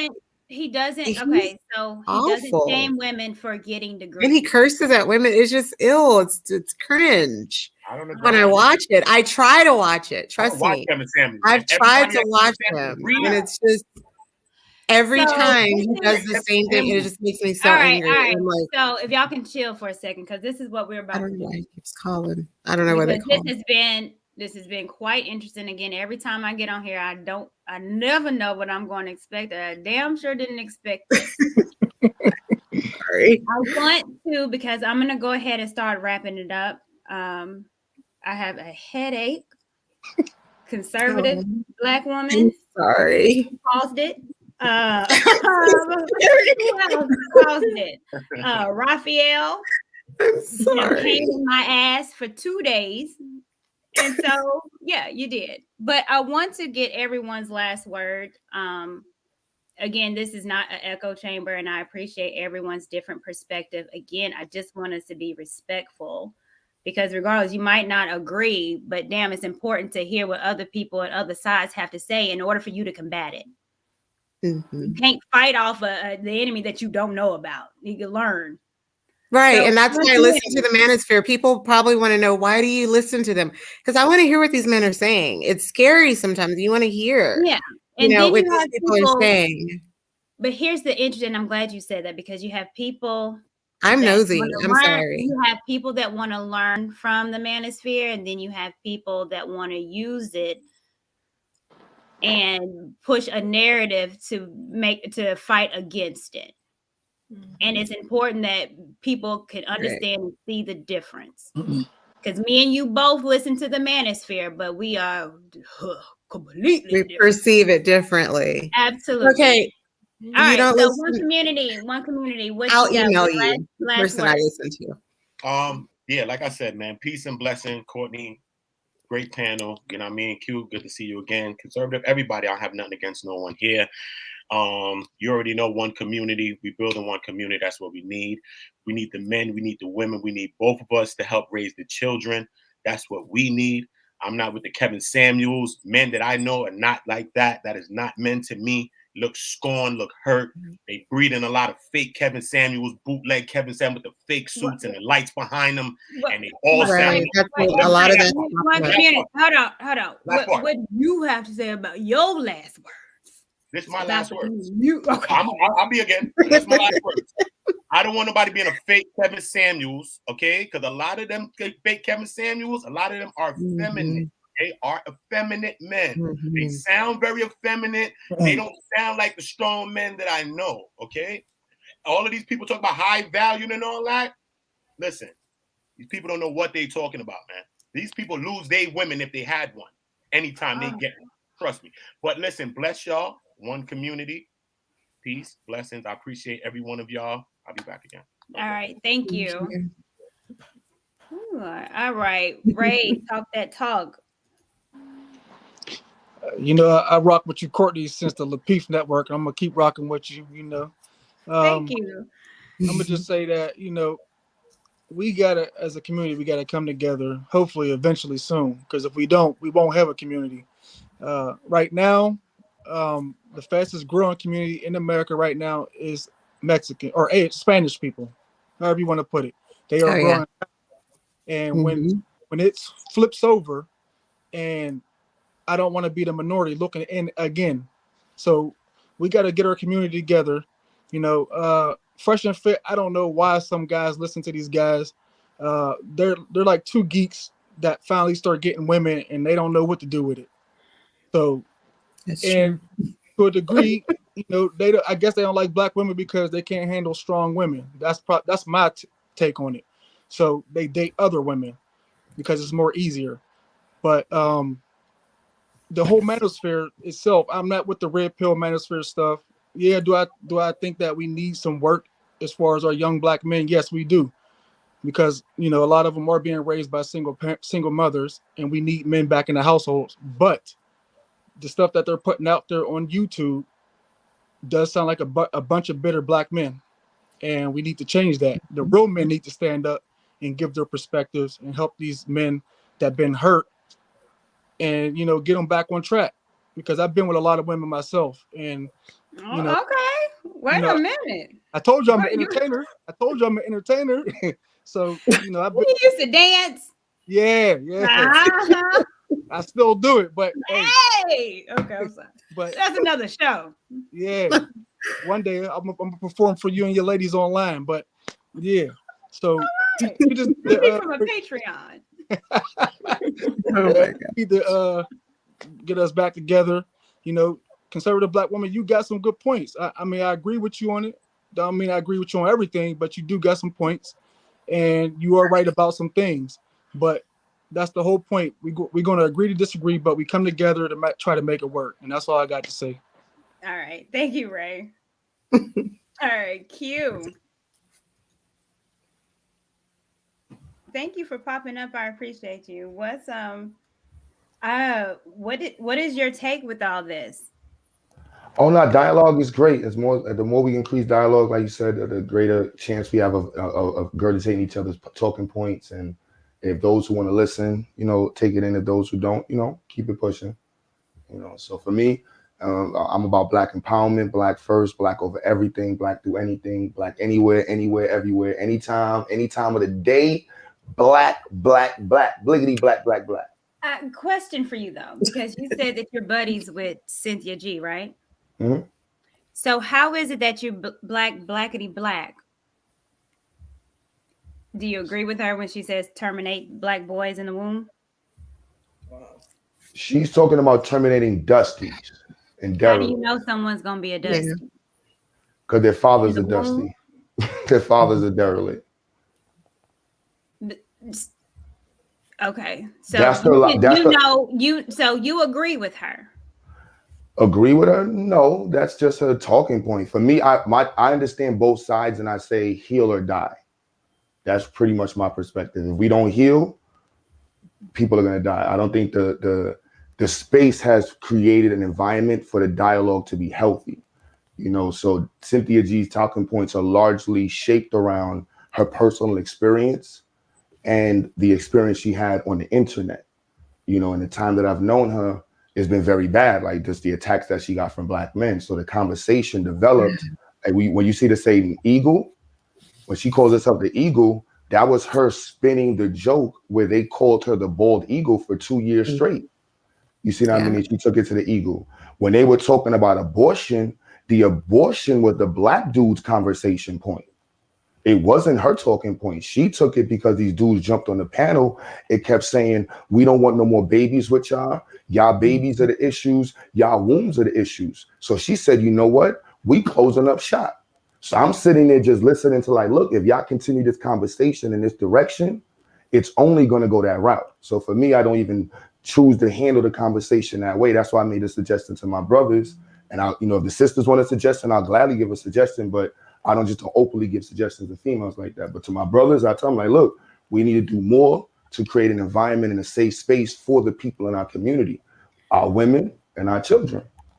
Well, quick question before you go. Since you are friends with her and you're on her platform, instead of her saying terminate Black babies, why not just say marry before you carry, which we do over here?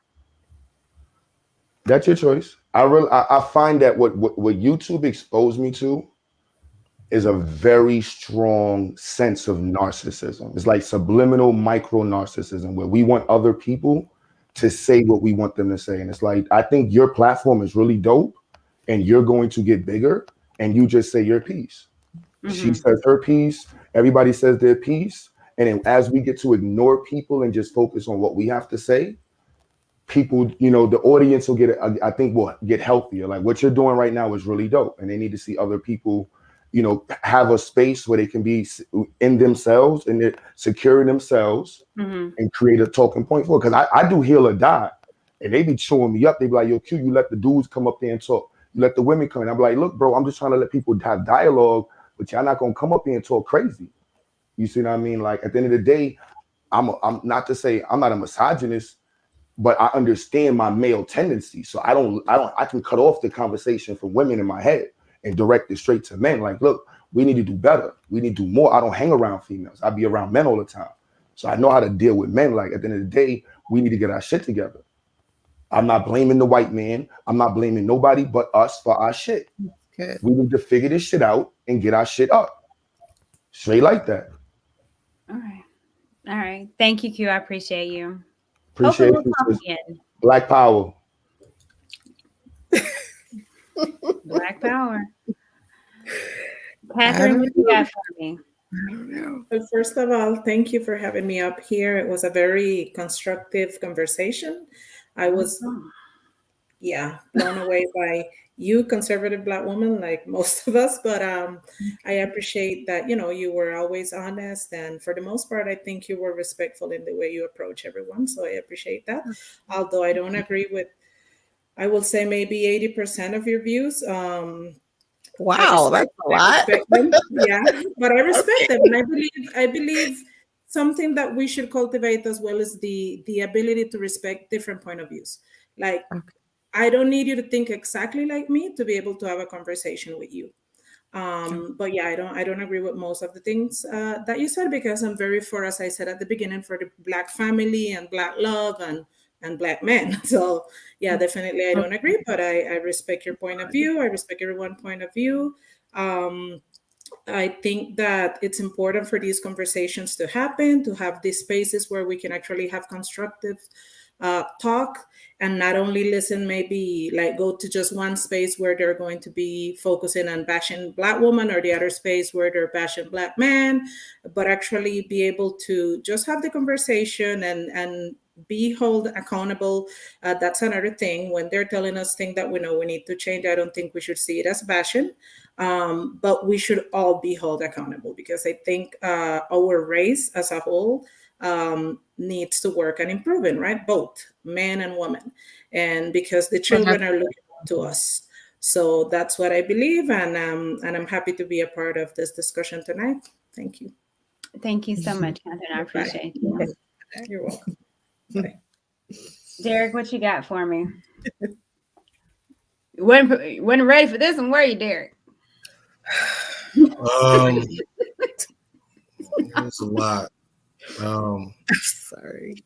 But I just feel like at the end of the day, a community is as strong as its people. And again, I'm very serious, and I know a lot of stuff happened tonight, but the whole point, or the edutainment, we wanted to entertain, educate, but I'm all about, the silliness and having a dialogue. I get it, but it's like at the end of the day, ain't nobody looking after us but us. And that's what I'm about. I'm not about trying to separate from you or you separating from me. This is the only way how a nation is going to continue. This is the only way that things are going to get done and productive, is us talking and hearing one another and working on it. Because you should be able to critique me just like I should be able to critique you. That doesn't mean because you critique me, I'll leave the community, or vice versa. That's not what it's about. It's about us critiquing each other so we can be better and have a better outcome. Plain and simple, and like I said, again, this has only been recently where men have been kind of speaking out. And then all it is, and a lot of it has just been critiques on, hey, this is not acceptable behavior. You need to do better, and telling women that.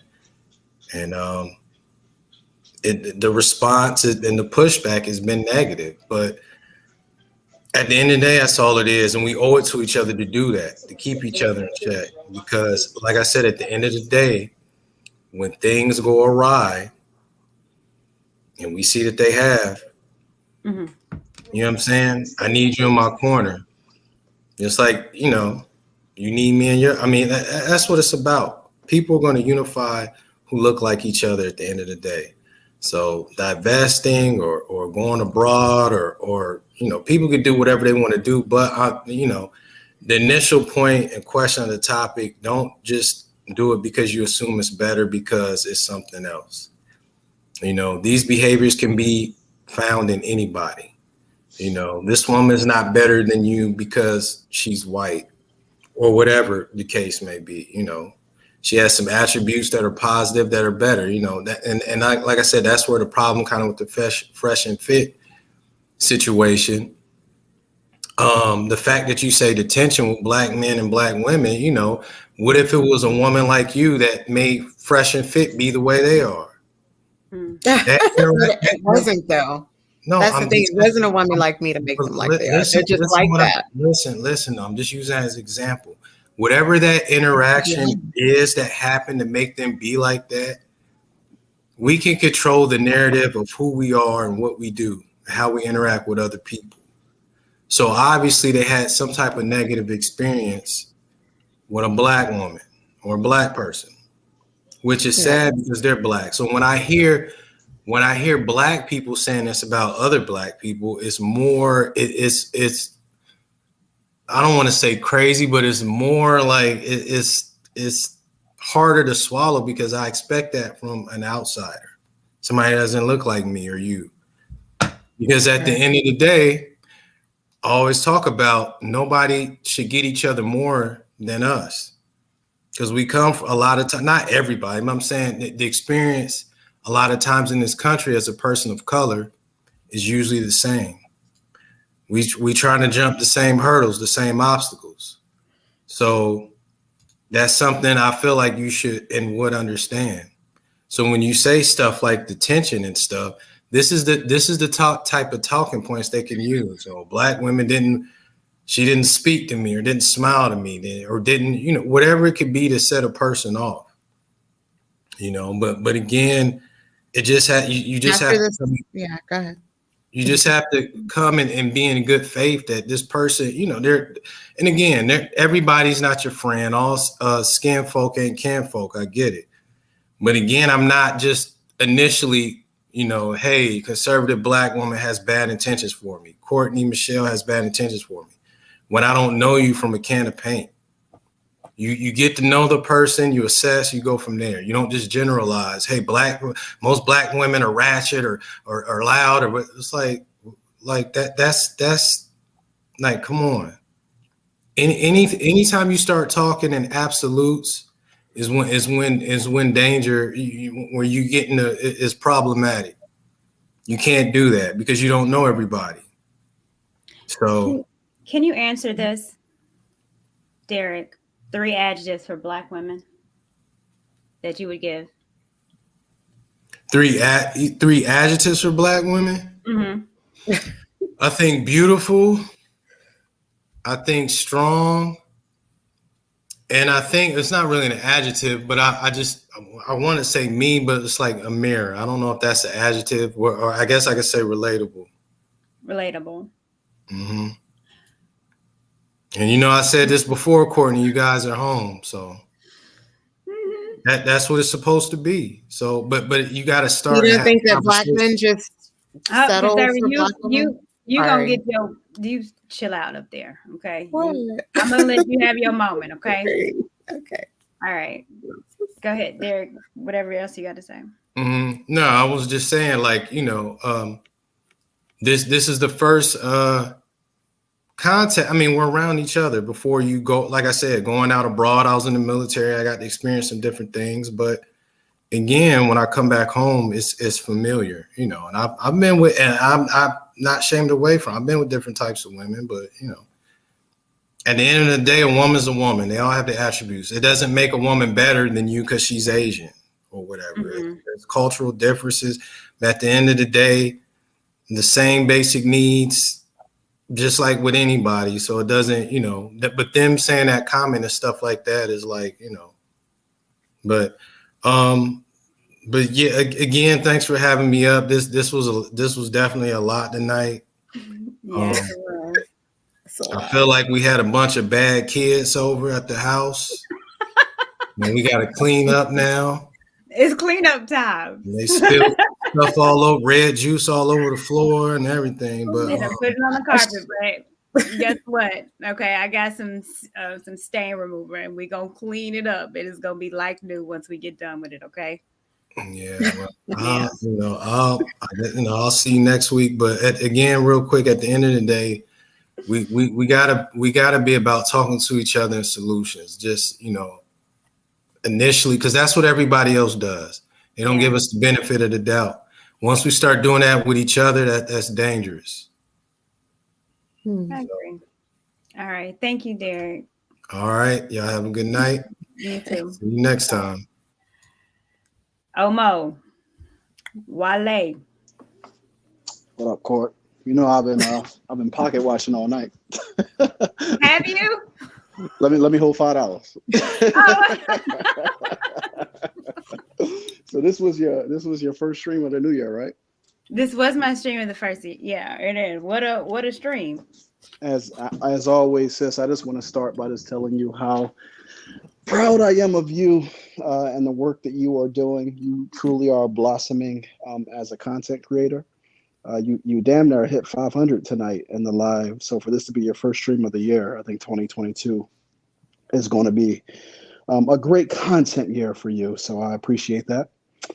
I want to give a major shout out to your mod, RM. You have to have one of the best mods on YouTube. I mean, she was on it. She was thanking everybody for their look at her contribution. She was dropping all the links. So you literally have one of the best mods on YouTube. So you need to pay her.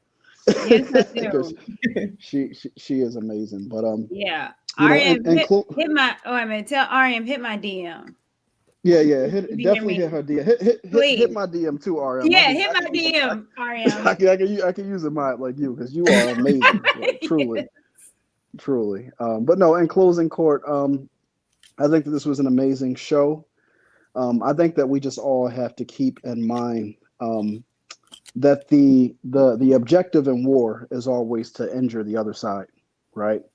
So people who consider themselves locked in a gender war, if you are a man or if you are a woman, the objective is always to hurt or injure the other side. So a lot of the stuff that is put out in the discussion, it's like lobbing a grenade into the middle of a room. It's to cause destruction. It's to cause pain.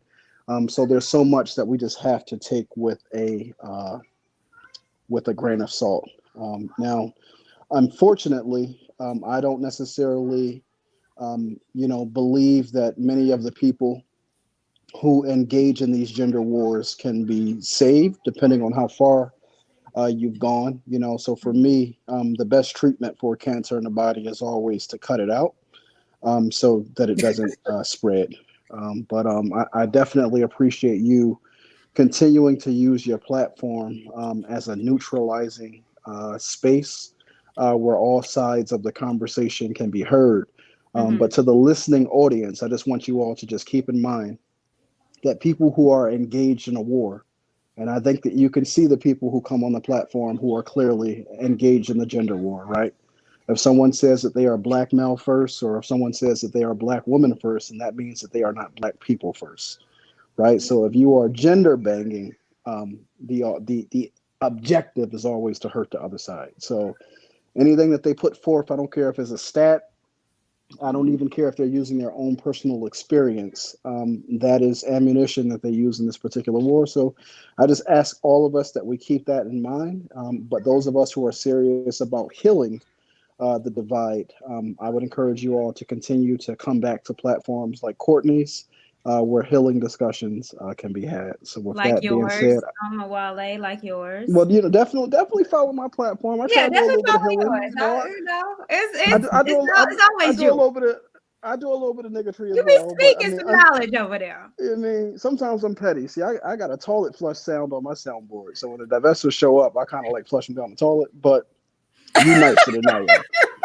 You understand what I'm saying? But to conservative Black women, whatever it is that you have been through, in all sincerity, and this new year, I wish you well. I wish you happiness. I wish you health, and all the good things that people who care for one another wish for one another. So with that being said, I'm going to tap out. I appreciate that. All right. I enjoyed being on the platform, Court, and I'll talk to you later. Yeah, thank you. Bye. All right. Peace. He said a toilet flush. Oh, gosh. Okay. Last but not least, and I put you last for a reason. Why? Okay. I think that your perspective is interesting, to say the least. I think that we don't hear it over here on our platforms, on them. We have to seek it.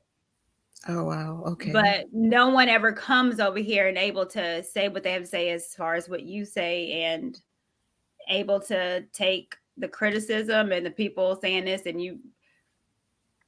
Oh, so yeah. I'm open. I appreciate you coming up. Again, I don't agree with you. Okay. Not anything? Well, I do believe we need Well, to I be fair. won't. Okay. So I agree with you. Feminine, right?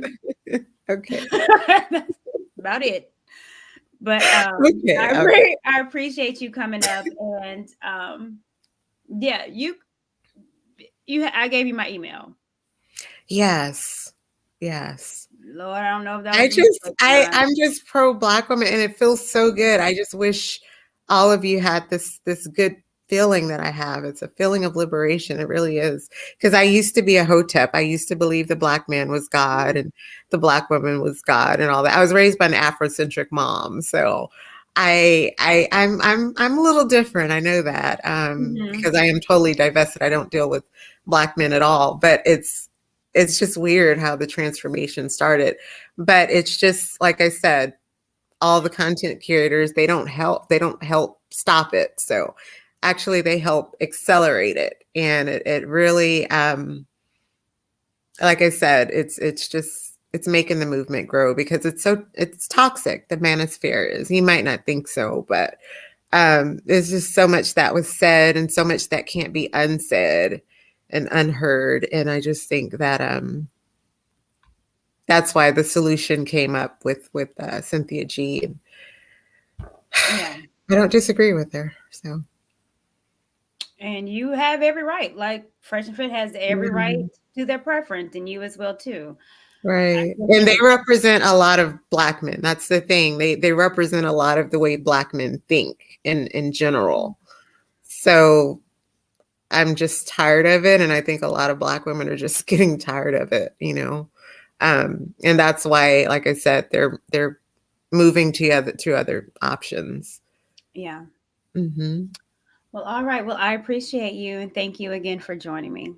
Thank you. I appreciate it. I will tune in more, because I really didn't know what your channel was about. I heard you guys talking about Fresh and Fit and preference and all that. And so I was like, let me tell them what's on my mind, because, yeah, I was watching. So I was like, let me just click on that link. Yeah. While you're up here, let me do this, because I see that. Yeah, I'm going to go ahead and unsubscribe. Please do. Please unsubscribe now. I'll super chat you if you have a platform, and thank you for unsubscribing, because what we're not going to do is tell me how to run my shit. I want other people's perspectives, because it's important. And if you don't want to hear somebody else that's different than you, then unsubscribe. You can't heal, you can't get better as a community, but then want to shun your community out. Black conservative, you gotta talk. Wow. Because I know that I'm still a Black woman. But there's other Black women that are willing to listen. Look. You can't fix a community by shunning your community. So unsubscribe you to the hell. Anyways, thank you, conservative. I appreciate Thank you. I really appreciate it. I will email you. Okay. Thank you. I'm gonna pray on that. All right. All right. Bye. Woo. Okay. Again, I promise you, I say this every single show. It's just something turns into something. I knew what Fresh and Fit had to say needed to be spoken about, and it wasn't the whole they kicked out Asian doll. They kick out everybody. But it's what came out of that, what we heard them say, the disdain that they have for Black women. It's real. There's people like that. And obviously, y'all saw some Black women that are little female freshes and fit walking around. Regardless if you believe what they say, they have every single right to say it. And I have every single right to hear them and debate them, or let everybody else say what they have to say about them. But I don't think they should be silenced. And I'm grateful that they're actually saying it out loud, so I don't have to look and thinking they think a way about me, and they actually don't. So for everyone that came up tonight, I want to thank you so much. You've had a lot to say. I've got a headache, but I appreciate it. And this is just one of many conversations that need to be had. And again, TJ Randall has said this on her platform, and I'll repeat this on mine. This year is not about just all the problems. What are the solutions? And the solutions can't be that you listen to me and I listen to you and we say the same thing over and over again. And the solutions is bringing in other people in our world. Let's hear what they have to say. How are we going to fix it? I appreciate you guys. Thank you. Thank you. Thank you. And I'm still celebrating my birthday. I am 21 yet again. So I appreciate you guys. Before you leave, please hit the like button for me. Subscribe to those that want to hear other perspectives and not be in a whole echo chamber. Because this show's a little different, and I appreciate it. And I appreciate you guys. Before I go, y'all know I like to play a little something. Happy birthday. Thank you. My birthday was on the 3rd. Let's see. Play y'all out. I'll be here again on Wednesday, 6:30 Central Standard Time. Y'all come join me. It gets spicy.